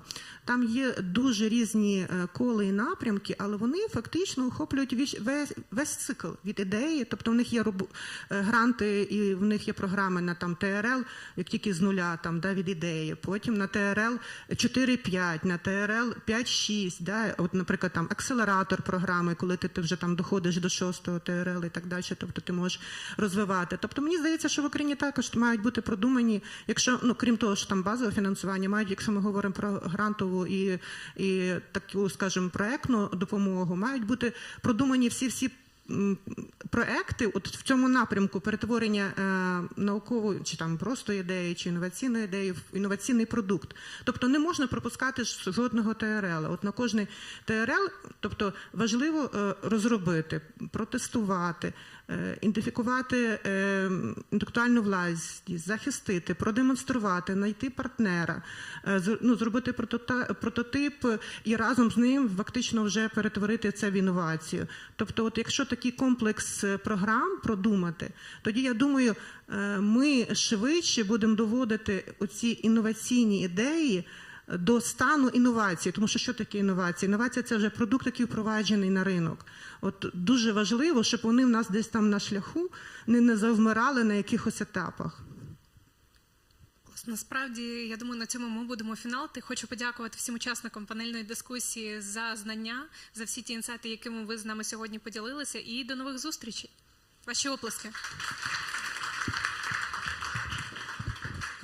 Дякуємо усім учасникам панельної дискусії. Я сподіваюся, це було цікаво, безумовно, але ще дуже сподіваюся, що це було і корисно усім гостям, які зараз у цьому залі. Дякую величезно нашим спікерам. Теми дійсно були зачеплені, важливі. Теми, які турбують кожного. Ну і я дуже сподіваюся, що в цьому трикутнику знайдеться та людина, ті органи, ті компанії, які зможуть об'єднати, щоб вийшла справжня синергія і далі уже продукти і бізнеси, і ідеї розвивалися та втілювалися в життя. В нас залишився один спікер, і, власне, не скажу, що про цього спікера, але про компанію, про яку він представляє, ми вже чули сьогодні неодноразово, і тим приємніше мені його представити. Я хочу зараз запросити до нас на цю сцену Ігоря Таранова, Head of Department Horizon Europe Office in Ukraine, і ми поговоримо трішки про можливості для України, його майбутнє і участь в цьому українців. Доброго дня, пан Ігор, будь ласка. Піднімайтесь до нас, наскільки я знаю, все має бути увімкнено і все має працювати. Я в тому не сумніваюся, тому що це Юніт Сіті, тут все працює якісно і, як завжди, прекрасно. Супер, дякуємо, інформація надана, на правах просто приємного перебування тут. Будь ласка, вам слово. Доброго дня. Насамперед дозвольте від імені Національного фонду досліджень України, від Офісу «Горизонт Європа» в Україні подякувати за запрошення на цей унікальний захід. Як ви знаєте, 20 грудня Єврокомісія анонсувала про декілька подій, які відбулися. Це відкриття офісу, офіційне відкриття Офісу «Горизонт Європа» в Україні, відкриття EIT хабу в Україні і прагнення того, щоб Україна якнайшвидше інтегрувалася у європейський дослідницький простір. Я, коли була дискусійна панель, сидів уважно собі і усіх, перепрошую, можливо, не зовсім вдало, але ідентифікував по напрямах, піларах програми «Горизонт Європа», тому що кожен дискутант, він якимось чином підтримував цей чи інший напрям, намагався його підкреслити, звернути увагу усіх учасників саме на цей напрям. Пані Олена Фесенко, у мене Exxon Science, безперечно, ви передова наука, це в тому ми зрозуміли всі, тому що без науки нічого не може розвиватися. Пані Катерина, у мене глобальні виклики та посилення європейської промислової конкурентоспроможності. Пан Павло Карташов – це інноваційна Європа. Ну і пані Каріна, вона в нас комплементарна програма, яка намагалася всіх об'єднати тут на цій сцені, щоб зрозуміли, що спільними зусиллями можна пройти далеко-далеко вперед. Я не буду усім багато нагадувати, що собою представляє програма «Горизонт Європа». Це 9-та рамкова програма Європейського Союзу. Ви усі прекрасно про неї знаєте. І основна мета цієї програми – це спільне подолання глобальних викликів спільними зусиллями. А що дає участь у цій програмі? Що вона відкриває перед українськими учасниками, перед усіма учасниками? Це нові можливості, нові інструменти підтримки, партнерства, створення цікавих продуктів, об'єднання в цікаві консорціуми і, зрештою, що дуже важливо, це диверсифікація фінансового навантаження, фінансових ризиків, тому що сам бюджет програми, як ви знаєте, він становить близько 95,5 мільярдів євро для усіх учасників на період програми з 2021 року по 2027 рік. Перед вами структура програми «Горизонт Європа», яку, я думаю, ви вже усі знаєте, але я хочу звернути увагу на те, що сама ідея створення і народження Офісу «Горизонт Європа» в Україні зароджувалася давно, вона обговорювалася. Як ви знаєте, подібного типу офіси, як правило, створюються при дослідницьких радах, при національних наукових агенціях або ж при національних фондах досліджень, які є в тих чи інших країнах. Хочу звернути вашу увагу, що передувала створенню офісу титанічна робота Національного фонду досліджень України і українського уряду. На першому засіданні комітету, спільного комітету Україна-ЄС, який обговорював перспективи участі в програмі «Горизонт Європа», що відбувся 17 листопада 2022 року, саме було проголошено про те, що є потреба створення такого офісу в Україні. Українська делегація, яка прибувала в Брюссель, Київ бомбардували, потяги затримувалися, досягали дестинації кінцевих хто як міг, але усі прибули. І, власне, в цей день заступниця генерального директора Сігне Раццо підкреслила, що офіс має право на життя. Отже, давайте ми з вами подивимося, які ми мали успіхи у програмі «Горизонт 2020», а потім плавно перейдемо до програми «Горизонт Європа». Як ви знаєте, в програмі «Горизонт 2020» ми мали непогані показники, зважаючи на те, що ця програма завершилася у 2020 році, в кінці 2020 року. Середній показник нашої участі у цій програмі, успішність поданих заявок, був достатньо непоганий, це 10,6, 9,33, 10,6 – це середній показник по усіх учасниках програми в рамках цілої в Європейському Союзі. Ми отримали фінансування для українських організацій 44,53 мільйона євро. Це за всю програму «Горизонт 2020». А тепер давайте подивимося на програму «Горизонт Європа». Я нагадаю, що ми є асоційованою країною у цій програмі. І враховуючи реальні обставини з фінансовим станом нашої країни, тому що триває війна, Європейська комісія звільнила Україну від сплати внесків за участь у програмі «Горизонт Європа» до того моменту, поки Україна самостійно не прийме рішення, що вона спроможна їх сплачувати. Отже, за короткий період часу, станом на 25 січня цього року, ми провели вибірку аналітичних даних, щоб зрозуміти, що відбувається у нас в Україні в рамках цієї програми. Фінансування. Ми маємо за неповний період 33,53 мільйона євро. Якщо у «Горизонті 2020» це було 44, програма ще триває, ми отримали таку суму. А успішність поданих українськими організаціями заявок становить 18,16% при середньому показнику 19,5%. Дуже влучно сьогодні пані Олена говорила про те, які організації є успішними, що наука вона повинна бути, що різні коли і ТРЛи враховуються, тому що треба підтримати вченого. Перед вами структура учасників програми, рамкових програм «Горизонт 2020», «Горизонт Європа» у відповідності до типу організацій. Зверніть, будь ласка, увагу на те, що у програмі «Горизонт 2020» приватні організації мали більшу питому вагу, вони вирізнялися. Заклади освіти, про школу говорили, у школі починається формування екосистеми, заклади вищої освіти, дещо краще виглядає ситуація уже у програмі «Горизонт Європа», яка ще триває, показник зростає. Наукові установи, у нас згадувалася сьогодні Академія наук, які продукти вони можуть видати на гора наукові, які інновації. Також у нас є певна кількість учасників, це 33, і тут прошу подивитися сюди. тут де 55 учасників, і найвищий тренд – це тут знаходиться також і Національний фонд досліджень України із своїм проєктом, який, власне, я і представляю. Повернемося до програми «Горизонт Європа». Я всіх закликаю собі ось цей QR-код просканувати. Чому? Тому що це саме важливе, яке для вас зараз буде корисним. Це посилання на нашу сторінку у Фейсбуці.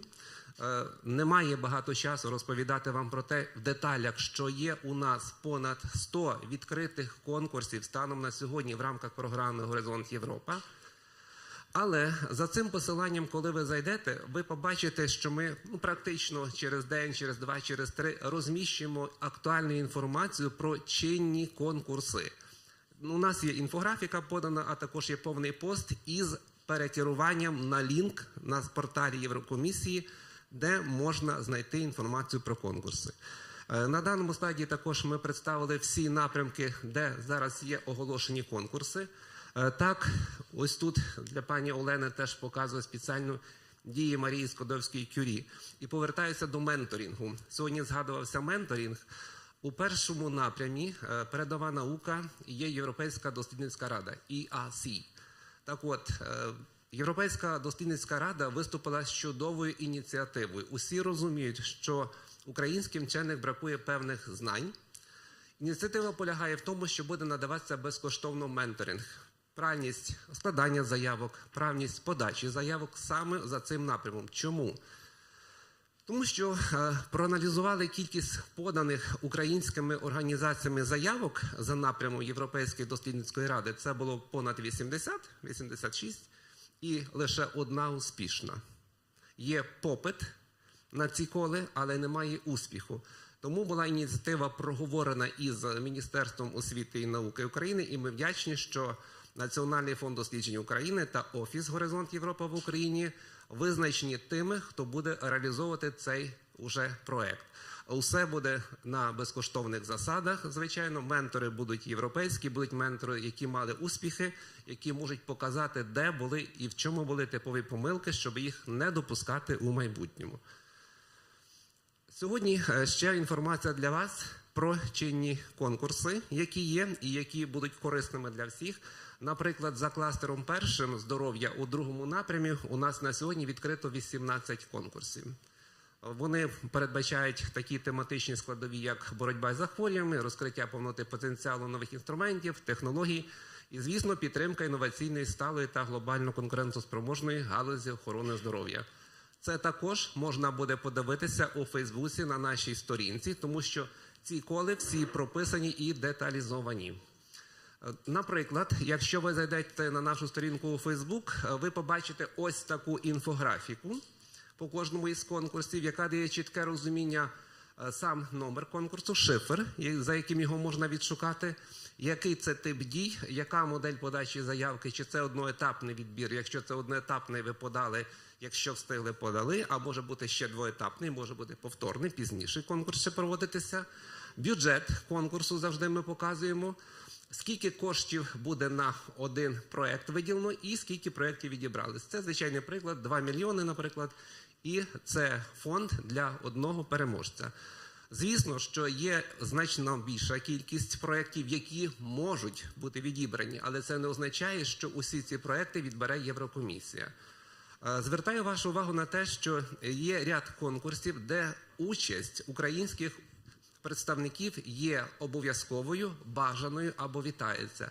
Ось на ці конкурси прошу звернути особливу увагу, тому що це конкурси із високим шансом для українських організацій за умови, що правильно буде складена і подана уся конкурсна документація. Отже, також за кластером 4 «Цифровізація, промисловість та космос» 29 конкурсів. 18 «Здоров'я», 29 конкурсів у цьому маємо кластері. Наступна річ – це формування у нас участі за напрямом розширення і зміцнення ЄДП, Європейського дослідницького простору. Теж маємо тут 16 конкурсів. Тут же дослідження та інновації, реформування та посилення системи доступ до передового досвіду і залучення та мобілізація найкращих талантів. Ми боремося з тим, станом на сьогодні, щоб повернути українських вчених в Україну. Вони усі за певних об'єктивних причин покинули територію України. Ми говоримо про те, що зменшилася кількість вчених і дослідників в Україні. Треба створити їм умови. Держави для цього ресурсу недостатньо. Звісно, я повністю підтримую пані Фесенко, тому що не можна фінансувати науку виключно на грантових засадах. Повинно бути ще достойне базове фінансування, адже ми повинні втримати вчених в Україні. Грант буде для тих, хто найкраще може реалізувати себе у цій сфері. Наступний кластер – це клімат, енергія та мобільність. 57 конкурсів у нас оголошено. Ми чекаємо, щоб українські організації подавали туди заявки. Також хочу звернути вашу увагу на дії Марії Складовської-Кюрі. Це саме ці постдокторські студії, це візити наших докторантів за кордон, це візити наших аспірантів. Тут конкурси тривають постійно. Є або повне фінансування, або є співфінансування, залежно від того, що відбувається. У зв'язку з початком війни українські вчені можуть бути прийняті на повне забезпечення європейськими університетами. Це дуже величезні, потужні фінансові інструменти підтримки, але ми пам'ятаємо про те, що у нас є і перешкоди, і бар'єри, вони стосуються саме перетину кордону з чоловіками, вченими чоловіками. Зараз ми з вами перейдемо ще до нашого офісу, а тепер про офіс. Ви бачите світлину з офіційної церемонії відкриття Офісу «Горизонт Європа» в Україні.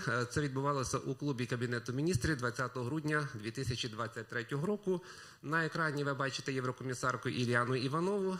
Також в заході приймали участь віце-прем'єр-міністр Михайло Федоров, міністр освіти Оксан Лісовий, голова Комітету Верховної Ради Сергій Бабак, багато інших представників дипломатичних установ. Про це не буду говорити, це можна прочитати у мережах про ці новини. Але хочу звернути вашу увагу і на таку просту річ, яка пов'язана із тим, ким ми є. Ми насправді є проєктом Європейської комісії з фінансуванням 1 мільйон 710 тисяч євро. Тривалість реалізації проєкту 36 місяців. Отже, сам Офіс «Горизонт Європа» має унікальне фінансування без жодної виданої гривні з державного бюджету України. Подібного типу офіси фінансуються або державою, або за рахунок реімбурсованих коштів за участь у програмі «Горизонт Європа» вже тепер, або ж за рахунок спільних внесків. Перед українським офісом відкривався офіс програми «Горизонт Європа» у Республіці Молдова. Він створений при Національній агенції досліджень. Цей офіс фінансується із державного бюджету повністю.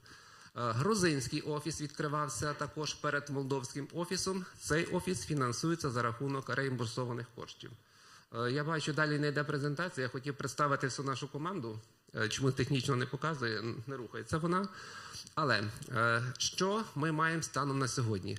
У нас 14 працівників повинно бути в офісі. На сьогоднішній день у нас 13 осіб працює, і ми ще шукаємо одного висококласного спеціаліста.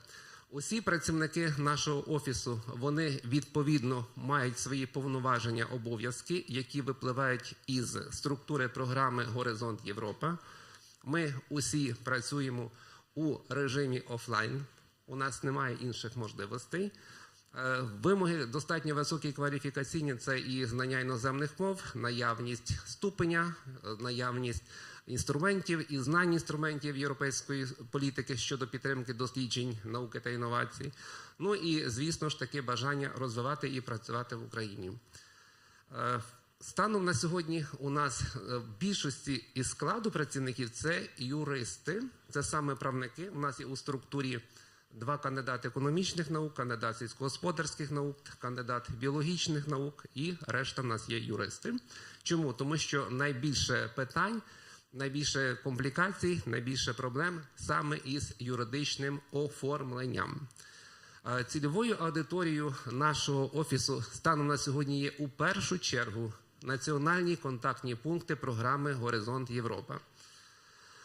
В Україні, на жаль, ще до сьогоднішнього дня не проведено номінацію національних контактних пунктів. Ми сподіваємося, що це буде дуже швидко, в короткій перспективі, адже сама постанова про затвердження типового положення про НКП вже розглядається урядом України, вона опрацьовується.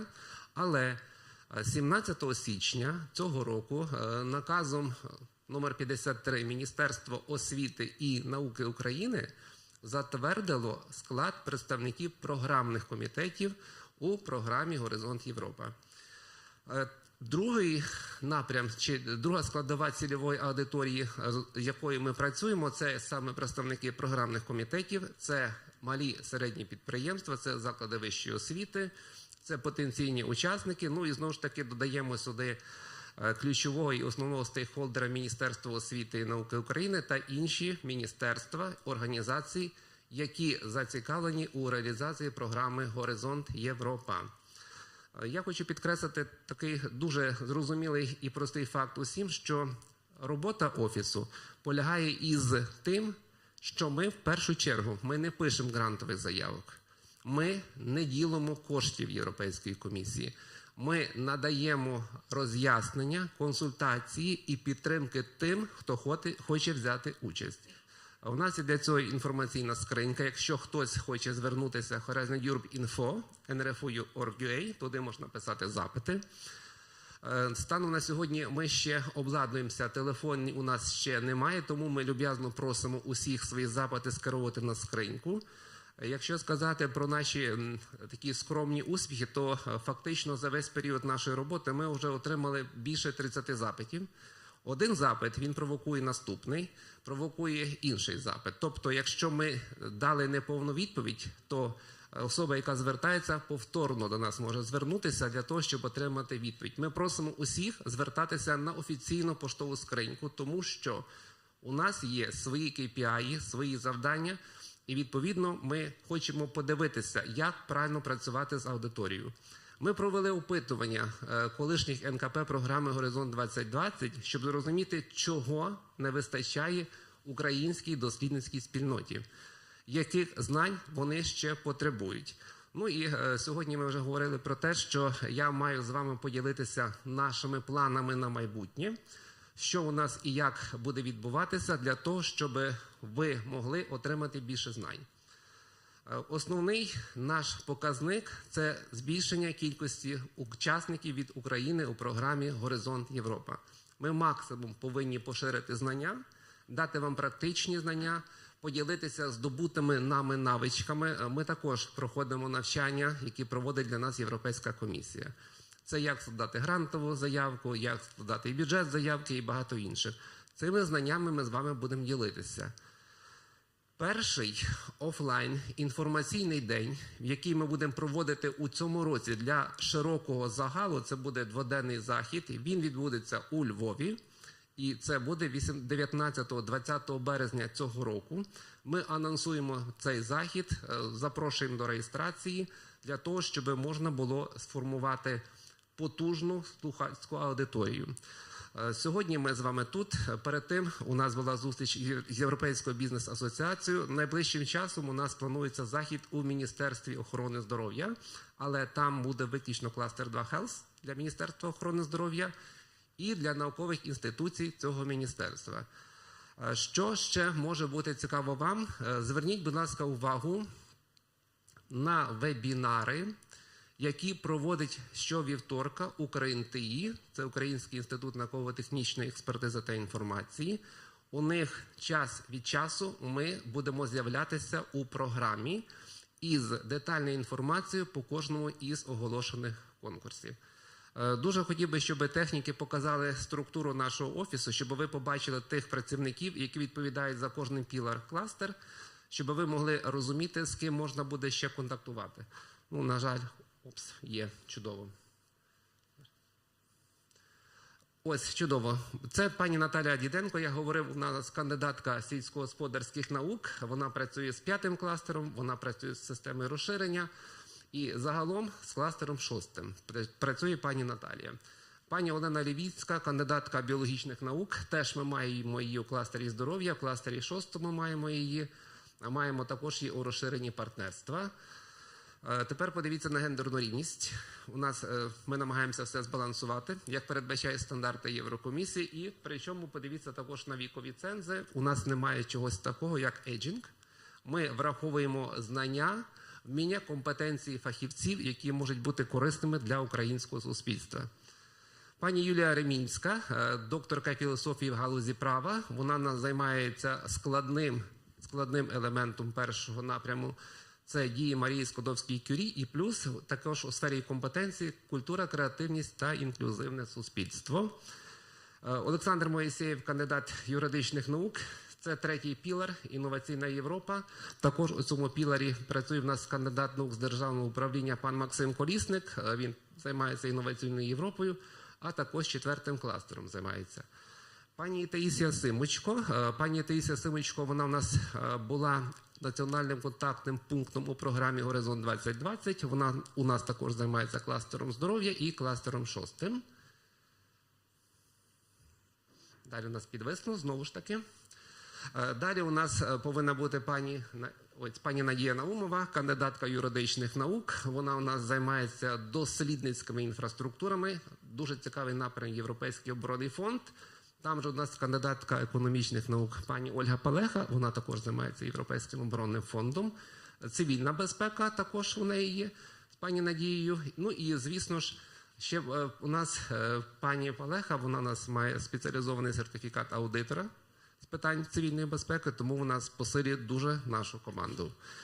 Для того, щоб робота офісу була ефективною, у нас є також операційний менеджер, це пані Олена Савіна. Є 2 фахівця в галузі комунікацій – пан Денис Ніколайчук і пані Юлія Кошак. Так виглядає станом на сьогодні наша команда із 13 з 14 працівників. Це все, що я би хотів вам сказати, і запрошуємо вас до співпраці. Дякую. Дякуємо вам. Пане Ігорю, зачекайте, можливо, є запитання у когось в залі? Я навіть не збираюся відійти, я просто сюди, бо тому що метод спілкування зверху, я вже це проходив, коли був викладачем. Зрозуміло. Чи є запитання у вас, верніше, у когось в залі? Чи за цілий день втомилися? Ви, як викладач, знаєте, що таке остання пара? Прекрасно. Студенти аудиторії. Є запитання. Будь ласка, представтесь ваші запитання. Валерій Людоговський, генеральний директор Ledo Motors Automotive Україна. Це інноваційний проект «Країна авто».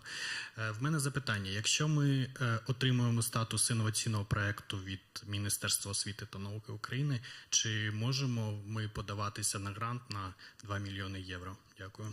Ви маєте на увазі на який грант 2 мільйони євро? Нам треба, в нас електричний кросовер, перша партія для ЗСУ, для МВС. І потім це національна стратегія запуску електрокарів в Україні. Тобто нам треба... Я зрозумів. Ви маєте на увазі ці конкурси, які оголосив Національний фонд досліджень України? На 2 мільйони євро той. Національний фонд досліджень України реалізує конкурси на засадах грантової підтримки. Офіс «Горизонт Європа» не займається цим питанням. Я відразу сказав, що ми не ділимо гранти. Ви можете звернутися в управління грантової підтримки НФДУ. Так, це не наша сфера компетенції. Дякую. Будь ласка. Дякую. Ще запитання? Я також при нагоді хочу вас закликати. Ви час від часу відвідуйте сторінки Національного фонду досліджень України, тому що там є актуальні коли.